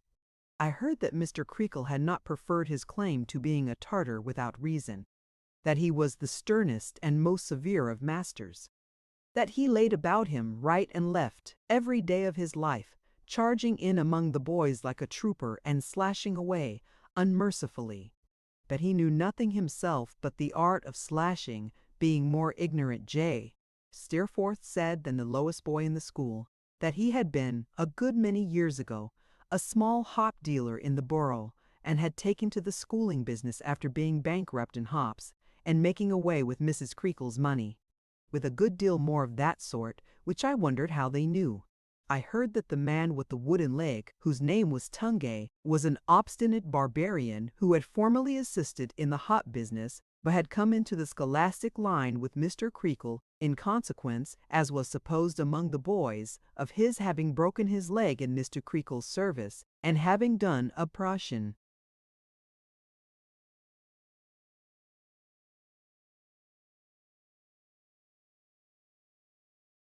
deal of dishonest work for him and knowing his secrets. I heard that with the single exception of Mr. Creakle, Tungay considered the whole establishment, masters and boys, as his natural enemies, and that the only delight of his life was to be sour and malicious. I heard that Mr. Creakle had a son, who had not been Tungay's friend, and who, assisting in the school, had once held some remonstrance with his father on an occasion when its discipline was very cruelly exercised, and was supposed, besides, to have protested against his father's usage of his mother. I heard that Mr. Creakle had turned him out of doors in consequence, and that Mrs. and Miss Creakle had been in a sad way ever since. But the greatest wonder that I heard of Mr. Creakle was, there being one boy in the school on whom he never ventured to lay a hand, and that boy being J. Steerforth. Steerforth himself confirmed this when it was stated, and said that he should like to begin to see him do it. On being asked by a mild boy, not me, how he would proceed if he did begin to see him do it, he dipped a match into his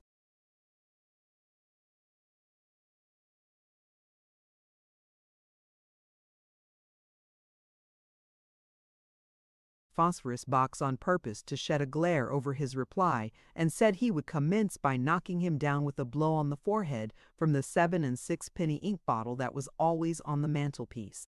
We sat in the dark for some time, breathless. I heard that Mr. Sharp and Mr. Mell were both supposed to be wretchedly paid, and that when there was hot and cold meat for dinner at Mr. Creakle's table, Mr. Sharp was always expected to say he preferred cold, which was again corroborated by J.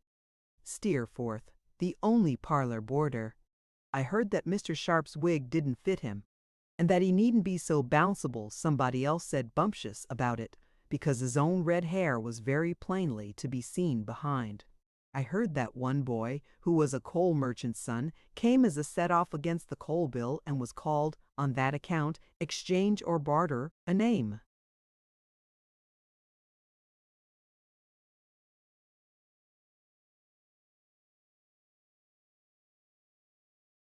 Selected from the arithmetic book as expressing this arrangement. I heard that the table beer was a robbery of parents, and the pudding an imposition.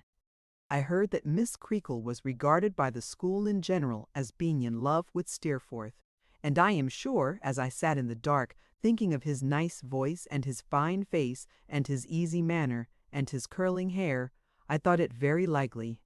I heard that Mr. Mell was not a bad sort of fellow, but hadn't a sixpence to bless himself with, and that there was no doubt that old Mrs. Mell, his mother, was as poor as Job. I thought of my breakfast then, and what had sounded like my Charlie. But I was, I am glad to remember, as mute as a mouse about it. The hearing of all this, and a good deal more, outlasted the banquet some time. The greater part of the guests had gone to bed as soon as the eating and drinking were over, and we, who had remained whispering and listening half undressed, at last betook ourselves to bed too.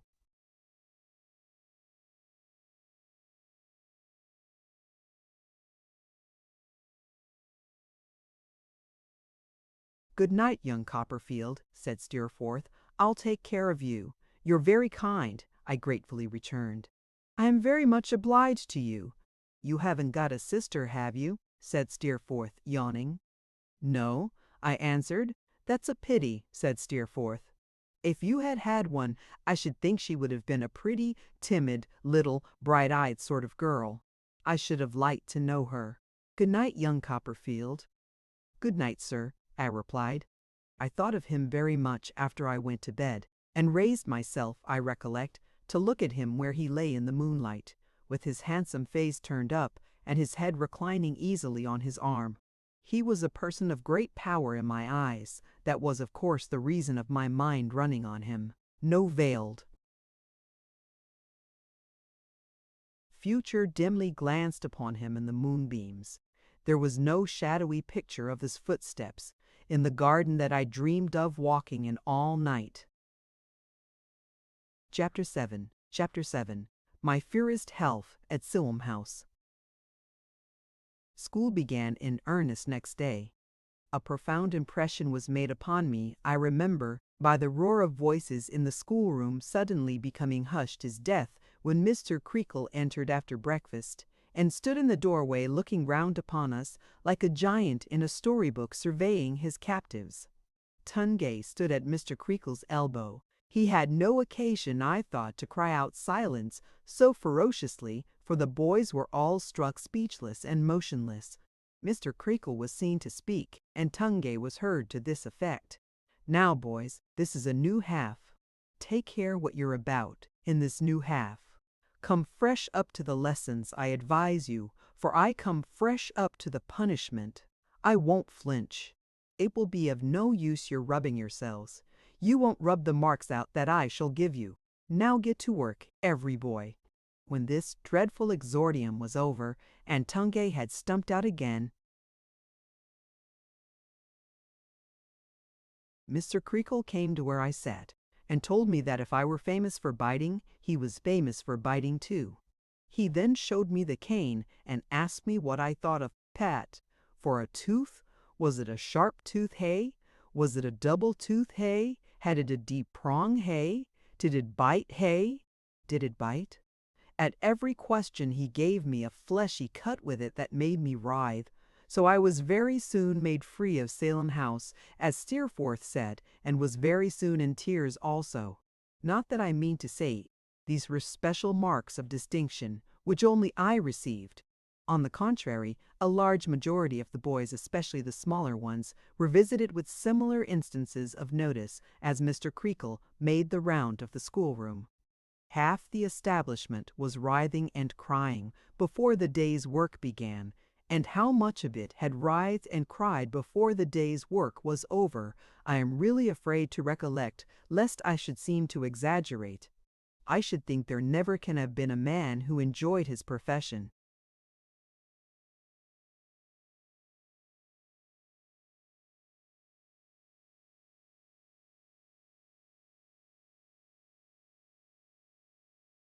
more than Mr. Creakle did. He had a delight in cutting at the boys, which was like the satisfaction of a craving appetite. I am confident that he couldn't resist a chubby boy especially, that there was a fascination in such a subject, which made him restless in his mind until he had scored and marked him for the day. I was chubby myself, and ought to know. I am sure when I think of the fellow now, my blood rises against him with the disinterested indignation I should feel if I could have known all about him without having ever been in his power, but it rises hotly because I know him to have been an incapable brute, who had no more right to be possessed of the great trust he held than to be Lord High Admiral or Commander-in-Chief, in either of which capacities it is probable that he would have done infinitely less mischief. Miserable little propitiators of a remorseless idol, how abject we were to him! What a launch in life, I think it now, on looking back, to be so mean and servile to a man of such parts and pretensions.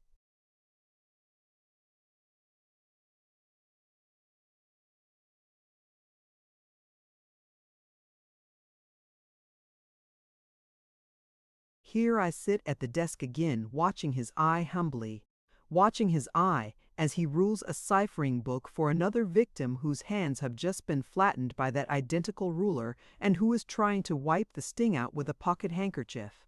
I have plenty to do. I don't watch his eye in idleness, but because I am morbidly attracted to it, in a dread desire to know what he will do next, and whether it will be my turn to suffer or somebody else's. A lane of small boys beyond me, with the same interest in his eye, watch it too. I think he knows it, though he pretends he don't. He makes dreadful mouths as he rules the ciphering book. And now he throws his eye sideways down our lane, and we all droop over our books and tremble. A moment afterwards we are again eyeing him. An unhappy culprit, found guilty of imperfect exercise, approaches at his command. The culprit falters excuses and professes a determination to do better tomorrow. Mr. Sauls, Creakle cuts a joke before he beats him, and we laugh at it, miserable little dogs. We laugh, with our visages as white as ashes and our hearts sinking into our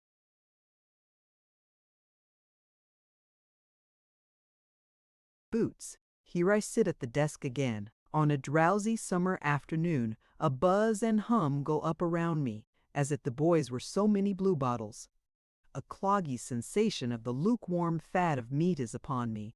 We dined an hour or two ago, and my head is as heavy as so much lead. I would give the world to go to sleep. I sit with my eye on Mr. Creakle, blinking at him like a young owl. When sleep overpowers me for a minute, he still looms through my slumber, ruling those ciphering books, until he softly comes behind me and wakes me to plainer perception of him, with the red ridge across my back. Here I am in the playground, with my eyes still fascinated by him, though I can't see him. The window at a little distance from which I know he is having his dinner stands for him, and I eye that instead. If he shows his face near it, mine assumes an imploring and submissive expression. If he looks out through the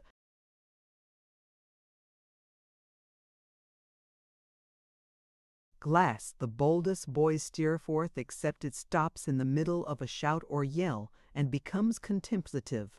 One day, Traddles, the most unfortunate boy in the world, breaks that window accidentally with a ball.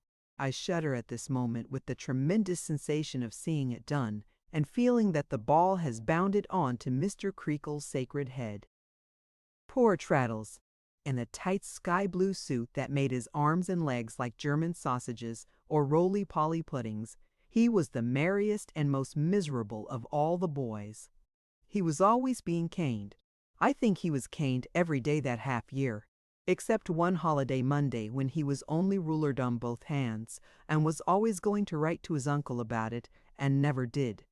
After laying his head on the desk for a little while, he would cheer up, somehow, begin to laugh again, and draw skeletons all over his slate, before his eyes were dry.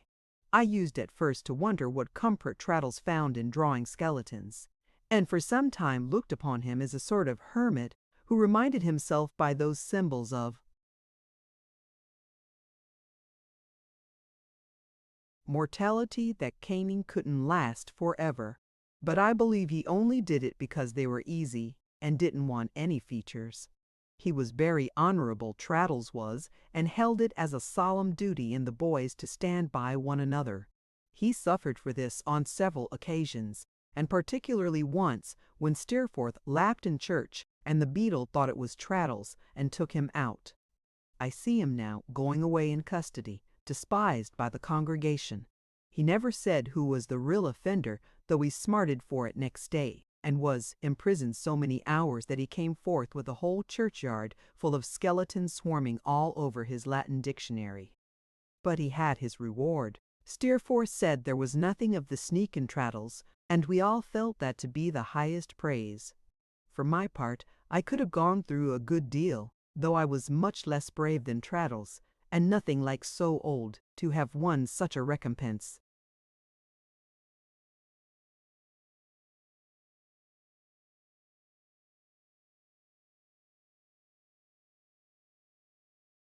To see Steerforth walk to church before us, arm in arm with Miss Creakle, was one of the great sights of my life. I didn't think Miss Creakle equal to little Em'ly in point of beauty, and I didn't love her, I didn't dare. But I thought her a young lady of extraordinary attractions, and in point of gentility, not to be surpassed. When Steerforth, in white trousers, carried her parasol for her, I felt proud to know him, and believed that she could not choose but adore him with all her heart. Mr. Sharp and Mr. Mell were both notable personages in my eyes, but Steerforth was to them what the sun was to two stars. Steerforth continued his protection of me, and proved a very useful friend, since nobody dared to annoy one whom he honored with his countenance. He couldn't, or at all events he didn't, defend me from Mr. Creakle, who was very severe with me, but whenever I had been treated worse than usual, he always told me that I wanted a little of his pluck, and that he wouldn't have stood it himself, which I felt he intended for encouragement, and considered to be very kind of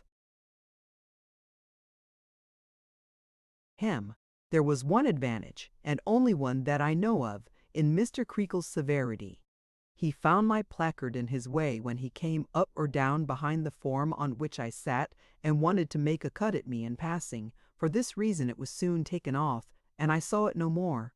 An accidental circumstance cemented the intimacy between Steerforth and me in a manner that inspired me with great pride and satisfaction, though it sometimes led to inconvenience. It happened on one occasion, when he was doing me the honor of talking to me in the playground, that I hazarded the observation that something or somebody, I forget what now, was like something or somebody in Peregrine Pickle. He said nothing at the time, but when I was going to bed at night, asked me if I had got that book. I told him no, and explained how it was that I had read it, and all those other books of which I have made mention.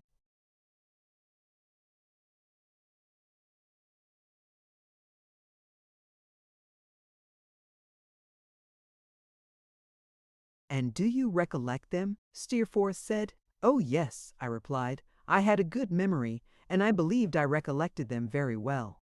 "Then I tell you what, young Copperfield," said Steerforth, "you shall tell 'em to me.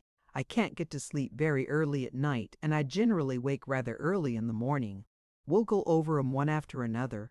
We'll make some regular Arabian Nights of it." I felt extremely flattered by this arrangement, and we commenced carrying it into execution that very evening. What ravages I committed on my favorite authors in the course of my interpretation of them, I am not in a condition to say, and should be very unwilling to know, but I had a profound faith in them, and I had, to the best of my belief, a simple, earnest manner of narrating what I did narrate, and these qualities went a long way.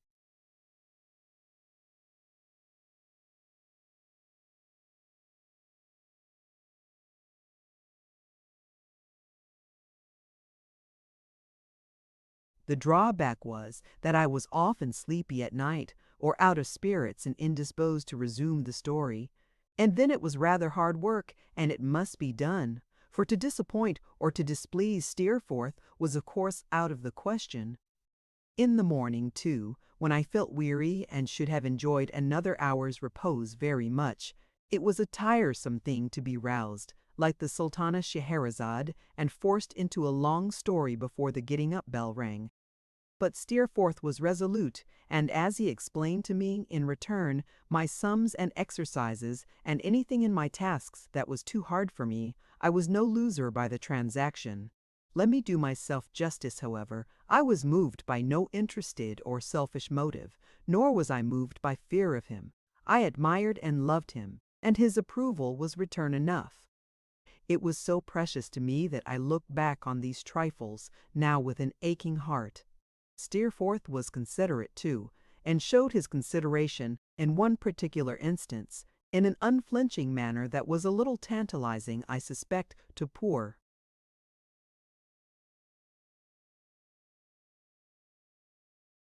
Traddles and the rest. Peggotty's promised letter, what a comfortable letter it was! Arrived before the half was many weeks old, and with it a cake in a perfect nest of oranges, and 2 bottles of cowslip wine.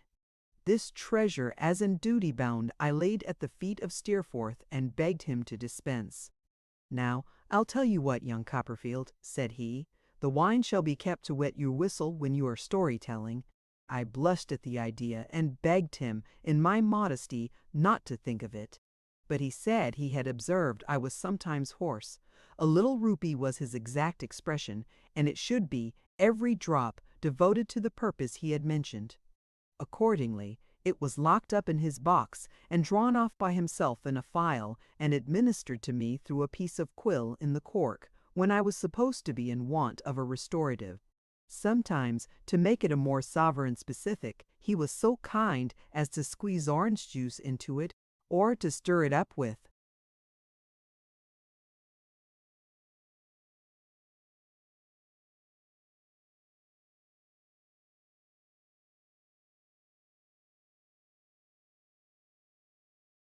ginger, or dissolve a peppermint drop in it, and although I cannot assert that the flavor was improved by these experiments, or that it was exactly the compound one would have chosen for a stomachic, the last thing at night and the first thing in the morning I drank it gratefully and was very sensible of his attention.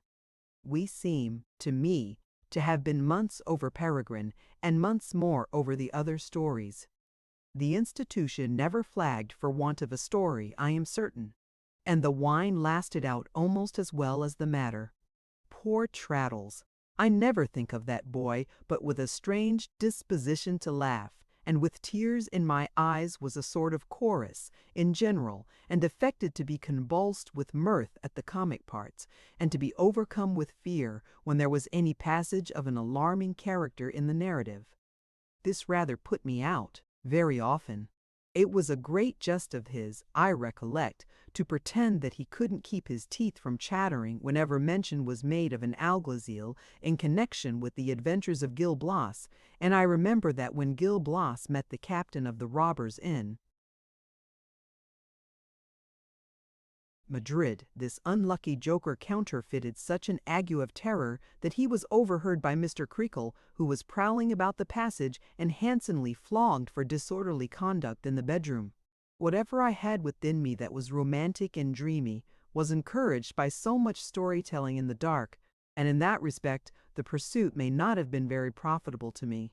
But the being cherished as a kind of plaything in my room, and the consciousness that this accomplishment of mine was brooded about among the boys, and attracted a good deal of notice to me, though I was the youngest there, stimulated me to exertion.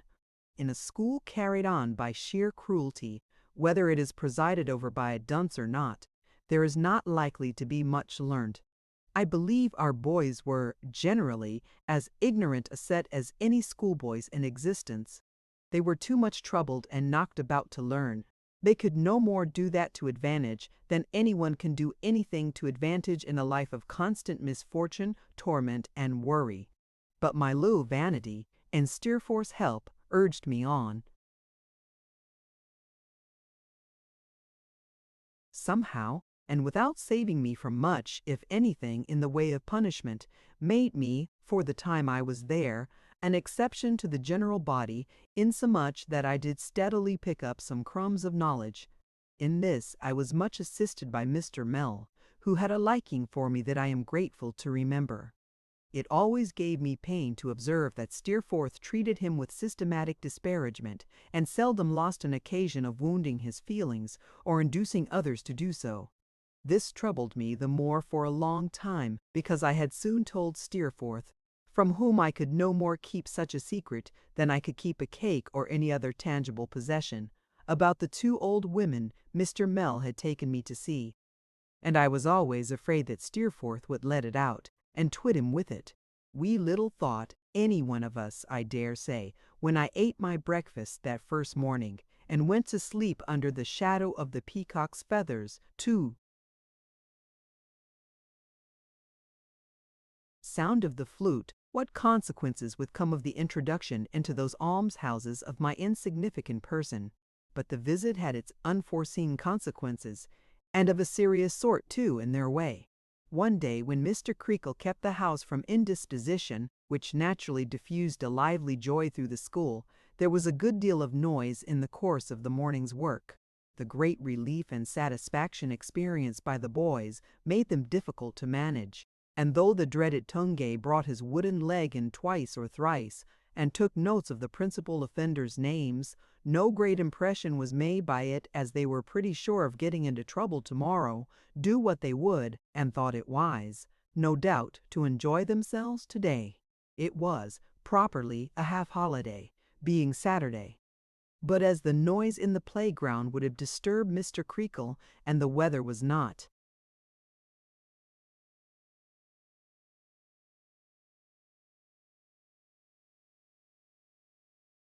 favorable for going out walking, we were ordered into school in the afternoon and set some lighter tasks than usual, which were made for the occasion. It was the day of the week on which Mr. Sharp went out to get his wig curled, so Mr. Mell, who always did the drudgery, whatever it was, kept school by himself.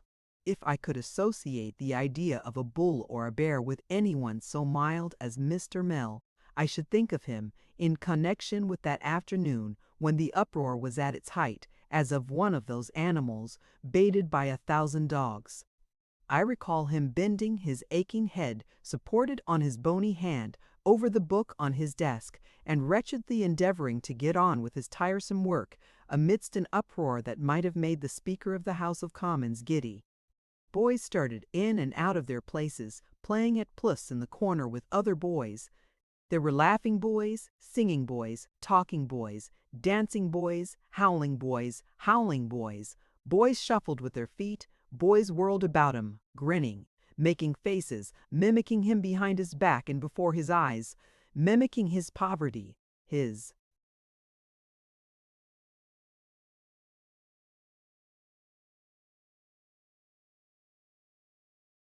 boots, his coat, his mother, everything belonging to him that they should have had consideration for. "Silence!"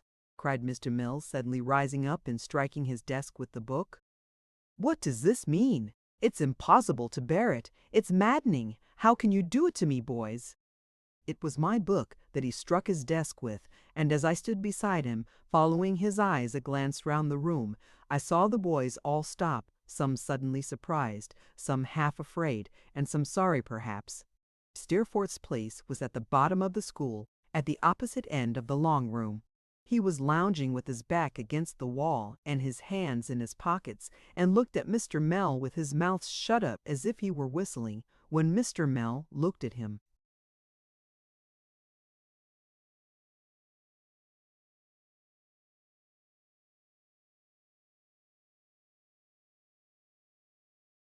"Silence, Mr. Steerforth," said Mr. Mell.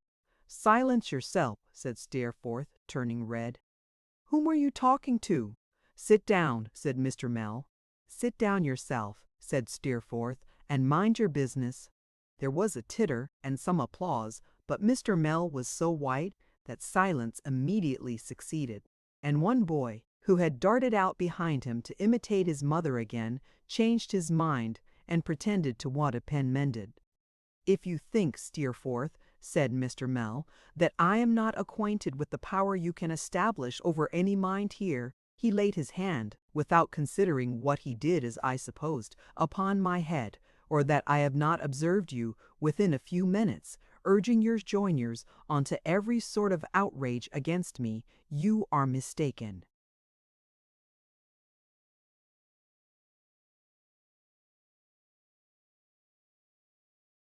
"I don't give myself the trouble of thinking at all about you," said Steerforth coolly, "so I'm not mistaken as it happens." "And when you make use of your position of favoritism here, sir," pursued Mr. Mell, with his lip trembling very much, "to insult a gentleman, what? Where is he?" said Steerforth. "Here!" somebody cried out. "Shame, J. Steerforth! Too bad!" It was Traddles, whom Mr. Mell instantly discomfited by bidding him hold his tongue. "To insult one who is not fortunate in life, sir, and who never gave you the least offense, and the many reasons for not insulting whom you are old enough and wise enough to understand," said Mr. Mell with his lips trembling more and more, "you commit a mean and base action. You can sit down or stand up as you please, sir. Copperfield, go on."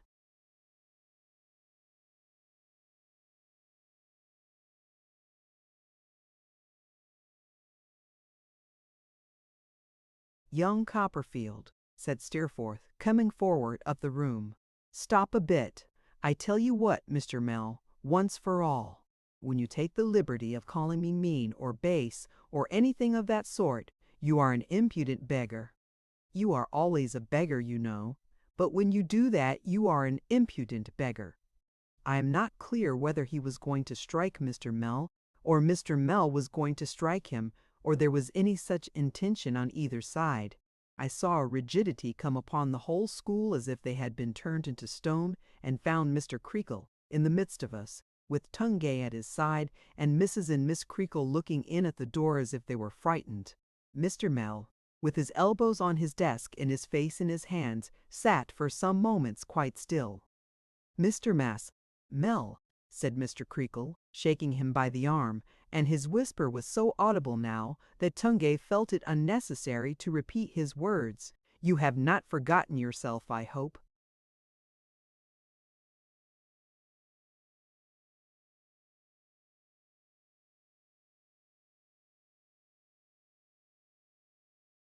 "No, sir, no," returned the master, showing his face and shaking his head and rubbing his hands in great agitation.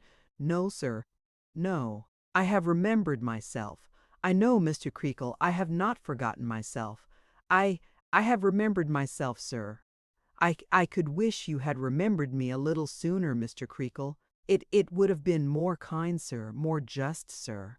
It would have saved me something, sir. Mr. Creakle, looking hard at Mr. Mell, put his hand on Tungay's shoulder, and got his feet upon the form close by, and sat upon the desk.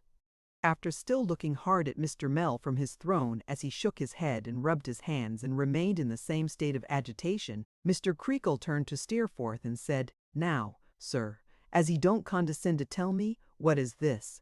Steerforth evaded the question for a little while, looking in scorn and anger on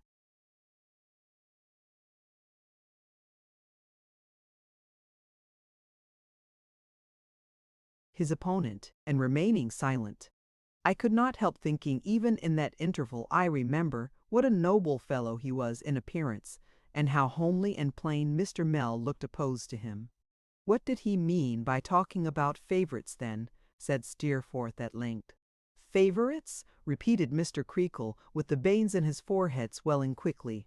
"Who talked about favourites?" "He did," said Steerforth. "And pray, what did you mean by that, sir?" demanded Mr. Creakle, turning angrily on his assistant. "I meant, Mr. Creakle," he returned in a low voice, "as I said, that no pupil had a right to avail himself of his position of favoritism to degrade me." "To degrade you?" said Mr. Creakle. "My stars! But give me leave to ask you, Mr. What's-your-name," and here Mr. Creakle folded his arms, cane and all, upon his chest, and made such a knot of his brows that his little eyes were hardly visible below them, "whether, when you talk about favourites, you showed proper respect to me?" "To me, sir," said Mr. Creakle, darting his head at him suddenly and drawing it back again, "the principal of this establishment and your employer." "It was not judicious, sir, I am willing to admit," said Mr. Mell. "I should not have done so if I had been cool." Here Steerforth struck in. "Then he said I was mean, and then he said I was base, and then I called him a beggar. If I had been cool, perhaps I shouldn't have called him a beggar. But I did, and I am ready to take the consequences of it."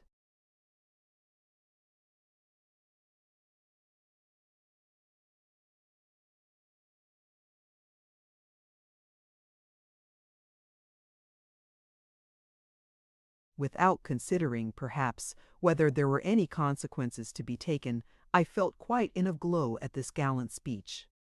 It made an impression on the boys, too, for there was a low stir among them, though no one spoke a word. "I am surprised, Steerforth, although your candour does you honour," said Mr. Creakle. "Does you honour, certainly. I am surprised, Steerforth. I must say that you should attach such an epithet to any person employed and paid in Salem House, sir." Steerforth gave a short laugh. "That's not an answer, sir," said Mr. Creakle, "to my remark. I expect more than that from you, Steerforth. If Mr. Mell looked homely, in my eyes, before the handsome boy, it would be quite impossible to say how homely Mr. Creakle looked. Let him deny it," said Steerforth. "Deny that he is a beggar, Steerforth?" cried Mr. Creakle. "Why, where does he go a-begging? If he is not a beggar himself, his near relation's one," said Steerforth. "It's all the same." He glanced at me, and Mr. Mell's hand gently patted me upon the shoulder. I looked up with a flush upon my face and remorse in my heart, but Mr. Mell's eyes were fixed on Steerforth. He continued to pat me kindly on the shoulder, but he looked at him. "Since you expect me, Mr. Creakle, to justify myself," said Steerforth, "and to say what I mean, what I have to say is, that his mother lives on charity in an almshouse."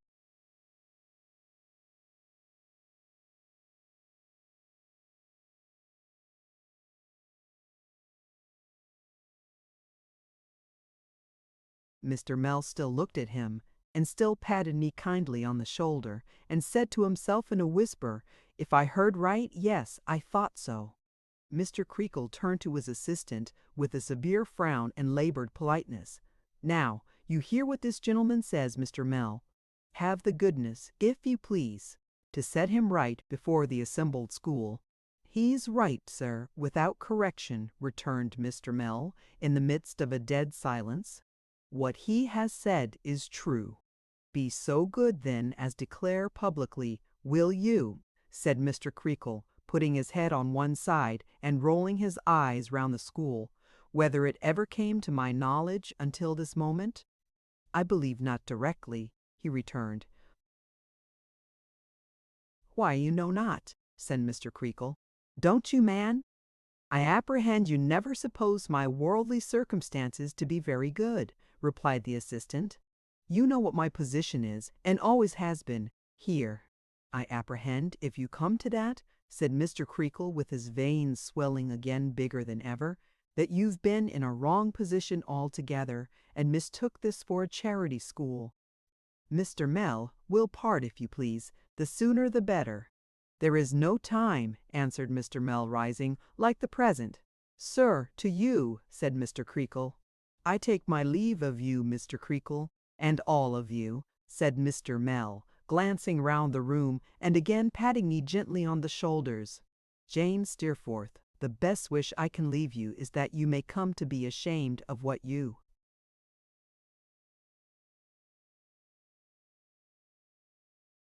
have done today. At present I would prefer to see you anything rather than a friend, to me or to anyone in whom I feel an interest."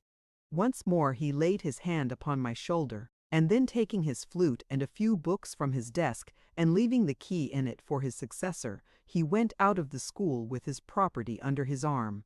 Mr. Creakle then made a speech, through Tungai, in which he thanked Steerforth for asserting, though perhaps too warmly, the independence and respectability of Salem House, and which he wound up by shaking hands with Steerforth, while we gave 3 cheers, I did not quite know what for, but I supposed for Steerforth, and so joined in them ardently, though I felt miserable. Mr. Creakle then caned Tommy Traddles for being discovered in tears, instead of cheers, on account of Mr. Mell's departure, and went back to his sofa, or his bed, or wherever he had come from. We were left to ourselves now, and looked very blank, I recollect, on one.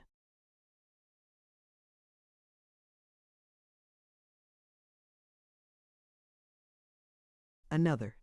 For myself, I felt so much self-reproach and contrition for my part in what had happened, that nothing would have enabled me to keep back my tears but the fear that Steerforth, who often looked at me, I saw, might think it unfriendly, or, I should rather say, considering our relative ages, and the feeling with which I regarded him, undutiful if I showed the emotion which distressed me.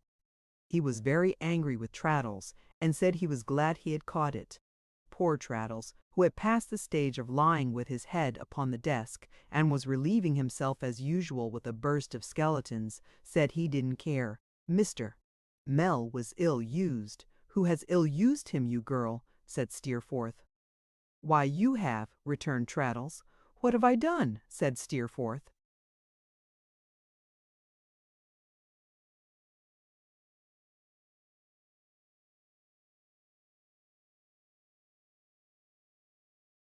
"What have you done?" retorted Traddles. "Hurt his feelings, and lost him his situation." "His feelings?" repeated Steerforth disdainfully. "His feelings will soon get the better of it, I'll be bound." "His feelings are not like yours, Miss Traddles. As to his situation, which was a precious one, wasn't it? Do you suppose I am not going to write home and take care that he gets some money? Polly?" We thought this intention very noble in Steerforth, whose mother was a widow and rich, and would do almost anything, it was said, that he asked her. We were all extremely glad to see Traddles so put down, and exalted Steerforth to the skies, especially when he told us, as he condescended to do, that what he had done had been done expressly for us and for our cause, and that he had conferred a great boon upon us by unselfishly doing it. But I must say that when I was going on with a story in the dark that night, Mr. Mell's old flute seemed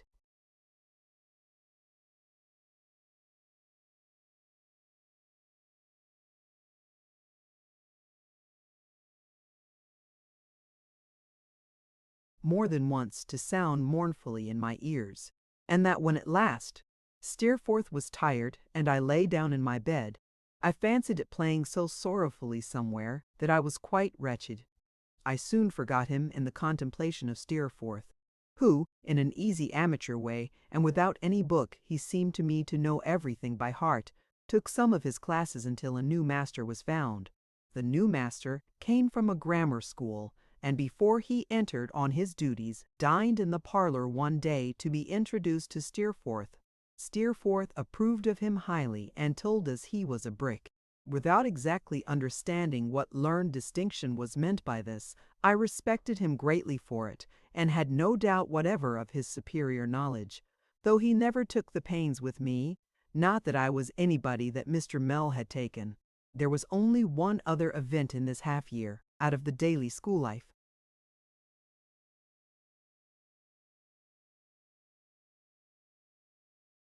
That made an impression upon me which still survives. It survives for many reasons. One afternoon, when we were all harassed into a state of dire confusion, and Mr. Creakle was laying about him dreadfully, Tungay came in and called out in his usual strong way, "Visitors for Copperfield." A few words were interchanged between him and Mr. Creakle as who the visitors were and what room they were to be shown into. And then I, who had, according to custom, stood up on the announcement being made, and felt quite faint with astonishment, was told to go by the back stairs and get a clean frill on before I repaired to the dining room. These orders I obeyed in such a flutter and hurry of my young spirits as I had never known before.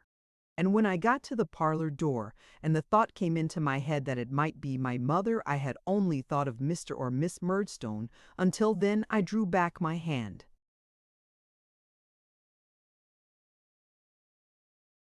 from the lock, and stopped to have a sob before I went in. At first I saw nobody, but feeling a pressure against the door, I looked round it, and there, to my amazement, were Mr. Peggotty and Ham, ducking at me with their hats, and squeezing one another against the wall. I could not help laughing, but it was much more in the pleasure of seeing them than at the appearance they made. We shook hands in a very cordial way, and I laughed and laughed until I pulled out my pocket handkerchief and wiped my eyes. Mr. Peggotty, who never shut his mouth once, I remember, during the visit, showed great concern when he saw me do this, and nudged Ham to say something. "Cheer up, Mas'r Davy Bor," said Ham in his simpering way. "Why, how you have growed!"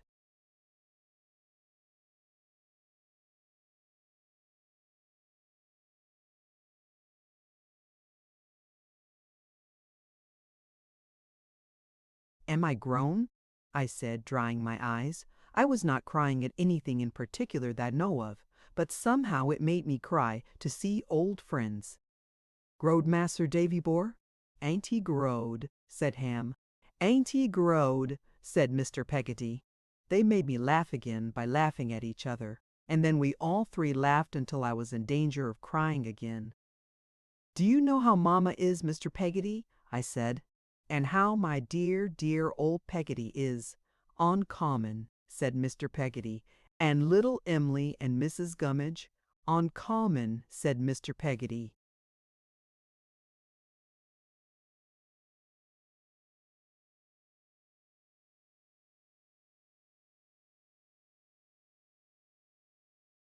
There was a silence. Mr. Peggotty, to relieve it, took 2 prodigious lobsters and an enormous crab and a large canvas bag of shrimps out of his pockets and piled them up in Ham's arms. "You see," said Mr. Peggotty, "knowing as you was partial to a little relish with your wittles when you was along with us, we took the liberty. The old mother biled 'em, she did." "Mrs. Gummidge biled 'em." "Yes," said Mr. Peggotty slowly, who I thought appeared to stick to the subject on account of having no other subject ready.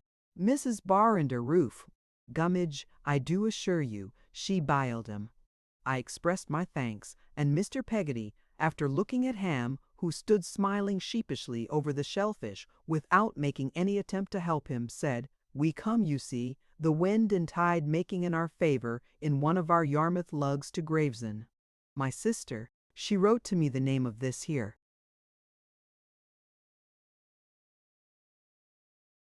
place. and wrote to me as if ever I chanced to come to Gravesend, I was to come over and inquire for Master Davy, and give her duty, humbly wishing him well, and reporting of the family, as they was on common tow, be sure. Little Em'ly, you see, she'll write to my sister when I go back, as I see you, and as you was simmerly on common, and so we make it quite a merry-go-rounder. I was obliged to consider a little before I understood what Mr. Peggotty meant by this figure, expressive of a complete circle of intelligence. I then thanked him heartily, and said, with a consciousness of reddening, that I suppose little Em'ly was altered too, since we used to pick up shells and pebbles on the beach. She's getting to be a woman, that's what she's getting to be, said Mr. Peggotty. Ask him. He meant Ham, who beamed with delight and assent over the bag of shrimps. Her pretty face, said Mr. Peggotty, with his own shining like a light.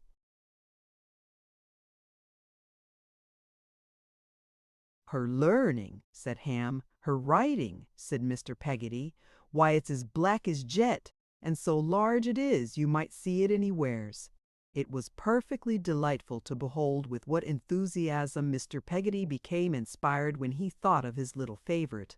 He stands before me again, his bluff hairy face irradiating with a joyful love and pride for which I can find no description. His honest eyes fire up and sparkle as if their depths were stirred by something bright. His broad chest heaves with pleasure. His strong, loose hands clench themselves in his earnestness, and he emphasizes what he says with a right arm that shows, in my pygmy view, like a sledge-hammer. Ham was quite as earnest as he. I dare say they would have said much more about her if they had not been abashed by the unexpected coming in of Steerforth, who, seeing me in a corner speaking with two strangers, stopped in a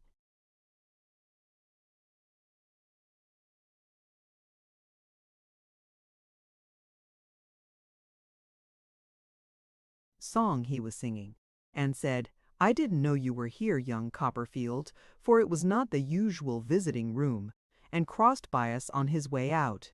I am not sure whether it was in the pride of having such a friend as Steerforth, or in the desire to explain to him how I came to have such a friend as Mr. Peggotty, that I called to him as he was going away.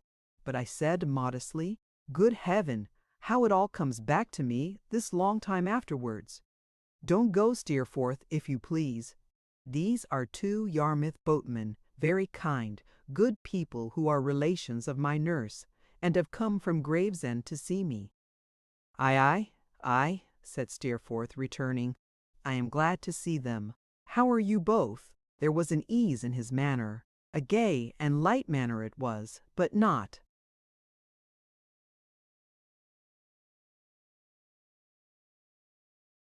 swaggering, which I still believe to have borne a kind of enchantment with it.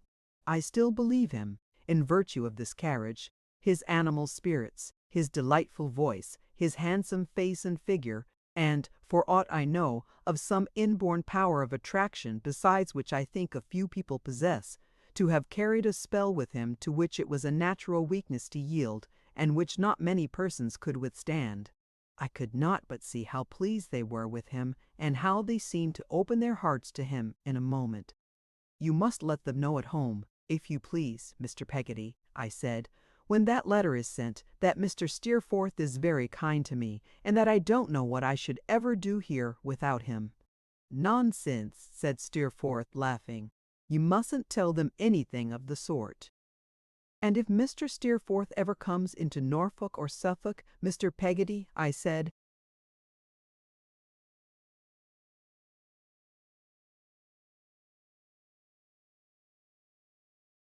"while I am there, you may depend upon it, I shall bring him to Yarmouth, if he will let me, to see your house. You never saw such a good house, Steerforth.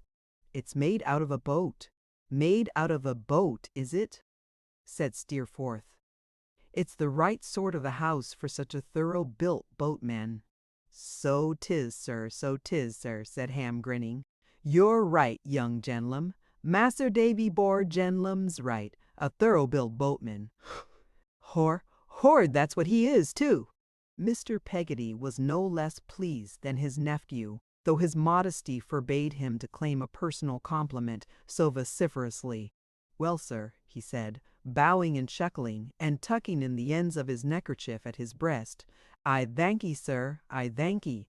I do my endeavors in my line."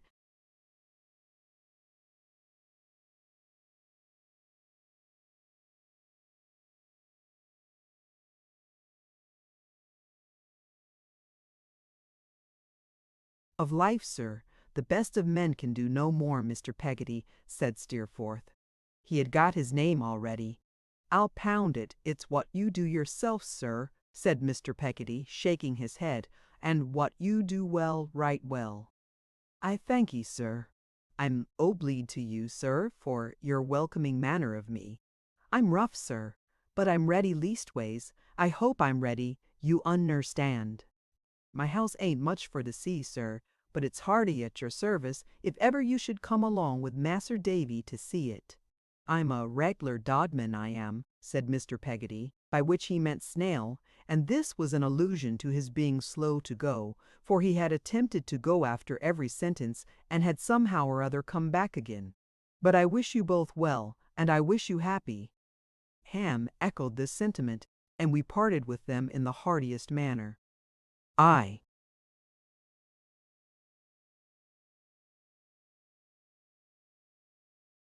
was almost tempted that evening to tell Steerforth about pretty little Em'ly, but I was too timid of mentioning her name, and too much afraid of his laughing at me. I remember that I thought a good deal, and in an uneasy sort of way, about Mr. Peggotty having said that she was getting on to be a woman, but I decided that was nonsense. We transported the shellfish, or the relish as Mr. Peggotty had modestly called it, up into our room unobserved, and made a great supper that evening. But Traddles couldn't get happily out of it. He was too unfortunate even to come through a supper like anybody else. He was taken ill in the night, quite prostrate. He was in consequence of crab, and after being drugged with black draps and blue pills to an extent which Demple, whose father was a doctor, said was enough to undermine a horse's constitution, received a caning and 6 chapters of Greek Testament for refusing to confess.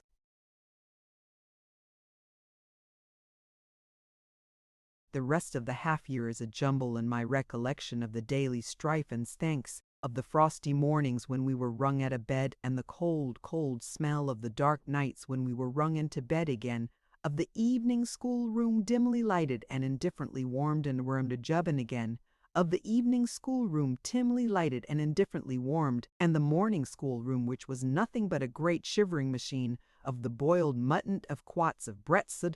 I well remember, though, how the distant idea of the holidays, after seeming for an immense time to be a stationary speck, began to come towards us, and to grow and grow, how from counting months we came to weeks and then to days, and how I then began to be afraid that I should not be sent for, and when I learnt.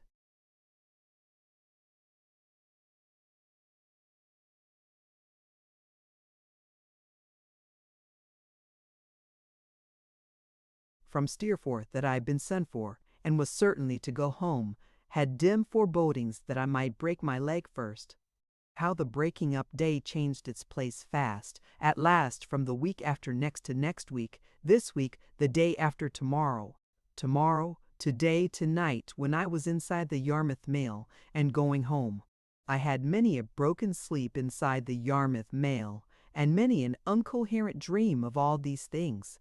But when I awoke at intervals, the ground outside the window was not the playground of Salem House, and the sound in my ears was not the sound of Mr. Creakle giving it to Traddles, but the sound of the coachman touching up the horses.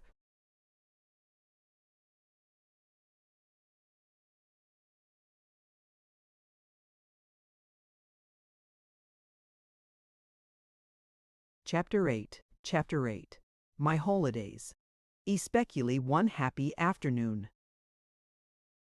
When we arrived before day at the inn where the mail stopped, which was not the inn where my friend the waiter lived, I was shown up to a nice little bedroom with dolphin painted on the door. Very cold I was, I know, notwithstanding the hot tea they had given me before a large fire downstairs, and very glad I was to turn into the dolphin's bed, pull the dolphin's blankets round my head, and go to sleep. Mr. Barkis, the carrier, was to call for me in the morning at 9 o'clock. I got up at 8, a little giddy from the shortness of my night's rest, and was ready for him before the appointed time. He received me exactly as if not 5 minutes had elapsed since we were last together, and I had only been into the hotel to get change for sixpence or something of that sort. As soon as I and my box were in the cart and the carrier seated, the lazy horse walked away with us all at his accustomed pace. "You look very well, Mr. Barkis," I said, thinking he would like to know it. Mr. Barkis rubbed his cheek with his cuff, and then looked at his cuff as if he expected to find some of the bloom upon it, but made no other acknowledgment of the compliment. "I gave your message, Mr. Barkis," I said. "I wrote to Peggotty." "Ah," said Mr. Barkis. Mr. Barkis seemed gruff, and answered dryly, "Wasn't it right, Mr. Barkis?" I asked after a little hesitation. "Why, no," said Mr. Barkis, "not the message." "The message was right enough, perhaps," said Mr. Barkis, "but it come to an end there." Not understanding what he meant, I repeated inquisitively, "Came to an end, Mr. Barkis?" "Nothing come of it," he explained, looking at me sideways. No answer. "There was an answer expected, was there, Mr. Barkis?" said I, opening my eyes, for this was a new light to me. "When a man says he's willin'," said Mr. Barkis, turning his glance slowly on me again, "it's as much as to say that man's a-waitin' for a answer. Well, Mr. Barkis?" "Well," said Mr. Barkis, carrying his eyes back to his horse's ears, "that man's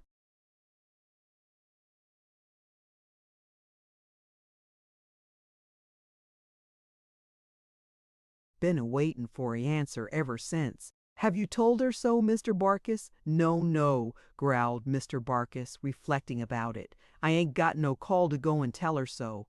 I never said 6 words to her myself. I ain't a-goin' to tell her so." "Would you like me to do it, Mr. Barkis?" said I doubtfully.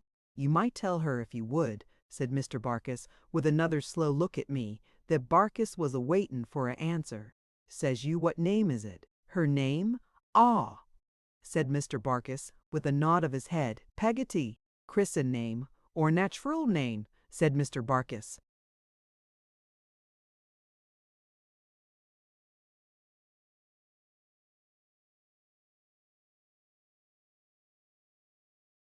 "Oh, it's not her Christian name. Her Christian name is Clara." "Is it, though?" said Mr. Barkis. He seemed to find an immense fund of reflection in this circumstance, and sat pondering and inwardly whistling for some time. "Well," he resumed at length, "says you, Peggotty, Barkis is waitin' for a answer. Says she, perhaps, answer to what? Says you, to what I told you. What is that? Says she.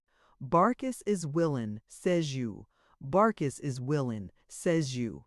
This extremely artful suggestion Mr. Barkis accompanied with a nudge of his elbow that gave me quite a stitch in my side. After that he slouched over his horse in his usual manner, and made no other reference to the subject except, half an hour afterwards, taking a piece of chalk from his pocket and writing up, inside the tilt of the cart, "Clara Peggotty, apparently, as a private memorandum."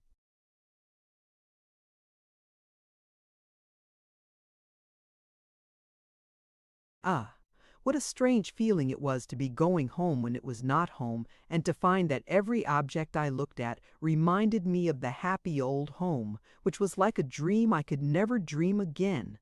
The days when my mother and I and Peggotty were all in all to one another, and there was no one to come between us, rose up before me so sorrowfully on the road, that I am not sure I was glad to be there. Not sure I was glad to be there, not sure but that I would rather have remained away and forgotten it in Steerforth's company. But there I was, and soon I was at our house, where the bare old elm trees wrung their many hands in the bleak wintry air, and shreds of the old rook's nest drifted away upon the wind. The carrier put my box down at the garden gate and left me. I walked along the path towards the house, glancing at the windows, and fearing at every step to see Mr. Murdstone or Miss Murdstone lowering out of one of them. No face appeared, however, and being come to the house, and knowing how to open the door, before dark, without knocking, I went in with a quiet, timid step.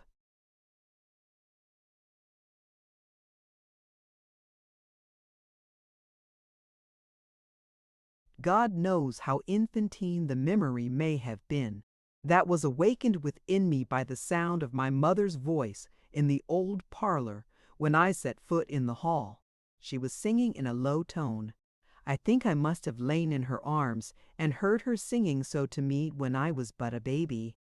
The strain was new to me, and yet it was so old that it filled my heart brim full, like a friend come back from a long absence.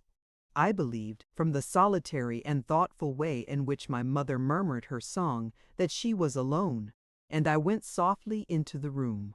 She was sitting by the fire, suckling an infant, whose tiny hand she held against her neck. Her eyes were looking down upon its face, and she sat singing to it. I was so far right that she had no other companion. I spoke to her, and she started and cried out. But seeing me, she called me her dear Davy, her own boy, and coming half across the room to meet me, kneeled.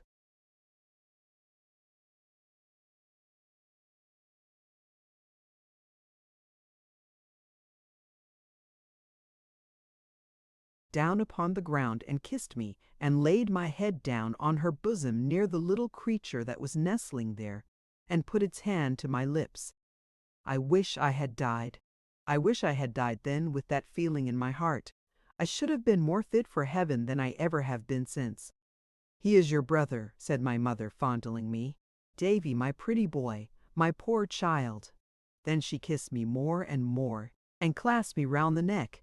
This she was doing when Peggotty came running in, and bounced down on the ground beside us, and went mad about us both for a quarter of an hour. It seemed that I had not been expected so soon, the carrier being much before his usual time. It seemed, too, that Mr. and Miss Murdstone had gone out upon a visit in the neighborhood, and would not return before night. I had never hoped for this. I had never thought it possible that we three could be together undisturbed once more, and I felt for the time as if the old days were come.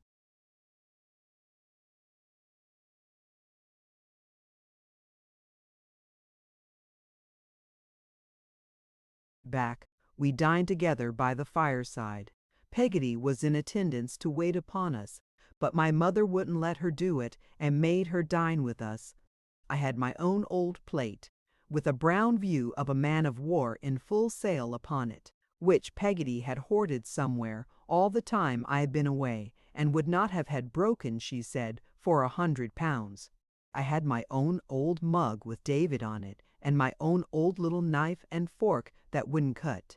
While we were at table, I thought it a favorable occasion to tell Peggotty about Mr. Barkis, who, before I had finished what I had to tell her, began to laugh and throw her apron over her face. Peggotty, said my mother, what's the matter? Peggotty only laughed the more, and held her apron tight over her face when my mother tried to pull it away, and sat as if her head were in a bag. What are you doing, you stupid creature? Said my mother, laughing. Oh, drat the man, cried Peggotty. He wants to marry me. It would be a very good match for you, wouldn't it? Said my mother. Oh, I don't know, said Peggotty. Don't ask me. I wouldn't have him if he was made of gold, nor I wouldn't have anybody. Then why don't you tell him so, you ridiculous thing? Said my mother. Tell him so, retorted Peggotty, looking out of her apron. He has never said a word to me about it. He knows better. If he was to make so bold as say a word to me, I should slap his face. Her own was as red as ever I saw it, or any other face, I think. But she only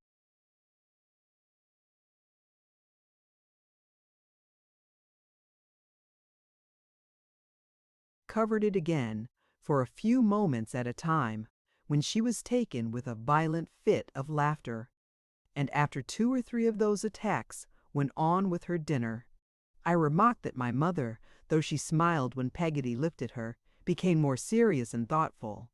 I'd seen at first that she was changed. Her face was very pretty still, but it looked careworn and too delicate, and her hand was so thin and white that it seemed to me to be almost transparent. But the change to which I now refer was superadded to this. It was in her manner, which became anxious and fluttered. At last she said, putting out her hand and laying it affectionately on the hand of her old servant, "Peggotty, dear, you are not going to be married?" "Me, ma'am?" returned Peggotty, staring. "Lord bless you, no." "Not just yet?" said my mother tenderly.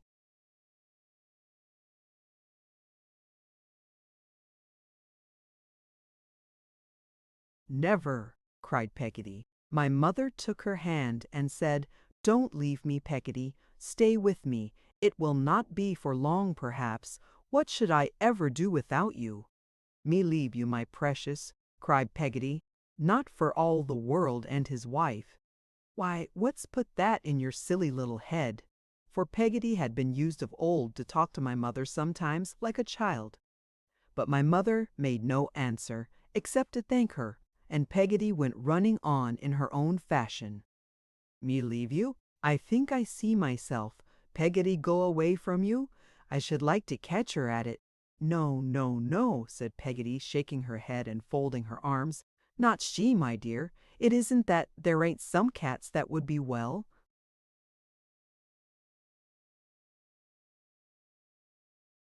"Enough pleased if she did, but they shan't be pleased. They shall be aggravated. I'll stay with you till I am a cross cranky old woman. And when I'm too deaf, and too lame, and too blind, and too mumbly for want of teeth, to be of any use at all, even to be found fault with, then I shall go to my Davy, and ask him to take me in. And Peggotty, says I shall be glad to see you, and I'll make you as welcome as a queen." "Bless your dear heart," cried Peggotty, "I know you will." And she kissed me beforehand in grateful acknowledgment of my hospitality. After that she covered her head up with her apron again and had another laugh about Mr. Barkis. After that she took the baby out of its little cradle and nursed it. After that she cleared the dinner table. After that came in with another cap on, and her work box, and the yard measure, and the bit of wax candle, all just the same.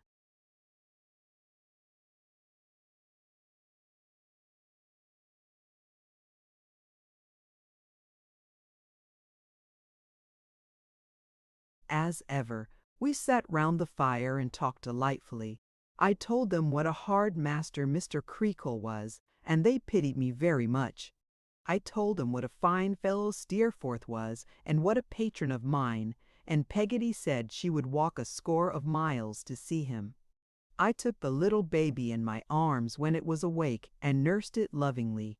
When it was asleep again, I crept close to my mother's side, according to my old custom, broken now a long time, and sat with my arms embracing her waist and my little red cheek on her shoulder, and once more felt her beautiful hair drooping over me like an angel's wing, as I used to think. I recollect, and was very happy indeed. While I sat thus, looking at the fire and seeing pictures in the red-hot coals, I almost believed that I had never been away, that Mr. and Miss Murdstone were such pictures and would vanish when the fire got low, and that there was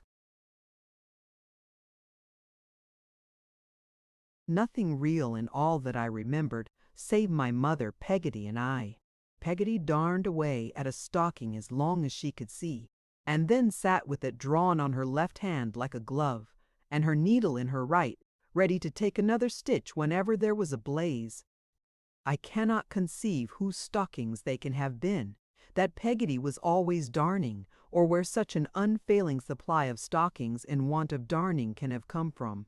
From my earliest infancy she seems to have been always employed in that class of needlework, and never by any chance in any other. "I wonder," said Peggotty, who was sometimes seized with a fit of wondering on some most unexpected topic, "what's become of Davy's great aunt?"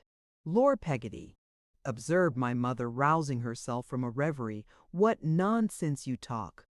"Well, but I really do wonder, ma'am," said Peggotty.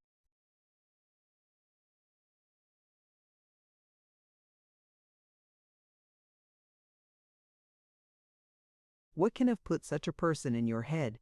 inquired my mother. "Is there nobody else in the world to come there?" "I don't know how it is," said Peggotty, "unless it's on account of being stupid, but my head never can pick and choose its people. They come and they go, and they don't come and they don't go, just as they like. I wonder what's become of her." "How absurd you are, Peggotty," returned my mother. "One would suppose you wanted a second visit from her." "Lord forbid!" cried Peggotty. "Well then, don't talk about such uncomfortable things, there's a good soul," said my mother. "Miss Betsy is shut up in her cottage by the sea, no doubt, and will remain there. At all events, she is not likely ever to trouble us again."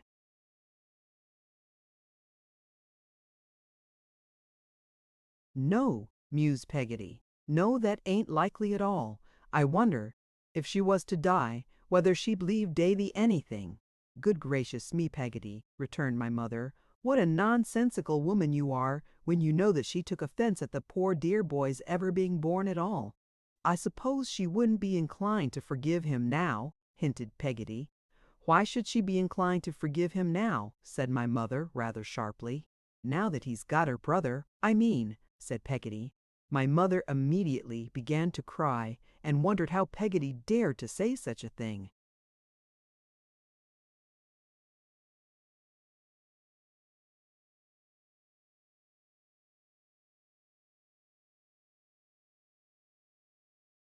"As if this poor little innocent in its cradle had ever done any harm to you or anybody else, you jealous thing," said she.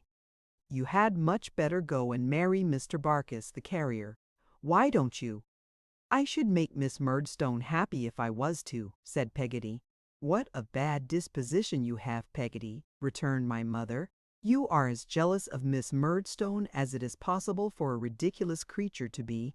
You want to keep the keys yourself, and give out all the things, I suppose. I shouldn't be surprised if you did.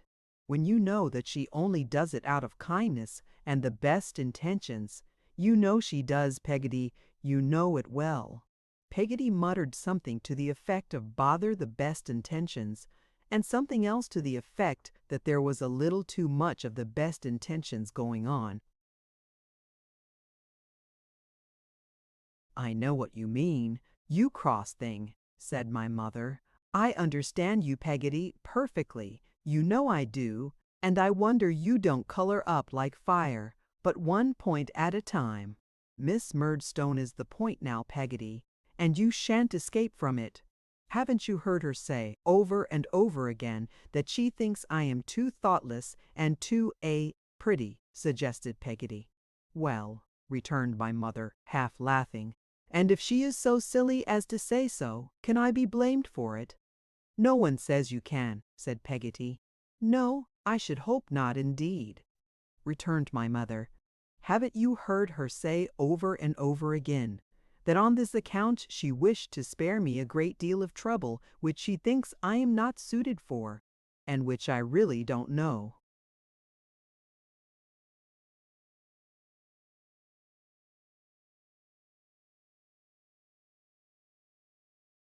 Myself that I am suited for. And isn't she up early and late, and going to and fro continually? And doesn't she do all sorts of things, and grope into all sorts of places, coal holes and pantries, and I don't know where? That can't be very agreeable. And do you mean to insinuate that there is not a sort of devotion in that?" "I don't insinuate at all," said Peggotty. "You do, Peggotty," returned my mother. "You never do anything else, except your work. You are always insinuating. You revel in it. And when you talk of Mr. Murdstone's good intentions—" "I never talked of 'em," said Peggotty. "No, Peggotty," returned my mother, "but you insinuated. That's what I told you just now. That's the worst of you. You will insinuate. I said at the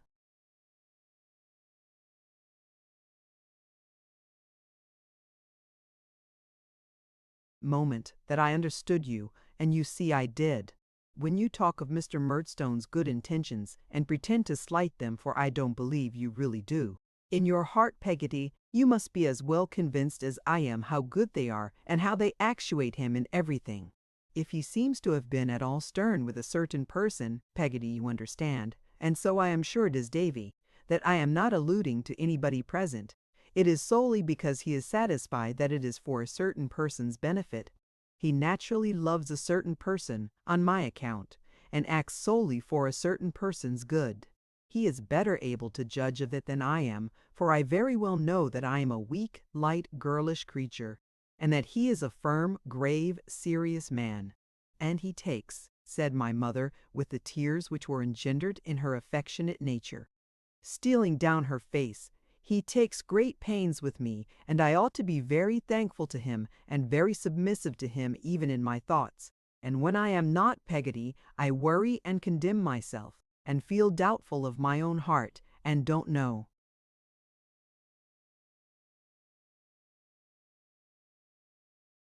what to do. Peggotty sat with her chin on the foot of the stocking, looking silently at the fire.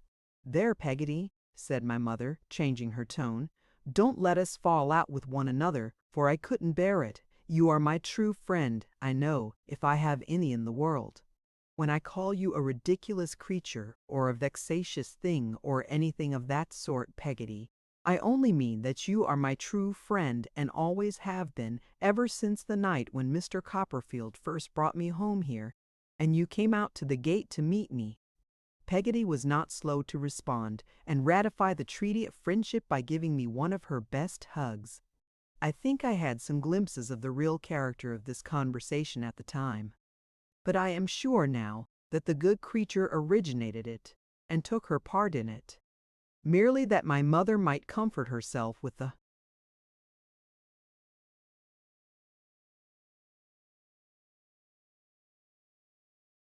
little contradictory summary in which she had indulged.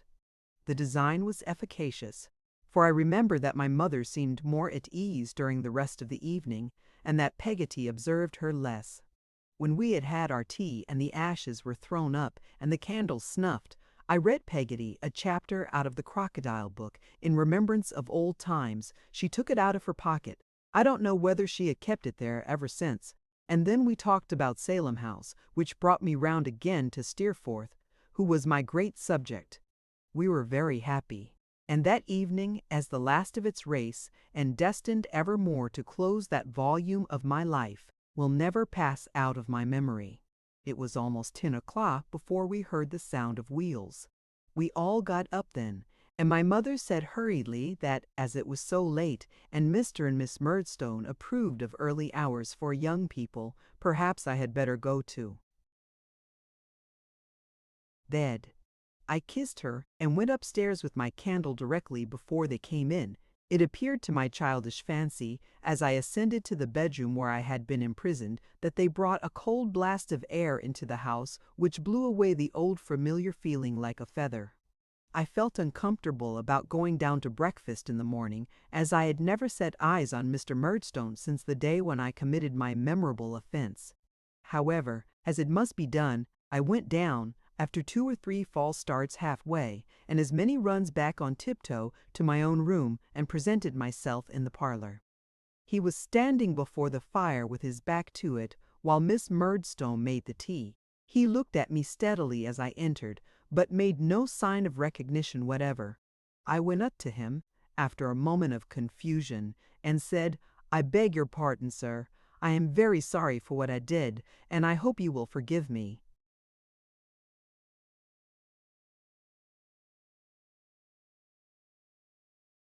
"I am glad to hear you are sorry, David," he replied. The hand he gave me was the hand I had bitten. I could not restrain my eye from resting for an instant on a red spot upon it, but it was not so red as I turned when I met that sinister expression in his face. "How do you do, ma'am?" I said to Miss Murdstone. "Ah, dear me," sighed Miss Murdstone, giving me the tea-caddy scoop instead of her fingers. "How long are the holidays?" "A month, ma'am." "Counting from when?" "From today, ma'am." "Oh," said Miss Murdstone, "then here's one day off."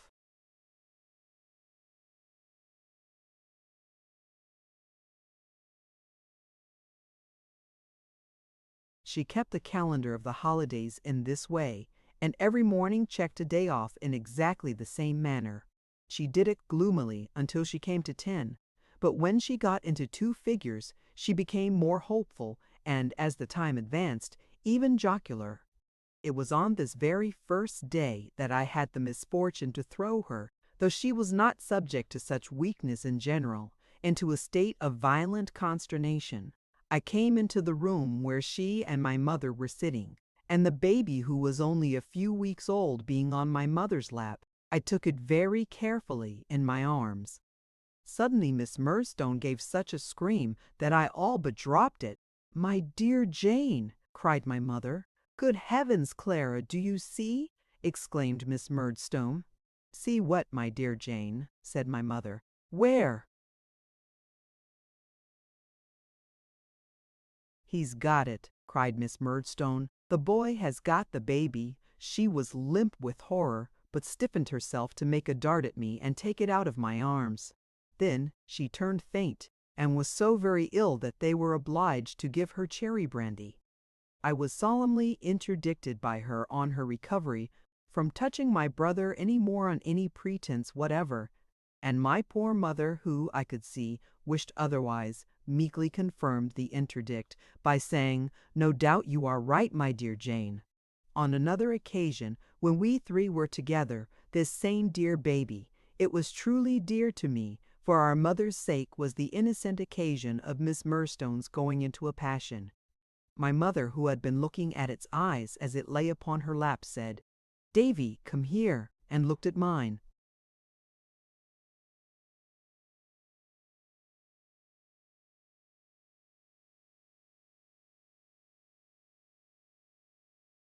I saw Miss Murdstone lay her beads down.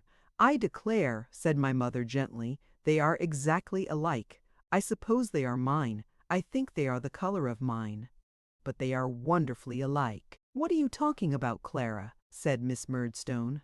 "My dear Jane," faltered my mother, a little abashed by the harsh tone of this inquiry, "I find that the baby's eyes and Davy's are exactly alike." "Clara," said Miss Murdstone, rising angrily, "you are a positive fool sometimes." "My dear Jane," remonstrated my mother. "A positive fool," said Miss Murdstone. "Who else could compare my brother's baby with your boy? They are not at all alike. They are exactly unlike. They are utterly dissimilar in all respects. I hope they will ever remain so. I will not sit."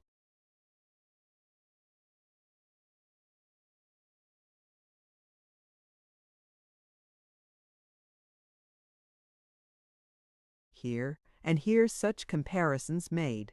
With that she stalked out, and made the door bang after her. In short, I was not a favorite with Miss Murdstone. In short, I was not a favorite there with anybody, not even with myself, for those who did like me could not show it, and those who did not showed it so plainly that I had a sensitive consciousness of always appearing constrained, boorish, and dull. I felt that I made them as uncomfortable as they made me. If I came into the room where they were, and they were talking together, and my mother seemed cheerful, an anxious cloud would steal over her face from the moment of my entrance. If Mr. Murdstone were in his best humor, I checked him. If Miss Murdstone were in her worst, I intensified it. I had perception enough to know that my mother was the victim always, that she was afraid to speak to me, or to be kind to me, lest she should give them some offense by her manner of doing so, and receive a lecture afterwards that she was not only ceaselessly afraid of her own offending, but of my offending, and uneasily watched their looks, if I only moved. Therefore I resolved to keep myself as much out of their way as I could, and many a wintry hour did I hear the church clock strike, when I was sitting in my cheerless bedroom, wrapped in my little greatcoat, poring over a book. In the evening, sometimes, I went and sat with Peggotty in the kitchen. There I was comfortable, and not afraid of being myself. But neither of these resources was approved of in the parlor. The tormenting humor which was dominant there stopped them both. I was still held to be necessary to my poor mother's training, and, as one of her trials, could not be suffered to absent myself. "David," said Mr. Murdstone, one day after dinner when I was going to leave the room as usual, "I am sorry to observe that you are of a sullen disposition." "As sulky as a bear," said Miss Murdstone.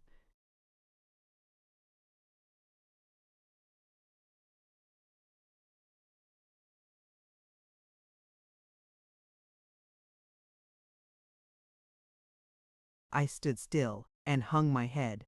"Now, David," said Mr. Murdstone, "a sullen, obdurate disposition is, of all tempers, the worst.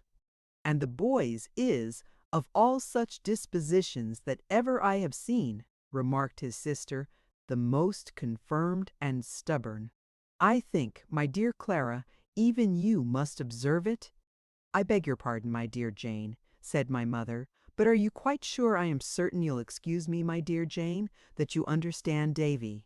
"I should be somewhat ashamed of myself, Clara," returned Miss Murdstone, "if I could not understand the boy, or any boy. I don't profess to be profound, but I do lay claim to common sense." "No doubt, my dear Jane," returned my mother, "your understanding is very."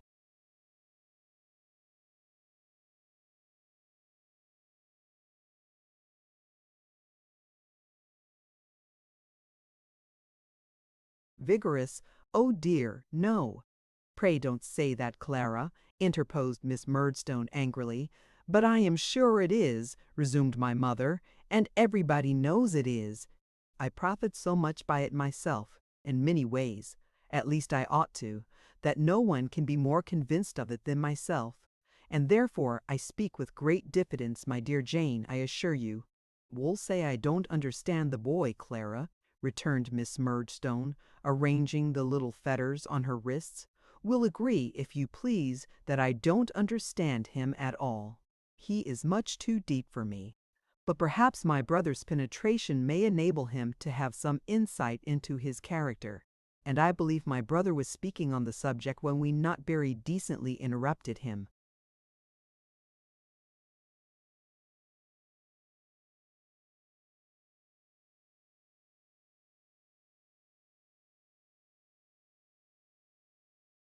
"I think, Clara," said Mr. Murdstone, in a low, grave voice, "that there may be better and more dispassionate judges of such a question than you." "Edward," replied my mother timidly, "you are a far better judge of all questions than I pretend to be. Both you and Jane are." "You only said something weak and inconsiderate," he replied. "Try not to do it again, my dear Clara, and keep a watch upon yourself." My mother's lips moved as if she answered, "Yes, my dear Edward," but she said nothing aloud. "I was sorry, David," I remarked, said Mr. Murdstone, turning his head and his eyes stiffly towards me, "to observe that you are of a sullen disposition. This is not a character that I can suffer to develop itself beneath my eyes without an effort at improvement. You must endeavor, sir, to change it. We must endeavor to change it for you." "I beg your pardon, sir," I faltered. "I have never meant to be sullen since I came back." "Don't take refuge in a lie, sir," he returned so fiercely that I saw my mother involuntarily put out her trembling hand as if to interpose between us. "You have withdrawn yourself in your sullenness to your own room. You have kept your own room when you ought to have been here. You know now, once for all, that I require you to be here and not there. Further, that I require you to bring obedience here. You know me, David. I will have it done." Miss Murdstone gave a hoarse chuckle. "I will have a respectful, prompt, and ready bearing towards myself," he continued, "and towards Jane Murdstone, and towards your mother. I will not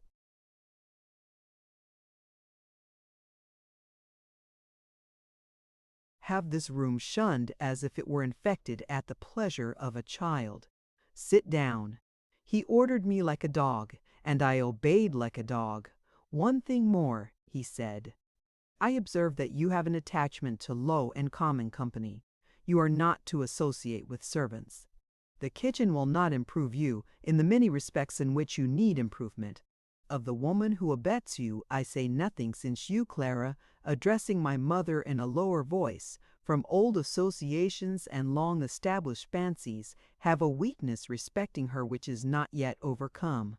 "A most unaccountable delusion it is," cried Miss Murdstone. "I only say," he resumed, addressing me, "that I disapprove of your preferring such company as Mistress Peggotty, and that it is to be abandoned. Now, David,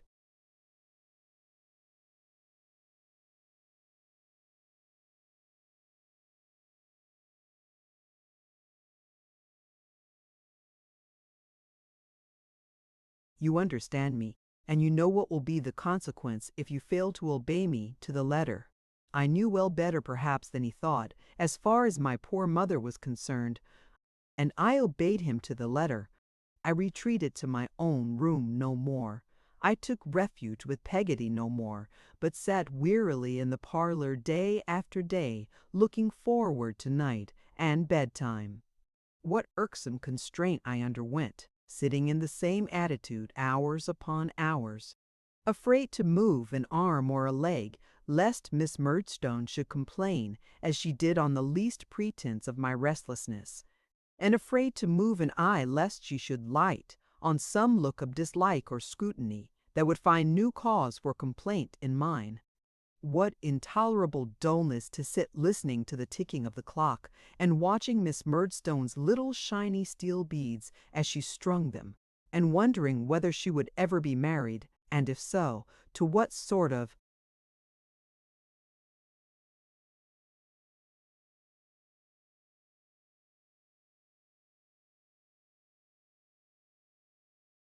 unhappy man, and counting the divisions in the moulding of the chimney-piece, and wandering away with my eyes to the ceiling among the curls and corkscrews in the paper on the wall. What walks I took alone, down muddy lanes in the bad winter weather, carrying that parlor and Mr. and Miss Murdstone in it, everywhere. A monstrous load that I was obliged to bear, a daymare that there was no possibility of breaking in, a weight that brooded on my wits and blunted them. What meals I had in silence and embarrassment, always feeling that there were a knife and fork too many, and that mine, an appetite too many, and that mine, a plate and chair too many, and those mine, a somebody too many, and that I. What evenings, when the candles came, and I was expected to employ myself, but, not daring to read an entertaining book, pored over some hard-headed, harder-hearted treatise on arithmetic, when the tables of weights and measures set themselves to tunes as Rule Britannia or Away with Melancholy, when they wouldn't stand still to be learnt, but would go threading my grandmother's needle through my unfortunate head, in at one ear and out at the other. What yawns and dozes I lapsed into, in spite of all my care. What starts I came out of concealed sleeps with. What answers I never got, to little observations that I rarely made. What a blank space I seemed, which everybody overlooked, and yet was in everybody's way.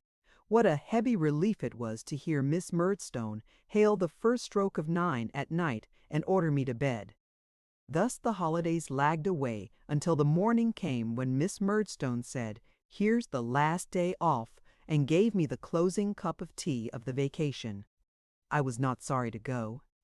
I had lapsed into a stupid state, but I was recovering a little and looking forward to Steerforth, albeit Mr. Creakle loomed behind him.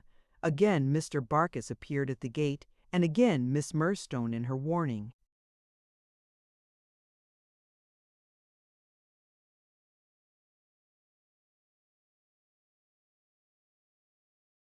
voice said "Clara" when my mother bent over me to bid me farewell. I kissed her and my baby brother, and was very sorry then, but not sorry to go away, for the gulf between us was there, and the parting was there, every day, and it is not so much the embrace she gave me that lives in my mind, though it was as fervent as could be, as what followed the embrace. I was in the carrier's cart when I heard her calling to me. I looked out, and she stood at the garden gate alone, holding her baby up in her arms for me to see. It was cold still weather, and not a hair of her head nor a fold of her dress was stirred, as she looked intently at me, holding up her child, so I lost her. So I saw her afterwards, in my sleep at school, a silent presence, near my bed looking at me, with the same intent face holding up her baby in her arms.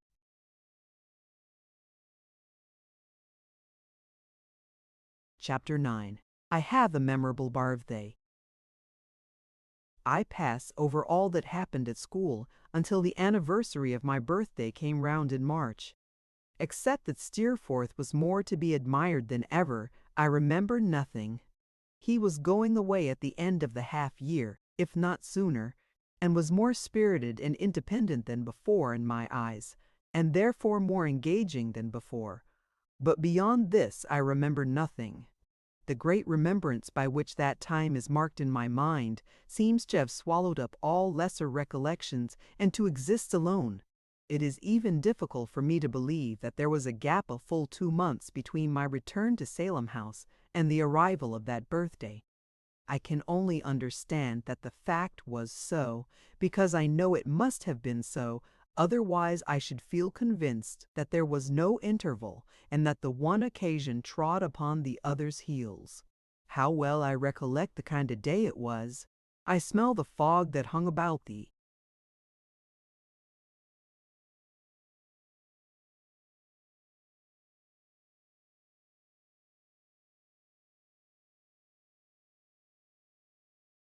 Place. I see the hoarfrost, ghostly through it. I feel my rimy hair fall clammy on my cheek. I look along the dim perspective of the schoolroom, with a sputtering candle here and there to light up the foggy morning, and the breath of the boys wreathing and smoking in the raw cold as they blow upon their fingers and tap their feet upon the floor. It was after breakfast, and we had been summoned in from the playground when Mr. Sharp entered and said, "David Copperfield is to go into the parlor." I expected a hamper from Peggotty and brightened at the order. Some of the boys about me put in their claim not to be forgotten in the distribution of the good things, as I got out of my seat with great alacrity. "Don't hurry, David," said Mr. Sharp. "There's time enough, my boy, don't hurry."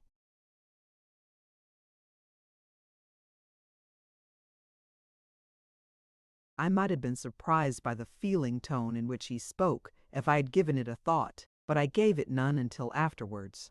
I hurried away to the parlor, and there I found Mr. Creakle sitting at his breakfast with the cane and a newspaper before him, and Mrs. Creakle with an open letter in her hand. But no hamper. "David Copperfield," said Mrs. Creakle, leading me to a sofa and sitting down beside me, "I want to speak to you very particularly. I have something to tell you, my child." Mr. Creakle, at whom of course I looked, shook his head without looking at me, and stopped up a sigh with a very large piece of buttered toast. "You are too young to know how the world changes every day," said Mrs. Creakle, "and how the people in it pass away. But we all have to learn it, David.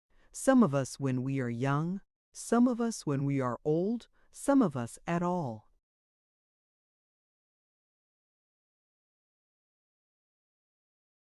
Times of our lives.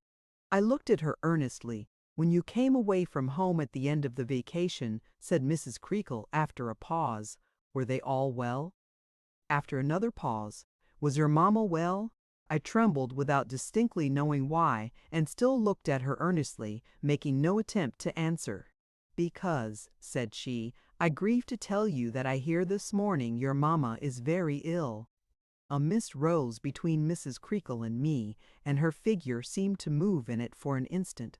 Then I felt the burning tears run down my face, and it was steady again.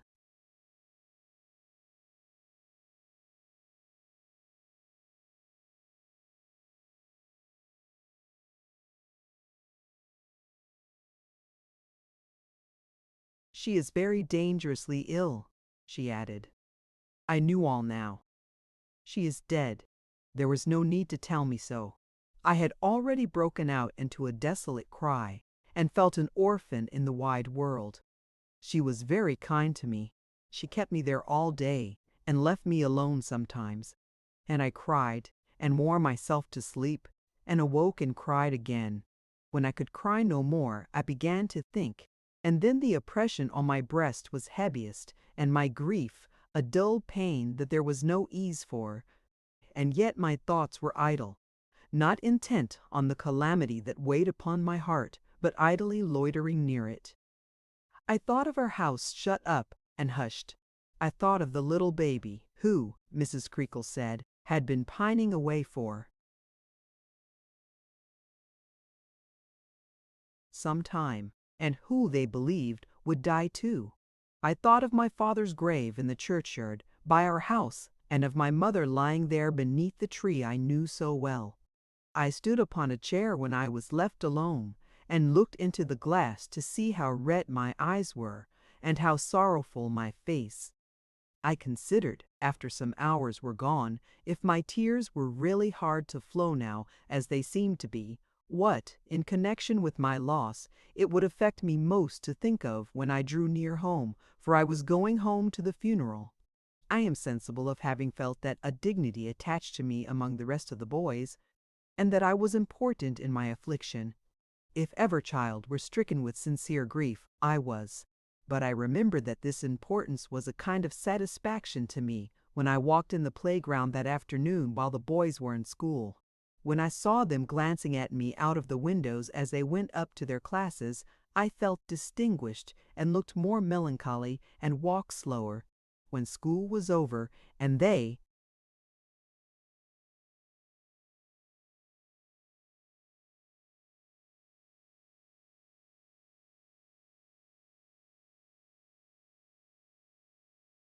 came out and spoke to me, I felt it rather good in myself not to be proud to any of them, and to take exactly the same notice of them all as before. I was to go home next night, not by the mail, but by the heavy night coach, which was called the farmer, and was principally used by country people traveling short intermediate distances upon the road. We had no story-telling that evening, and Traddles insisted on lending me his pillow. I don't know what good he thought it would do me, for I had one of my own, but it was all he had to lend, poor fellow, except a sheet of letter paper full of skeletons, and that he gave me at parting, as a soother of my sorrows, and a contribution to my peace of mind. I left Salem House upon the morrow afternoon. I little thought then that I left it, never to return. We traveled very slowly all night, and did not get into Yarmouth before 9 or 10 o'clock in the morning. I looked out for Mr. Barkis, but he was not there, and instead of him a fat, short-winded, merry-looking, little old man in black, with rusty little bunches of ribbons at the knees of his breeches, black stockings, and a broad-brimmed hat, came puffing up to the coach window and said, "Master Copperfield." "Yes, sir." "Will you come with me, young sir, if you please," he said, opening the door, "and I shall have the pleasure of taking you home." I put my hand in his, wondering who he was, and we walked away to a shop in a narrow street, on which was written, "Omi Yar, Draper, Tailor, Harbour Desire Funray for Senisher, N.C." It was a close and stifling little shop, full of all sorts of clothing made and unmade, including one window,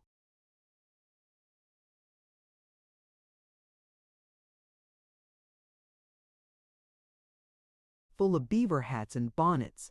We went into a little back parlor behind the shop, where we found 3 young women at work on a quantity of black materials, which were heaped upon the table, and little bits and cuttings of which were littered all over the floor. There was a good fire in the room, and a breathless smell of warm black crepe. I did not know what the smell was then, but I know now. The 3 young women, who appeared to be very industrious and comfortable, raised their heads to look at me, and then went on with their work, stitch, stitch, stitch. At the same time there came from a workshop across a little yard outside the window a regular sound of hammering that kept a kind of tune, rat-tat-tat-tat, rat-tat-tat-tat, rat-tat-tat, without any variation. "Well," said my conductor to one of the 3 young women, "how do you get on, Minnie?"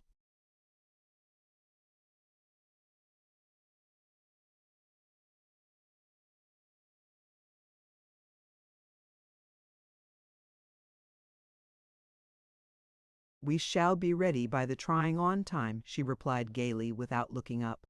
"Don't you be afraid, father." Mr. Omer took off his broad-brimmed hat and sat down and panted. He was so fat that he was obliged to pant some time before he could say, "That's right." "Father," said Minnie playfully, "what a porpoise you do grow."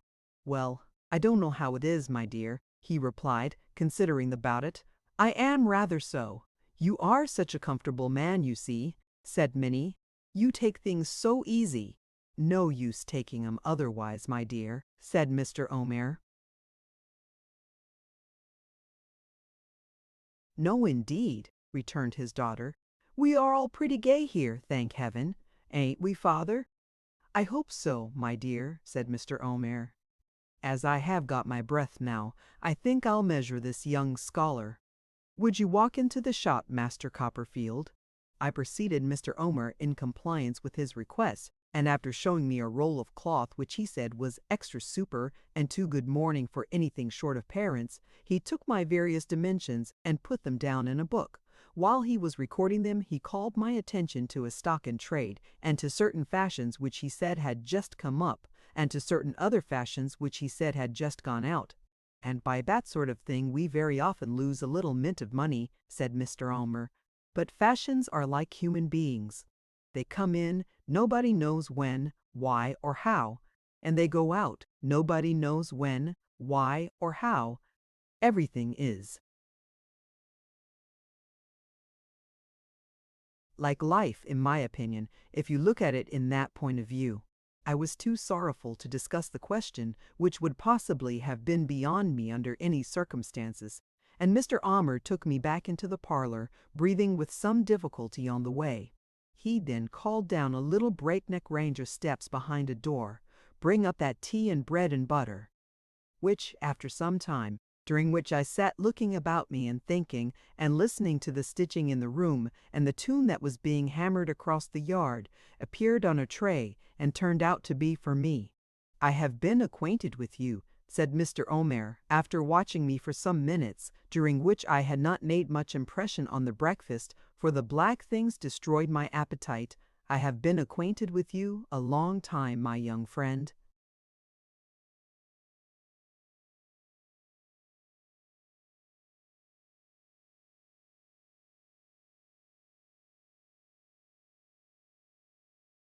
"Have you, sir?" "All your life," said Mr. Omer.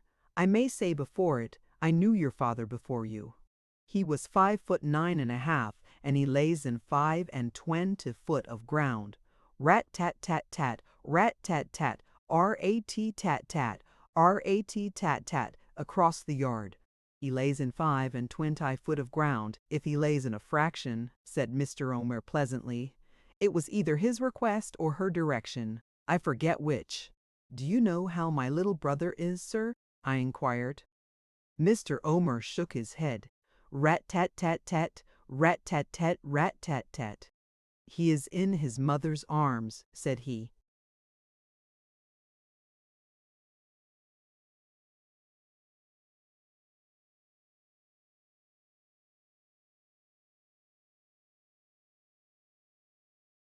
"Oh, poor little fellow. Is he dead?" "Don't mind it more than you can help," said Mr. Omer. "Yes, the baby's dead." My wounds broke out afresh at this intelligence. I left the scarcely tasted breakfast, and went and rested my head on another table, in a corner of the little room, which Minnie hastily cleared, lest I should spot the mourning that was lying there with my tears. She was a pretty, good-natured girl, and put my hair away from my eyes with a soft, kind touch. But she was very cheerful at having nearly finished her work and being in good time, and was so different from me. Presently the tune left off, and a good-looking young fellow came across the yard into the room. He had a hammer in his hand, and his mouth was full of little nails, which he was obliged to take out before he could speak. "Well, Joram," said Mr. Omer, "how do you get on?"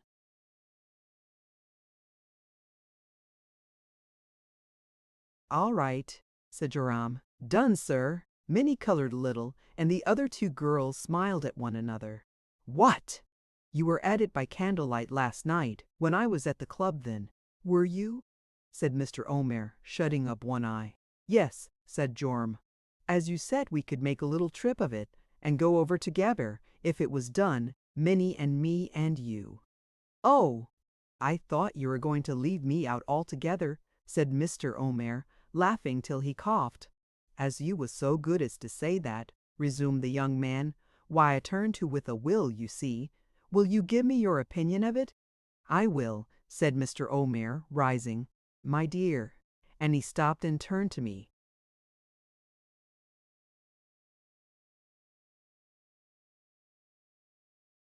"Would you like to see your—" "No, father," Minnie interposed.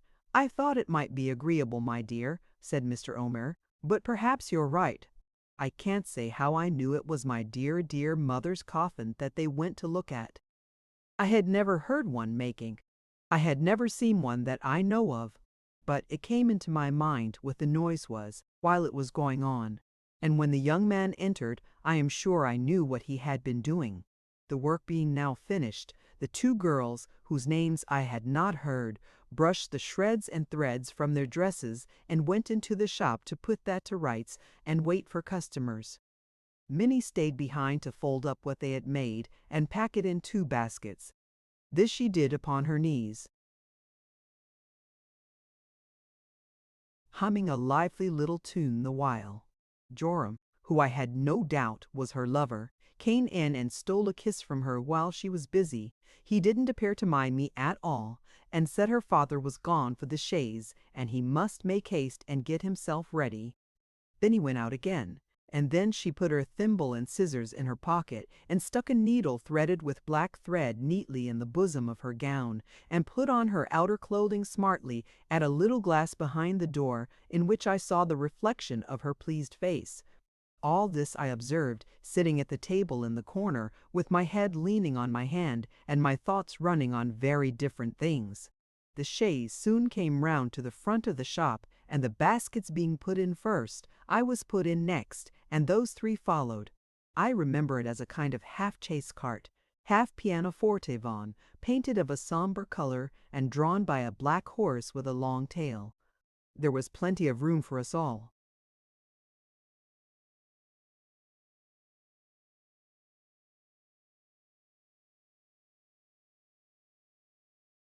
I do not think I have ever experienced so strange a feeling in my life. I am wiser now, perhaps as that of being with them, remembering how they had been employed, and seeing them enjoy the ride. I was not angry with them. I was more afraid of them, as if I were cast away among creatures with whom I had no community of nature. They were very cheerful. The old man sat in front to drive, and the 2 young people sat behind him, and whenever he spoke to them leaned forward, the one on one side of his chubby face, and the other on the other, and made a great deal of him. They would have talked to me too, but I held back and moped in my corner, scared by their love-making and hilarity, though it was far from boisterous, and almost wondering that no judgment came upon them for their hardness of heart. So when they stopped to bait the horse, and ate and drank, and enjoyed themselves, I could touch nothing that they touched, but kept my fast unbroken. So when we reached home, I dropped out of the chaise behind, as quickly as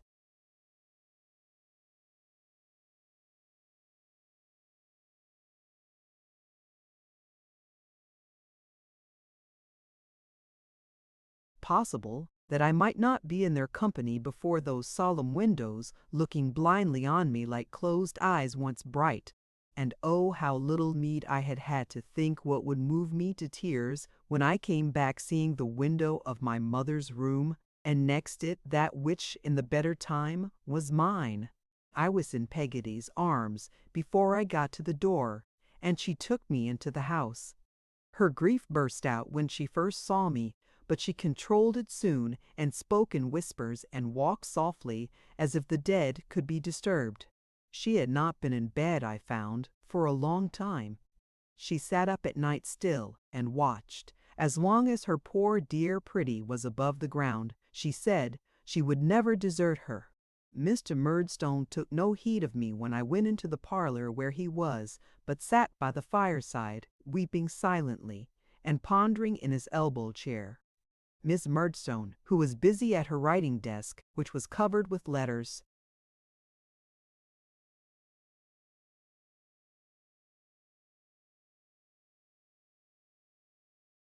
and papers, gave me her cold fingernails and asked me, in an iron whisper, if I had been measured for my mourning. I said, "Yes." "And your shirts," said Miss Murdstone. "Have you brought 'em home?" "Yes, ma'am.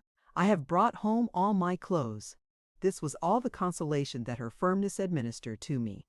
I do not doubt that she had a choice pleasure in exhibiting what she called her self-command, and her firmness, and her strength of mind, and her common sense, and the whole diabolical catalogue of her unamiable qualities on such an occasion. She was particularly proud of her turn for business, and she showed it now in reducing everything to pen and ink, and being moved by nothing. All the rest of that day, and from morning to night afterwards, she sat at that desk, scratching composedly with a hard pen, speaking in the same imperturbable whisper to everybody, never relaxing a muscle of her face, or softening a tone of her voice, or appearing with an atom of her dress astray. Her brother took a book sometimes, but never read it that I saw. He would open it and look at it as if he were reading, but would remain for a whole hour without turning the leaf, and then put it down and walk to and fro in the room. I used to sit with folded hands watching him and counting his footsteps, hour after hour. He very seldom spoke to her, and never to me. He seemed to be the only restless thing, except the clocks, in the whole motionless house.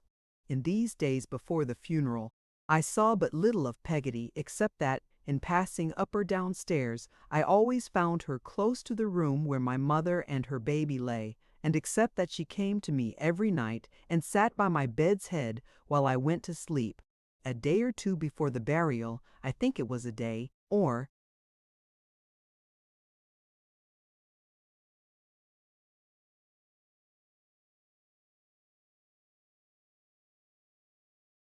two before, but I am conscious of confusion in my mind about that heavy time. With nothing to mark its progress, she took me into the room. I only recollect that underneath some white covering on the bed, with a beautiful cleanliness and freshness all around it, there seemed to me to lie embodied the solemn stillness that was in the house, and that when she would have turned the cover gently back, I cried, "Oh no! Oh no!" and held her hand. If the funeral had been yesterday, I could not recollect it better. The very air of the best parlor, when I went in at the door, the bright condition of the fire, the shining of the wine in the decanters, the patterns of the glasses and plates, the faint sweet smell of cake, the odor of Miss Murdstone's dress, and our black clothes. Mr. Chillip is in the room, and comes to speak to me. "And how is Master David?" he says kindly. I cannot tell him very well. I give him my hand, which he holds in his.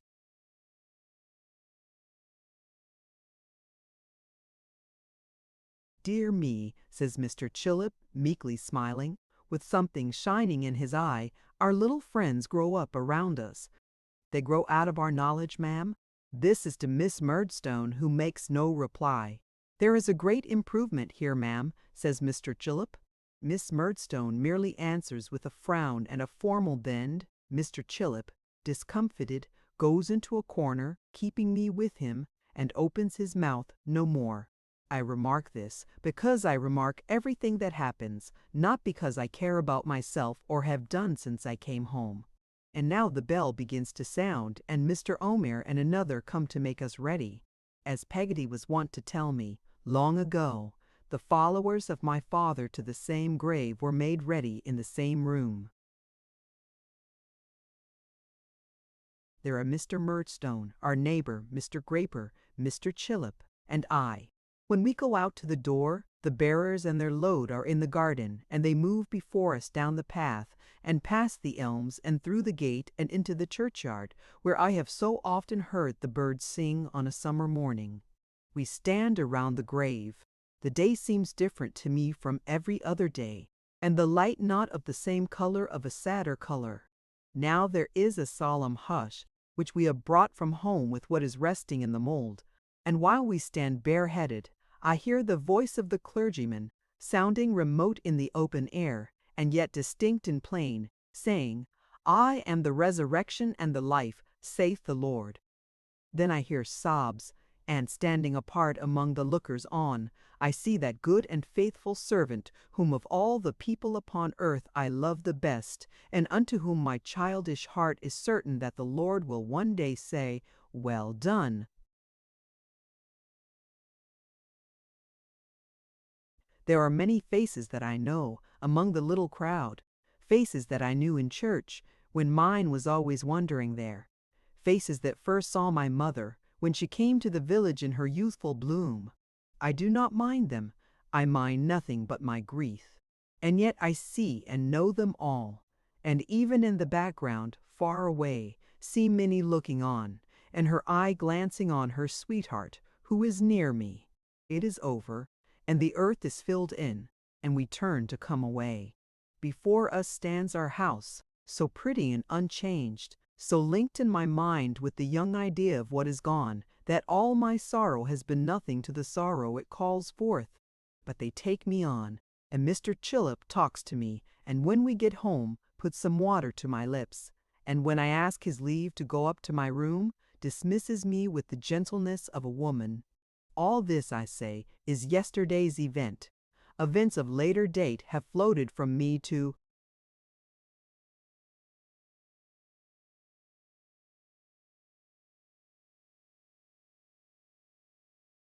the shore where all forgotten things will reappear. But this stands like a high rock in the ocean. I knew that Peggotty would come to me in my room. The Sabbath stillness of the time, the day was so like Sunday. I have forgotten that was suited to us both. She sat down by my side upon my little bed, and holding my hand, and sometimes putting it to her lips, and sometimes smoothing it with hers, as she might have comforted my little brother, told me in her way all that she had to tell concerning what had happened. She was never well, said Peggotty, for a long time. She was uncertain in her mind, and not happy. When her baby was born, I thought at first she would get better, but she was more delicate, and sunk a little every day. She used to like to sit alone before her baby came, and then she cried. But afterwards she used to sing to it so soft that I once thought, when I heard her, it was like a voice up in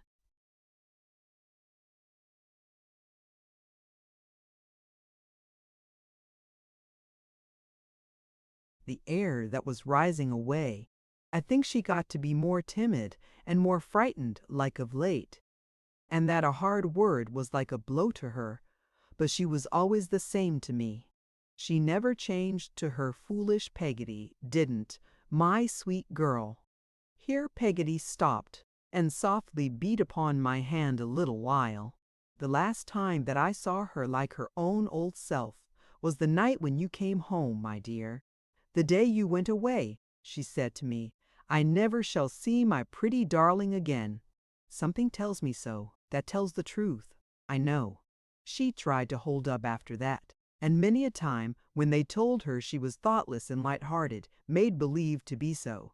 But it was all a bygone then. She never told her husband what she had told me. She was afraid of saying it to anybody else till one night, a little more than a week before it happened, when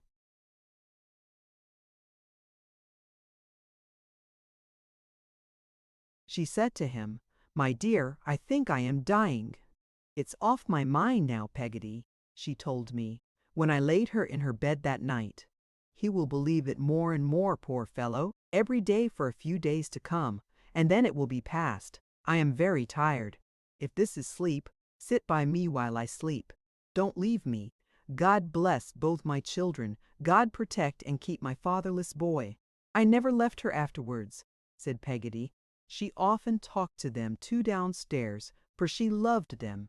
She couldn't bear not to love anyone who was about her.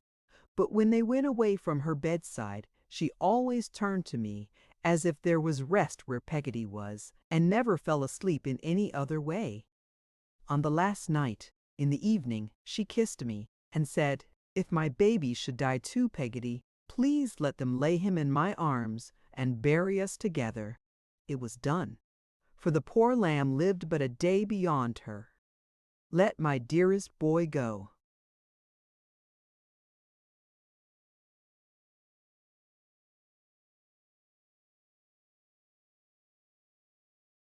With us to our resting place, she said, and tell him that his mother, when she lay here, blessed him not once but 1,000 times. Another silence followed this, and another gentle beating on my hand. It was pretty far in the night, said Peggotty, when she asked me for some drink, and when she had taken it, gave me such a patient smile, the dear, so beautiful. Daybreak had come, and the sun was rising when she said to me how kind and considerate Mr. Copperfield had always been to her, and how he had borne with her, and told her when she doubted herself that a loving heart was better and stronger than wisdom, and that he was a happy man in hers. "Peggotty, my dear," she said then, "put me nearer to you," for she was very weak.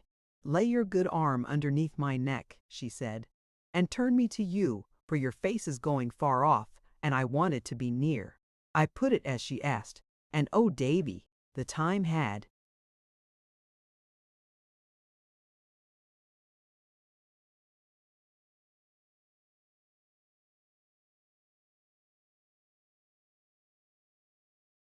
come when my first parting words to you were true, when she was glad to lay her poor head on her stupid cross, old Peggotty's arm, and she died like a child that had gone to sleep. Thus ended Peggotty's narration. From the moment of my knowing of the death of my mother, the idea of her as she had been of late had vanished from me. I remembered her, from that instant, only as the young mother of my earliest impressions, who had been used to wind her bright curls round and round her finger, and to dance with me at twilight in the parlor.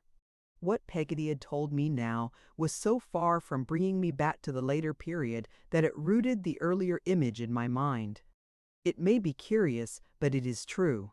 In her death she winged her way back to her calm, untroubled youth, and cancelled all the rest. The mother who lay in the grave was the mother of my infancy. The little creature in her arms was myself, as I had once been, hushed forever on her.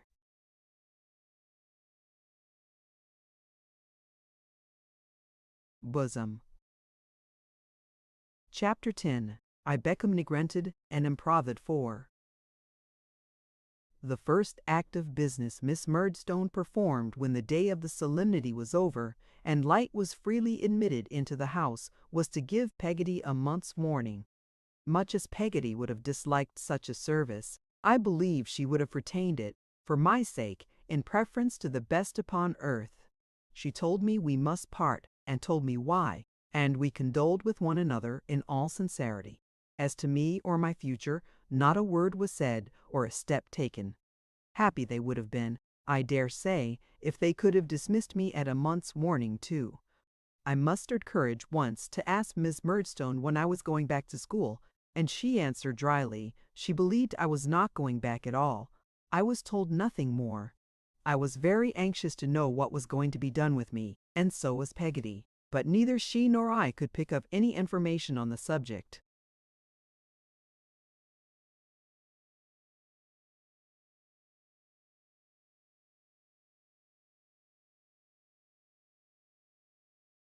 There was one change in my condition which, while it relieved me of a great deal of present uneasiness, might have made me, if I had been capable of considering it closely, yet more uncomfortable about the future. It was this: the constraint that had been put upon me was quite abandoned. I was so far from being required to keep my dull post in the parlor that on several occasions, when I took my seat there, Miss Murdstone frowned to me to go away.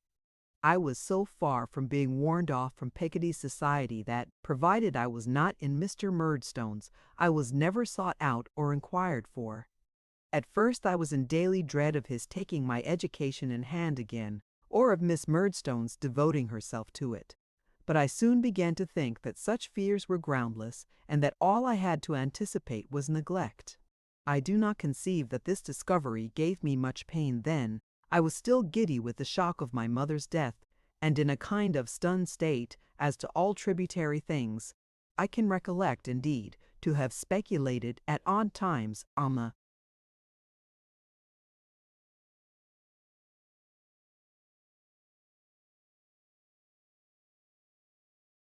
possibility of my not being taught any more or cared for any more, and growing up to be a shabby, moody man lounging an idle life away about the village, as well as on the feasibility of my getting rid of this picture by going away somewhere, like the hero in a story, to seek my fortune. But these were transient visions, daydreams I sat looking at sometimes, as if they were faintly painted or written on the wall of my room, and which, as they melted away, left the wall blank again. Peggotty, I said in a thoughtful whisper one evening when I was warming my hands at the kitchen fire, Mr. Murdstone likes me less than he used to. He never liked me much, Peggotty, but he would rather not even see me now, if he can help it. Perhaps it's his sorrow, said Peggotty, stroking my hair. I am sure, Peggotty, I am sorry too. If I believed it was his sorrow, I should not.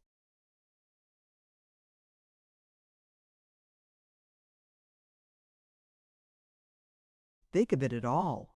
But it's not that. Oh no, it's not that. How do you know it's not that? Said Peggotty after a silence. Oh, his sorrow is another and quite a different thing.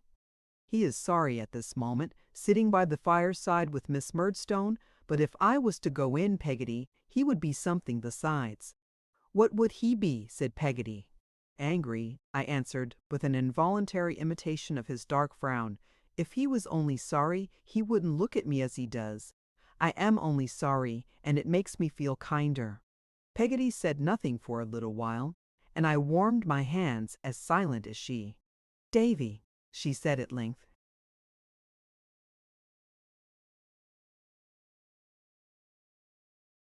Yes, Peggotty?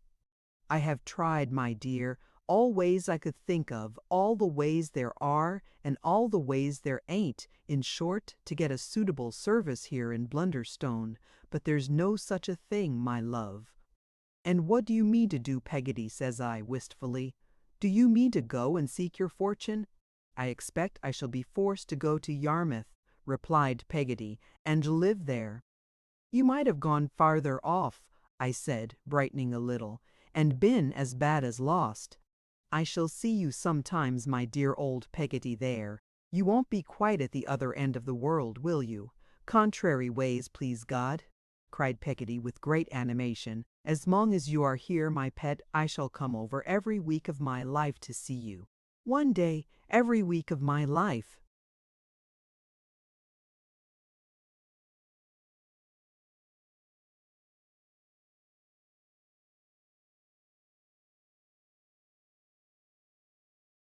I felt a great weight taken off my mind by this promise, but even this was not all, for Peggotty went on to say, I'm a-going, Davy, you see, to my brother's, first for another fortnight's visit, just till I have had time to look about me and get to be something like myself again. Now I have been thinking that perhaps, as they don't want you here at present, you might be let to go along with me. If anything, short of being in a different relation to everyone about me, Peggotty excepted, could have given me a sense of pleasure at that time, it would have been this project of all others. The idea of being again surrounded by those honest spaces, shining welcome on me, of renewing the peacefulness of the sweet Sunday morning when the bells were ringing, the stones dropping in the water, and the shadowy ships breaking through the mist, of roaming up and down with little Emily, telling her my troubles, and finding charms against them in the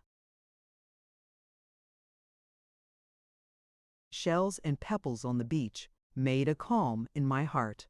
It was ruffled next moment, to be sure, by a doubt of Miss Murdstone's giving her consent.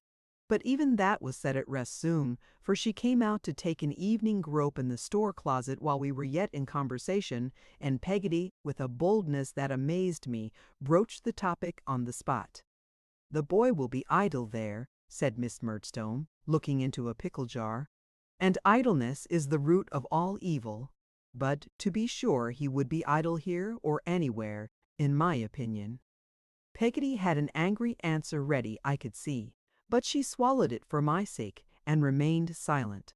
Humph, said Miss Murdstone, still keeping her eye on the pickles. It is of more importance than anything else. It is of paramount importance that my brother should not be disturbed or made uncomfortable. I suppose I had better.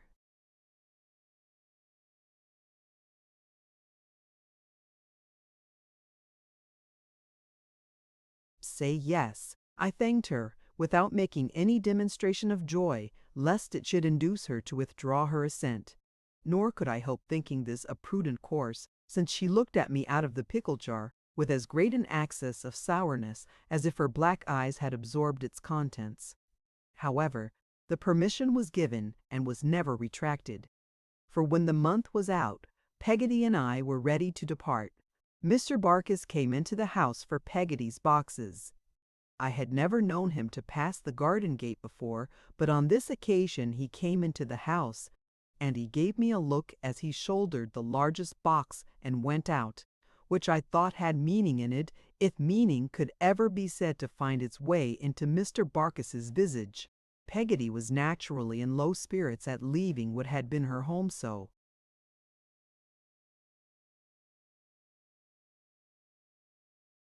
many years, and where the two strong attachments of her life for my mother and myself had been formed. She had been walking in the churchyard too, very early, and she got into the cart and sat in it with her handkerchief at her eyes. So long as she remained in this condition, Mr. Barkis gave no sign of life whatever. He sat in his usual place and attitude like a great stuffed figure, but when she began to look about her and to speak to me, he nodded his head and grinned several times. I have not the least notion at whom, or what he meant by it. "It's a beautiful day, Mr. Barkis," I said, as an act of politeness. "It ain't bad," said Mr. Barkis, who generally qualified his speech and rarely committed himself. "Peggotty is quite comfortable now, Mr. Barkis," I remarked for his satisfaction. "Is she, though?" said Mr. Barkis. After reflecting about it with a sagacious air, Mr. Barkis eyed her and said, "Are you pretty comfortable?" Peggotty laughed and answered in the affirmative. "But really and truly, you know—" "Are you?" growled Mr. Barkis, sliding nearer to her on the seat and nudging her with his elbow. "Are you really and truly pretty comfortable? Are you, eh?" At each of these inquiries, Mr. Barkis shuffled nearer to her and gave her another nudge, so that at last we were all crowded together in the left-hand corner of the cart, and I was so squeezed that I could hardly bear it. Peggotty calling his attention to my sufferings, Mr. Barkis gave me a little more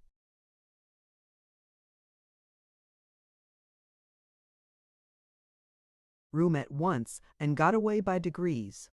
But I could not help observing that he seemed to think he had hit upon a wonderful expedient for expressing himself in a neat, agreeable, and pointed manner, without the inconvenience of inventing conversation. He manifestly chuckled over it for some time. By and by he turned to Peggotty again, and repeating, "Are you pretty comfortable, though?" bore down upon us as before, until the breath was nearly edged out of my body. By and by he made another descent upon us with the same inquiry and the same result. At length I got up whenever I saw him coming, and standing on the footboard, pretended to look at the prospect, after which I did very well. He was so polite as to stop at a public-house expressly on our account, and entertain us with broiled mutton and beer. Even when Peggotty was in the act of drinking, he was seized with one of those approaches, and almost choked her. But as we drew nearer to the end of our journey, he had more to do and less time for gallantry, and when we got on Yarmouth pavement, we were all too much shaken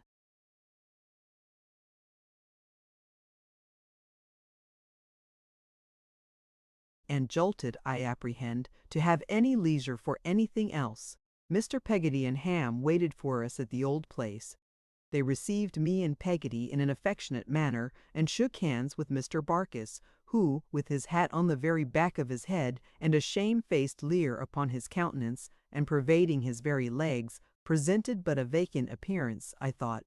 They each took one of Peggotty's trunks, and we were going away, when Mr. Barkis solemnly made a sign to me with his forefinger to come under an archway. "I say," growled Mr. Barkis, "it was all right." I looked up into his face, and answered with an attempt to be very profound, "Oh, it didn't come to an end there," said Mr. Barkis, nodding confidentially. "It was."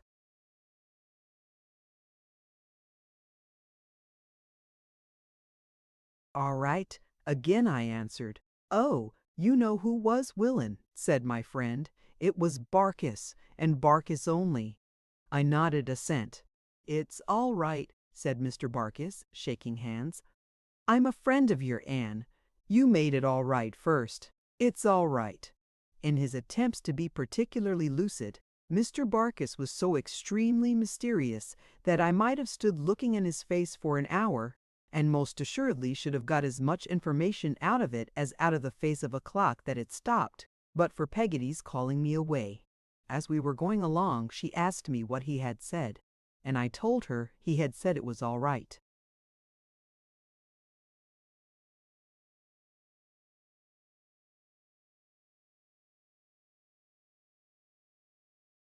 Like his impudence, said Peggotty, but I don't mind that. Davy dear, what should you think if I was to think of being married? Why, I suppose you would like me as much then, Peggotty, as you do now, I returned after a little consideration, greatly to the astonishment of the passengers in the street, as well as of her relations going on before. The good soul was obliged to stop and embrace me on the spot, with many protestations of her unalterable love. Tell me, what should you say, darling? She asked again, when this was over and we were walking on. If you were thinking of being married to Mr. Barkis, Peggotty? Yes, said Peggotty.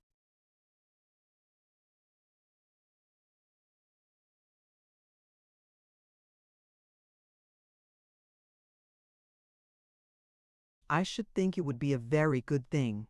For then, you know, Peggotty, you would always have the horse and cart to bring you over to see me, and could come for nothing, and be sure of coming. The sense of the dear, cried Peggotty, what I've been thinking of this month back. Yes, my precious, and I think I should be more independent altogether, you see, let alone my working with a better heart in my own house than I could in anybody else's now. I don't know what I might be fit for, now, as a servant to a stranger. And I shall be always near my pretty's resting place, said Peggotty, musing, and be able to see it when I like.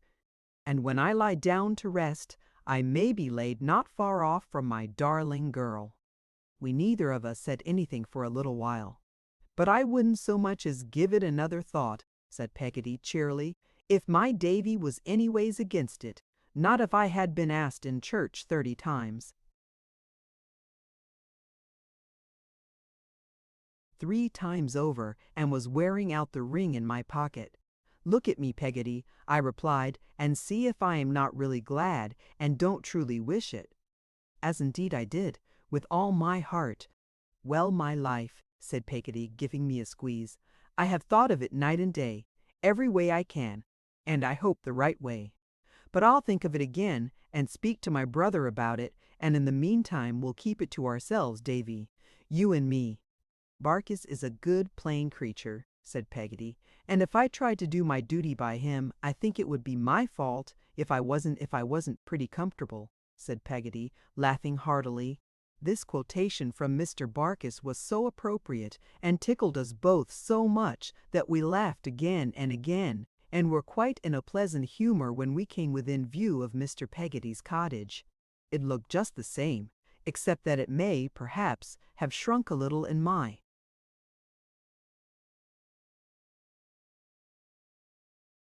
eyes, and Mrs. Gummidge was waiting at the door as if she had stood there ever since. All within was the same, down to the seaweed in the blue mug in my bedroom. I went into the outhouse to look about me, and the very same lobsters, crabs, and crawfish, possessed by the same desire to pinch the world in general, appeared to be in the same state of conglomeration in the same old corner. But there was no little Emily to be seen, so I asked Mr. Peggotty where she was. She's at school, sir, said Mr. Peggotty, wiping the heat consequent on the porterage of Peggotty's box from his forehead. She'll be home, looking at the Dutch clock, in from 20 minutes to half an hour's time. We all on us feel the loss of her, bless ye. Mrs. Gummidge moaned. Cheer up, mother, cried Mr. Peggotty.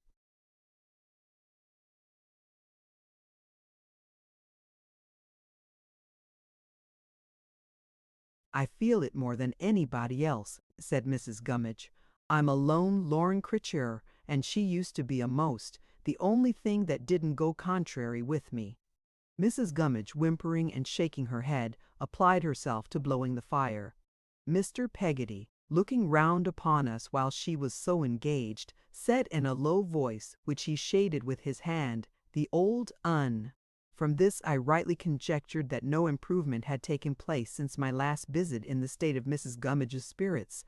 Now the whole place was, or it should have been, quite as delightful a place as ever, and yet it did not impress me in the same way. I felt rather disappointed with it. Perhaps it was because little Emily was not at home. I knew the way by which she would come, and presently found myself strolling along the path to meet her. A figure appeared in the distance before long, and I soon knew it to be Emily.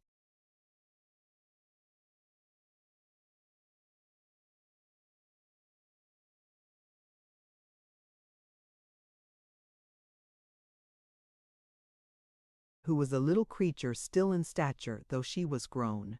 But when she drew nearer, and I saw her blue eyes looking bluer, and her dimpled face looking brighter, and her whole self prettier and gayer, a curious feeling came over me that made me pretend not to know her, and pass by as if I were looking at something a long way off. I have done such a thing since in later life, or I am mistaken. Little Emily didn't care a bit. She saw me well enough, but instead of turning round and calling after me, ran away laughing. This obliged me to run after her, and she ran so fast that we were very near the cottage before I caught her. "Oh, it's you, is it?" said little Emily. "Why, you knew who it was, Emily," said I. "And didn't you know who it was?" said Emily. "I was going to kiss her, but she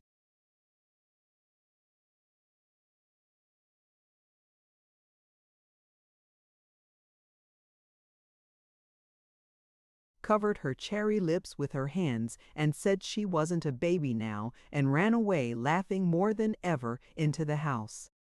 She seemed to delight in teasing me, which was a change in her I wondered at very much. The tea table was ready, and our little locker was put out in its old place. But instead of coming to sit by me, she went and bestowed her company upon that grumbling Mrs. Gummidge, and on Mr. Peggotty's inquiring why, rumpled her hair all over her face to hide it, and could do nothing but laugh. "A little puss it is," said Mr. Peggotty, patting her with his great hand. "So she's, so she's," cried Ham. "Mas'r Davy bor, so she's is." And he sat and chuckled at her for some time in a state of mingled admiration and delight that made his face a burning red. Little Emily was spoiled by them all, in fact, and by no one more than Mr.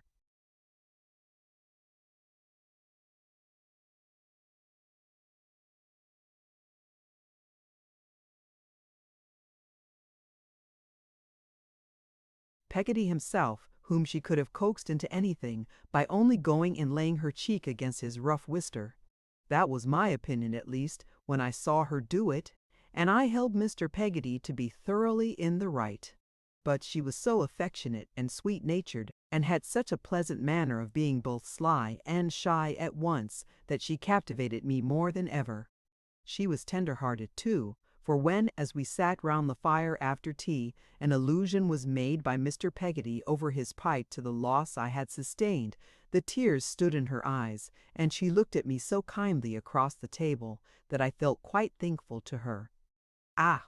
said Mr. Peggotty, taking up her curls and running them over his hand like water. "Here's another orphan, you see, sir. And here," said Mr. Peggotty, giving Ham a backhanded knock in the chest, "is another of 'em, though he don't look much like it." "If I had you for my guardian, Mr. Peggotty," said I, shaking my head, "I don't think I should feel much like it." "Well said, Mas'r Davy bor," cried Ham in an ecstasy. "Hurrah!" "Well said, nor more you wouldn't. Hor, hor." Here he returned Mr. Peggotty's backhander, and little Emily got up and kissed Mr. Peggotty. "And how's your friend, sir?" said Mr. Peggotty to me. "Steerforth?" said I. "That's the name," cried Mr. Peggotty, turning to Ham. "I knowed it was something in our way." "You said it was Rutherford," observed Ham, laughing. "Well," retorted Mr. Peggotty, "and ye steer with the rudder, don't ye? It ain't fur off. How is he, sir?"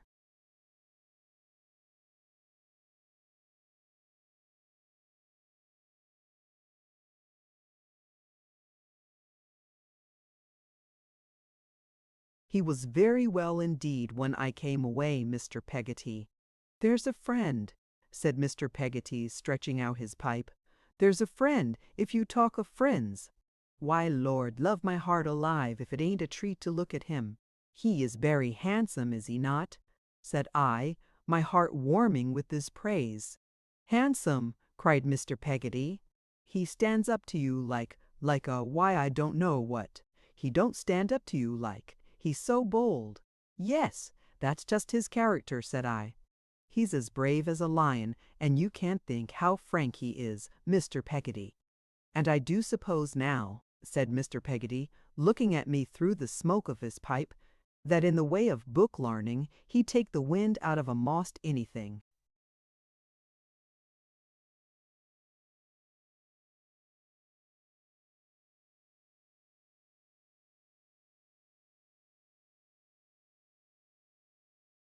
"Yes," said I, delighted. "He knows everything. He is astonishingly clever." "There's a friend," murmured Mr. Peggotty, with a grave toss of his head. "Nothing seems to cost him any trouble," said I. "He knows a task if he only looks at it. He is the best cricketer you ever saw. He will give you almost as many men as you like at draughts, and beat you easily." Mr. Peggotty gave his head another toss, as much as to say, "Of course he will." "He is such a speaker," I pursued, "that he can win anybody over, and I don't know what you'd say if you were to hear him sing, Mr. Peggotty." Mr. Peggotty gave his head another toss, as much as to say, "I have no doubt of it." "Then he's such a generous, fine, noble fellow," said I, quite carried away by my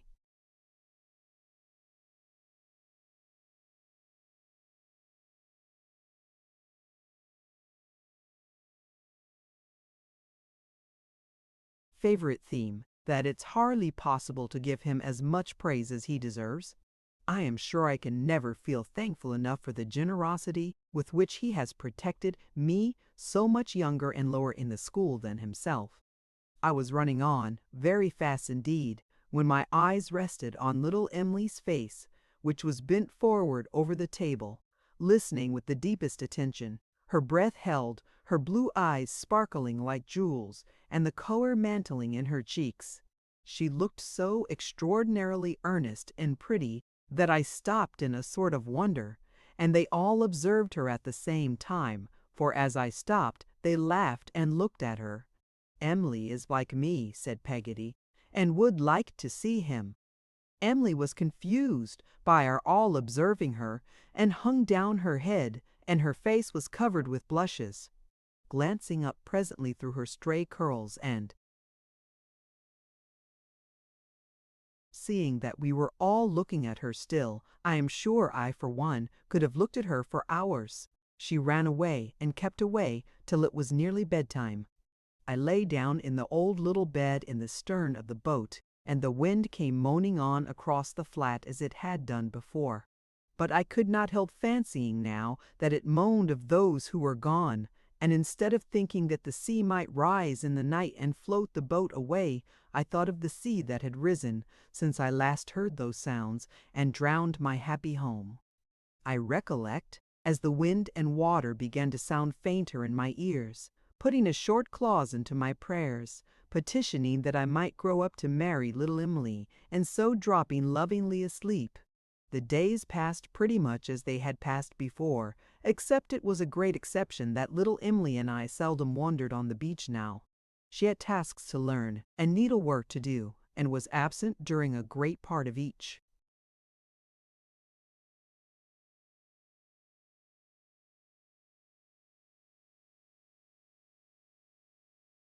day. But I felt that we should not have had those old wanderings, even if it had been otherwise.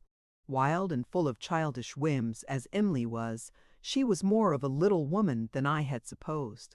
She seemed to have got a great distance away from me, in little more than a year. She liked me, but she laughed at me and tormented me, and when I went to meet her, stole home another way, and was laughing at the door when I came back, disappointed. The best times were when she sat quietly at work in the doorway, and I sat on the wooden step at her feet, reading to her.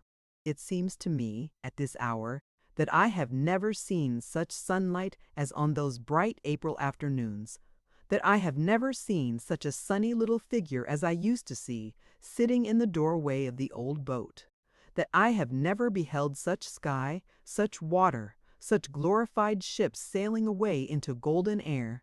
On the very first evening after our arrival, Mr. Barkis appeared in an exceedingly vacant and awkward condition, and with a bundle of oranges tied up in a handkerchief.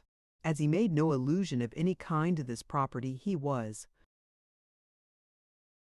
supposed to have left it behind him by accident when he went away, until Ham, running after him to restore it, came back with the information that it was intended for Peggotty.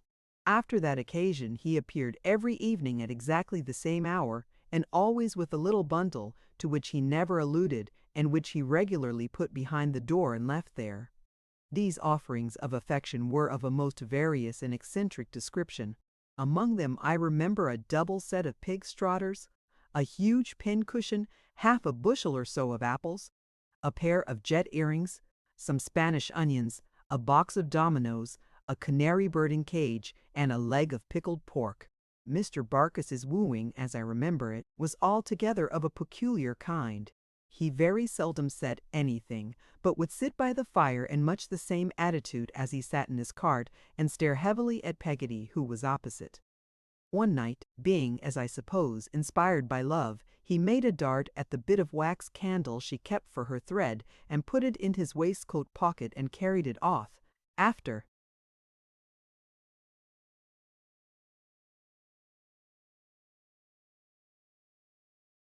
that, his great delight was to produce it when it was wanted, sticking to the lining of his pocket in a partially melted state, and pocket it again when it was done with.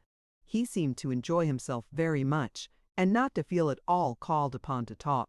Even when he took Peggotty out for a walk on the flats, he had no uneasiness on that head, I believe, contenting himself with now and then asking her if she was pretty comfortable, and I remember that sometimes after he was gone, Peggotty would throw her apron over her face and laugh for half an hour. Indeed, we were all more or less amused, except that miserable Mrs. Gummidge, whose courtship would appear to have been of an exactly parallel nature. She was so continually reminded by these transactions of the old water. At length, when the term of my visit was nearly expired, it was given out that Peggotty and Mr. Barkis were going to make a day's holiday together, and that little Emily and I were to accompany them. I had but a broken sleep the night before, in anticipation of the pleasure of a whole day with Emily. We were all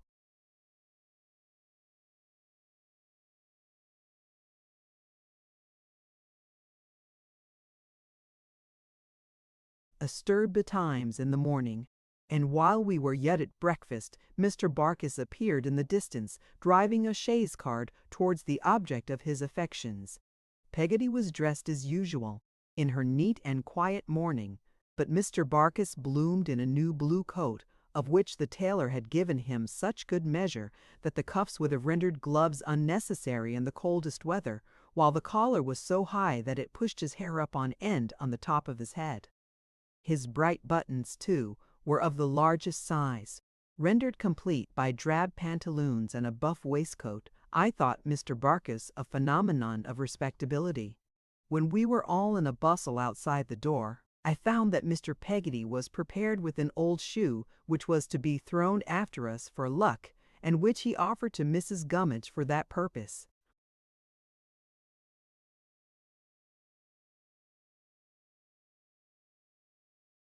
"No, it had better be done by somebody else, Dan," said Mrs. Gummidge. "I'm a lone critter myself, and everythink that reminds me of critters that ain't lone and lorn goes contrary with me." "Come, old gal," cried Mr. Peggotty, "take and heave it." "No, Dan," returned Mrs. Gummidge, whimpering and shaking her head. "If I felt less, I could do more. You don't feel like me, Dan'l. Things don't go contrary with you, nor you with them. You had better do it yourself."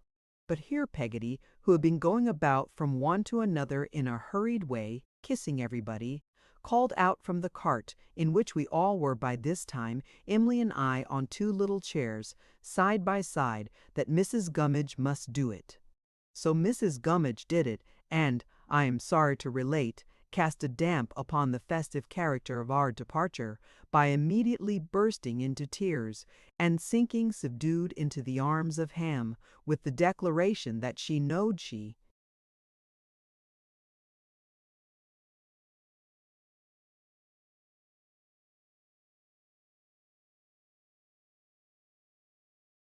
was a burden, and had better be carried to the house at once, which I really thought was a sensible idea that Ham might have acted on.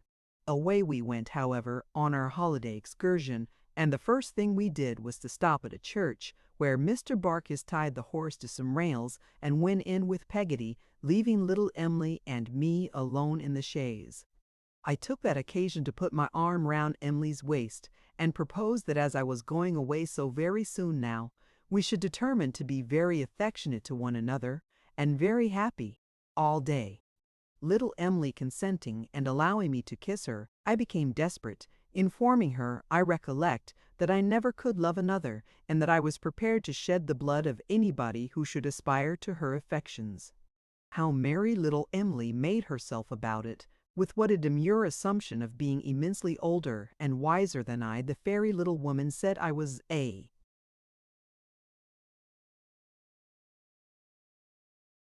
silly boy, and then laughed so charmingly that I forgot the pain of being called by that disparaging name, in the pleasure of looking at her.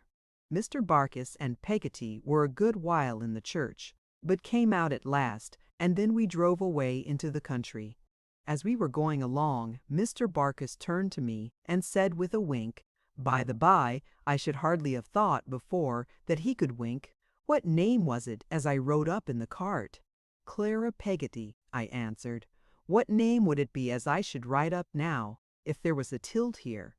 "Clara Peggotty again," I suggested. "Clara Peggotty Barkis." He returned, and burst into a roar of laughter that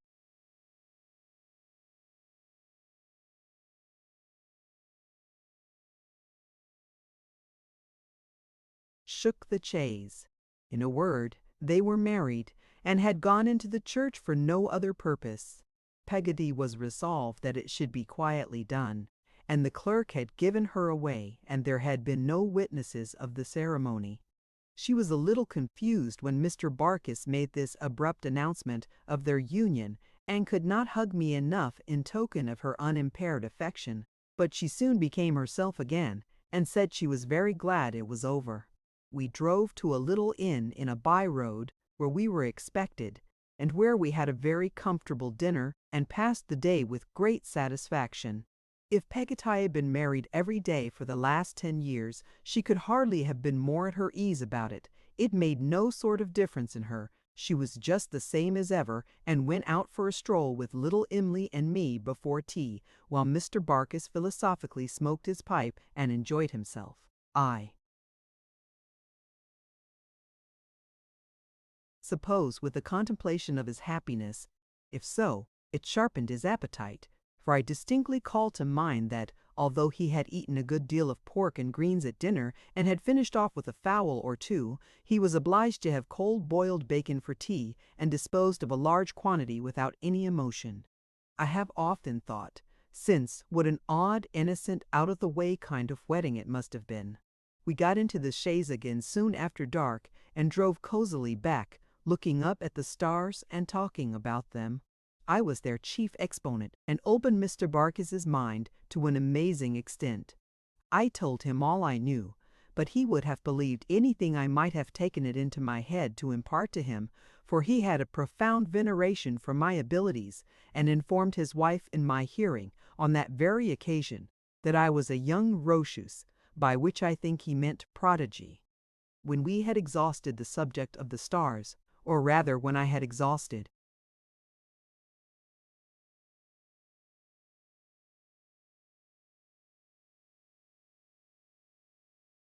the mental faculties of Mr. Barkis, little Emily and I made a cloak of an old wrapper, and sat under it for the rest of the journey.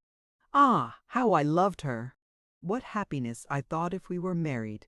and we're going away anywhere to live among the trees and in the fields, never growing older, never growing wiser. Children, ever, rambling hand in hand through sunshine and among flowery meadows, laying down our heads on moss at night, in a sweet sleep of purity and peace, and buried by the birds when we were dead. Some such picture with no real world in it, bright with the light of our innocence, and vague as the stars afar off, was in my mind all the way. I am glad to think there were two such guileless hearts at Peggotty's marriage as little Em'ly's and mine. I am glad to think the Loves and Graces took such airy forms in its homely procession. Well, we came to the old boat again in good time at night, and there Mr. and Mrs. Barkis bade us good-bye and drove away snugly to their own home. I felt then, for the first time, that I had lost Peggotty. I should have gone to bed with a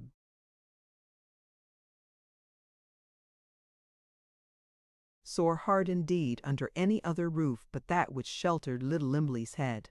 Mr. Peggotty and Ham knew what was in my thoughts as well as I did, and were ready with some supper and their hospitable faces to drive it away. Little Em'ly came and sat beside me on the locker for the only time in all that visit, and it was altogether a wonderful close to a wonderful day. It was a night tide, and soon after we went to bed, Mr. Peggotty and Ham went out to fish. I felt very brave at being left alone in the solitary house, the protector of Em'ly and Mrs. Gummidge, and only wished that a lion or a serpent or any ill-disposed monster would make an attack upon us, that I might destroy him and cover myself with glory. But as nothing of the sort happened to be walking about on Yarmouth Flats that night, I provided the best substitute I could by dreaming of dragons until morning.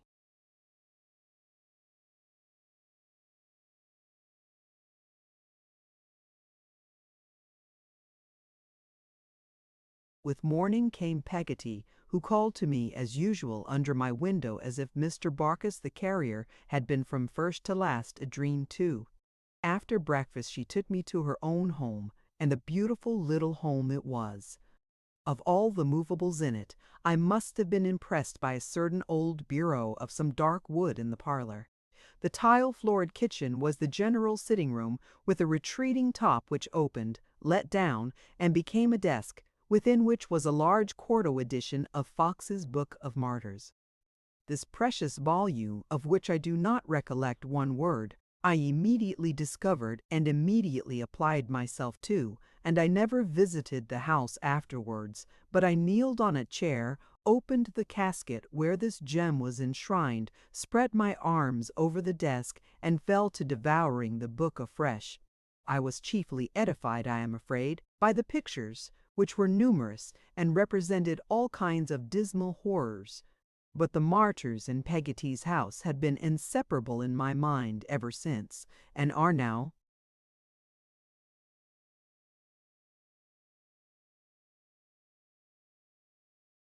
I took leave of Mr. Peggotty, and Ham, and Mrs. Gummidge, and little Em'ly that day, and passed the night at Peggotty's, in a little room in the roof, with the crocodile book on a shelf by the bed's head, which was to be always mine, Peggotty said, and should always be kept for me in exactly the same state.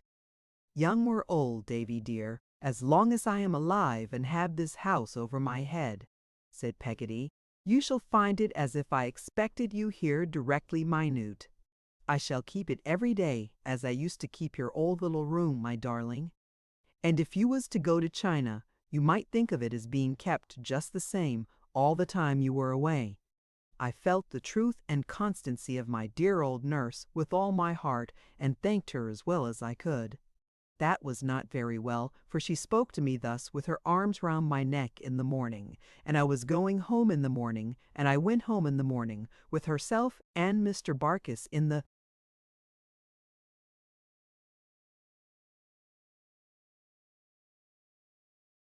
cart.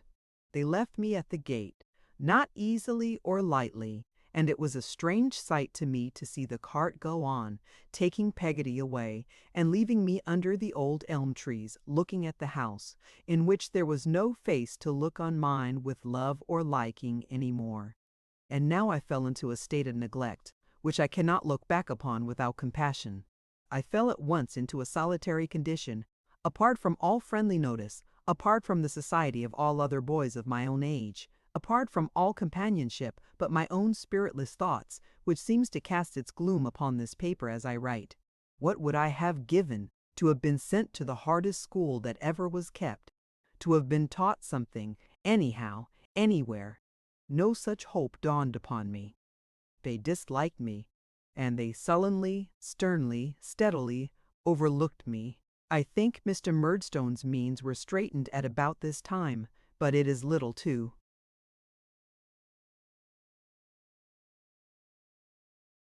The purpose. He could not bear me, and in putting me from him he tried, as I believe, to put away the notion that I had any claim upon him, and succeeded. I was not actively ill-used. I was not beaten or starved, but the wrong that was done to me had no intervals of relenting, and was done in a systematic, passionless manner.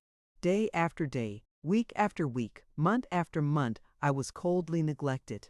I wonder sometimes, when I think of it, what they would have done if I had been taken with an illness, whether I should have lain down in my lonely room and languished through it in my usual solitary way, or whether anybody would have helped me out. When Mr. and Miss Murdstone were at home, I took my meals with them. In their absence, I ate and drank by myself. At all times, I lounged about the house and neighborhood quite disregarded, except that they were jealous of my making any friends, thinking, perhaps, that if I did, I might complain to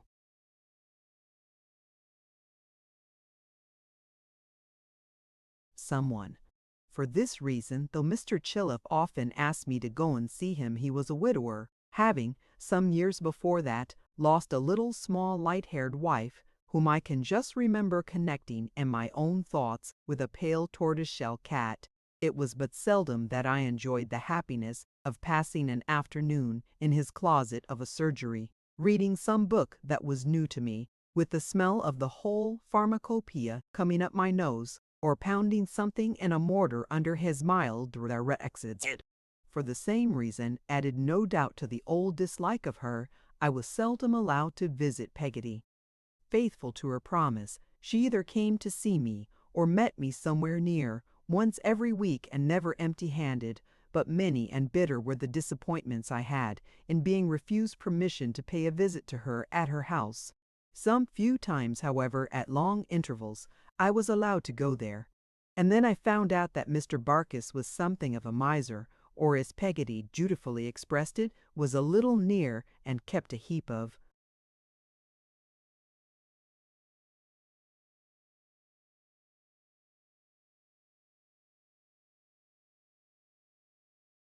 money in a box under his bed, which he pretended was only full of coats and trousers. In this coffer his riches hid themselves with such a tenacious modesty that the smallest installments could only be tempted out by artifice, so that Peggotty had to prepare a long and elaborate scheme, a very gunpowder plot for every Saturday's expenses. All this time I was so conscious of the waste of any promise I had given, and of my being utterly neglected, that I should have been perfectly miserable, I have no doubt, but for the old books. They were my only comfort, and I was as true to them as they were to me, and read them over and over, I don't know how many times more.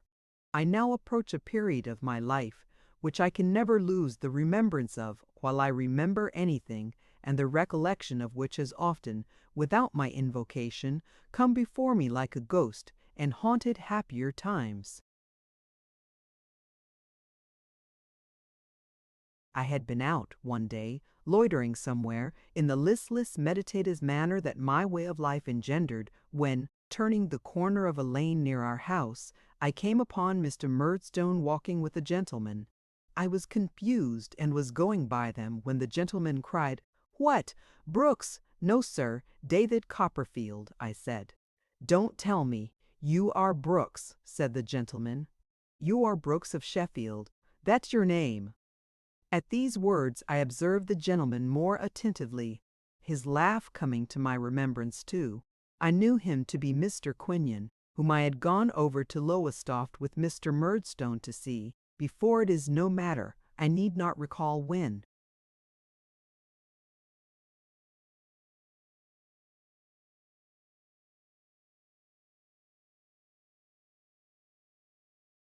And how do you get on? And where are you being educated, Brooks? Said Mr. Quinion. He had put his hand upon my shoulder and turned me about to walk with them. I did not know what to reply, and glanced dubiously at Mr. Murdstone. He is at home at present, said the latter. He is not being educated anywhere. I don't know what to do with him. He is a difficult subject. That old double look was on me for a moment, and then his eyes darkened with a frown as it turned in its aversion elsewhere. Humph, said Mr. Quinion, looking at us both, I thought. Fine weather. Silence ensued, and I was considering how I could best disengage my shoulder from his hand and go away, when he said, I suppose you are a pretty sharp fellow still? Eh, Brooks? Aye. He is sharp enough, said Mr. Murdstone impatiently. You had better let him go. He will not thank you for troubling him. On this hint, Mr. Quinion released me, and I made the best of my way home. Looking back as I turned into the front garden, I saw Mr. Murdstone leaning against the wicket of the churchyard, and Mr. Quinion talking to him. They were both looking after me, and I felt that they were speaking of me. Mr. Quinion lay at our house that night. After breakfast, the next morning, I had put my chair away and was going out of the room when Mr. Murdstone called me back. He then gravely repaired to another table, where his sister sat herself at her desk. Mr. Quinion, with his hands in his pockets, stood looking out of window, and I stood looking at them all.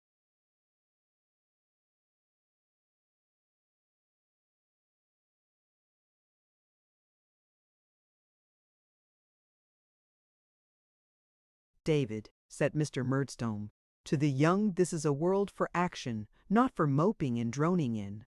As you do, added his sister. Jane Murdstone, leave it to me, if you please. I say, David, to the young, this is a world for action, and not for moping and droning in. It is especially so for a young boy of your disposition, which requires a great deal of correcting, and to which no greater service can be done than to force it to conform to the ways of the working world and to bend it and break it. For stubbornness won't do here, said his sister. What it wants is to be crushed, and crushed it must be. Shall be too. He gave her a look, half in remonstrance, half in approval, and went on.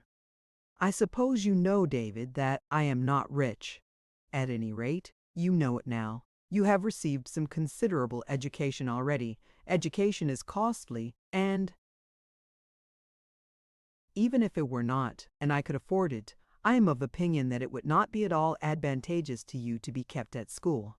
What is before you is a fight with the world, and the sooner you begin it, the better. I think it occurred to me that I had already begun it in my poor way, but it occurs to me now whether or no. You have heard the counting-house mentioned sometimes, said Mr. Murdstone. The counting-house, sir, I repeated. Of Murdstone and Grinby in the wine trade, he replied. I suppose I looked uncertain, for he went on hastily. You have heard the counting-house mentioned, or the business, or the cellars, or the wharf, or something about it.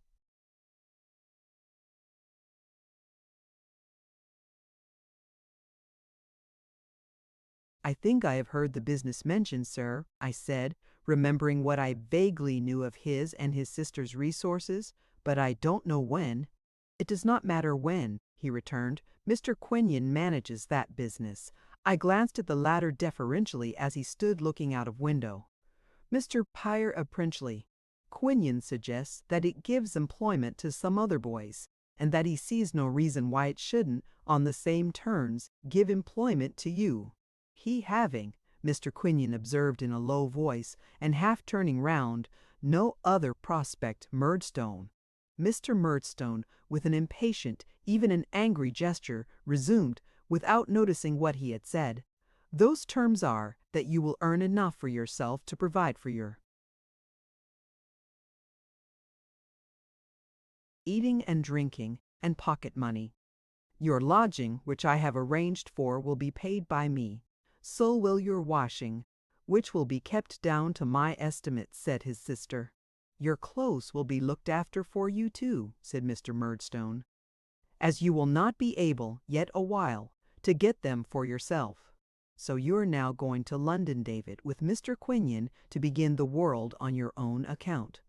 In short, you are provided for," observed his sister, "and will please to do your duty. Though I quite understood that the purpose of this announcement was to get rid of me, I have no distinct remembrance whether it pleased or frightened me. My impression is that I was in a state of confusion about it and, oscillating between the 2 points, touched neither, nor had I much time for the clearing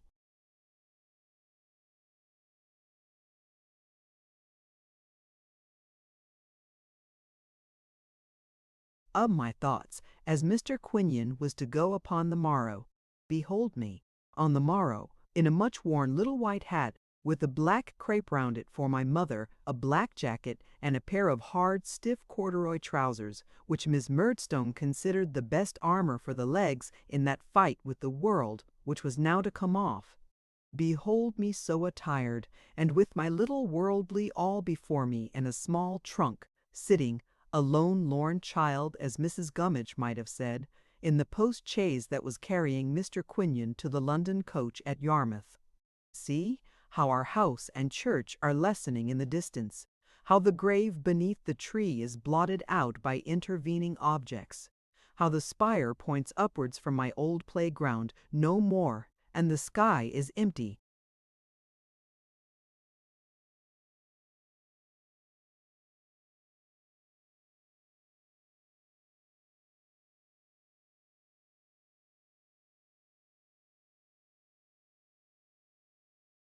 The end. Thank you for listening to this story. I hope you enjoyed the journey, the characters, and the world they carried with them. If you enjoyed this audiobook, please subscribe to the channel and leave a comment below. Your support helps keep these stories alive and allows more timeless books to be shared with listeners around the world. Until next time, thank you for listening.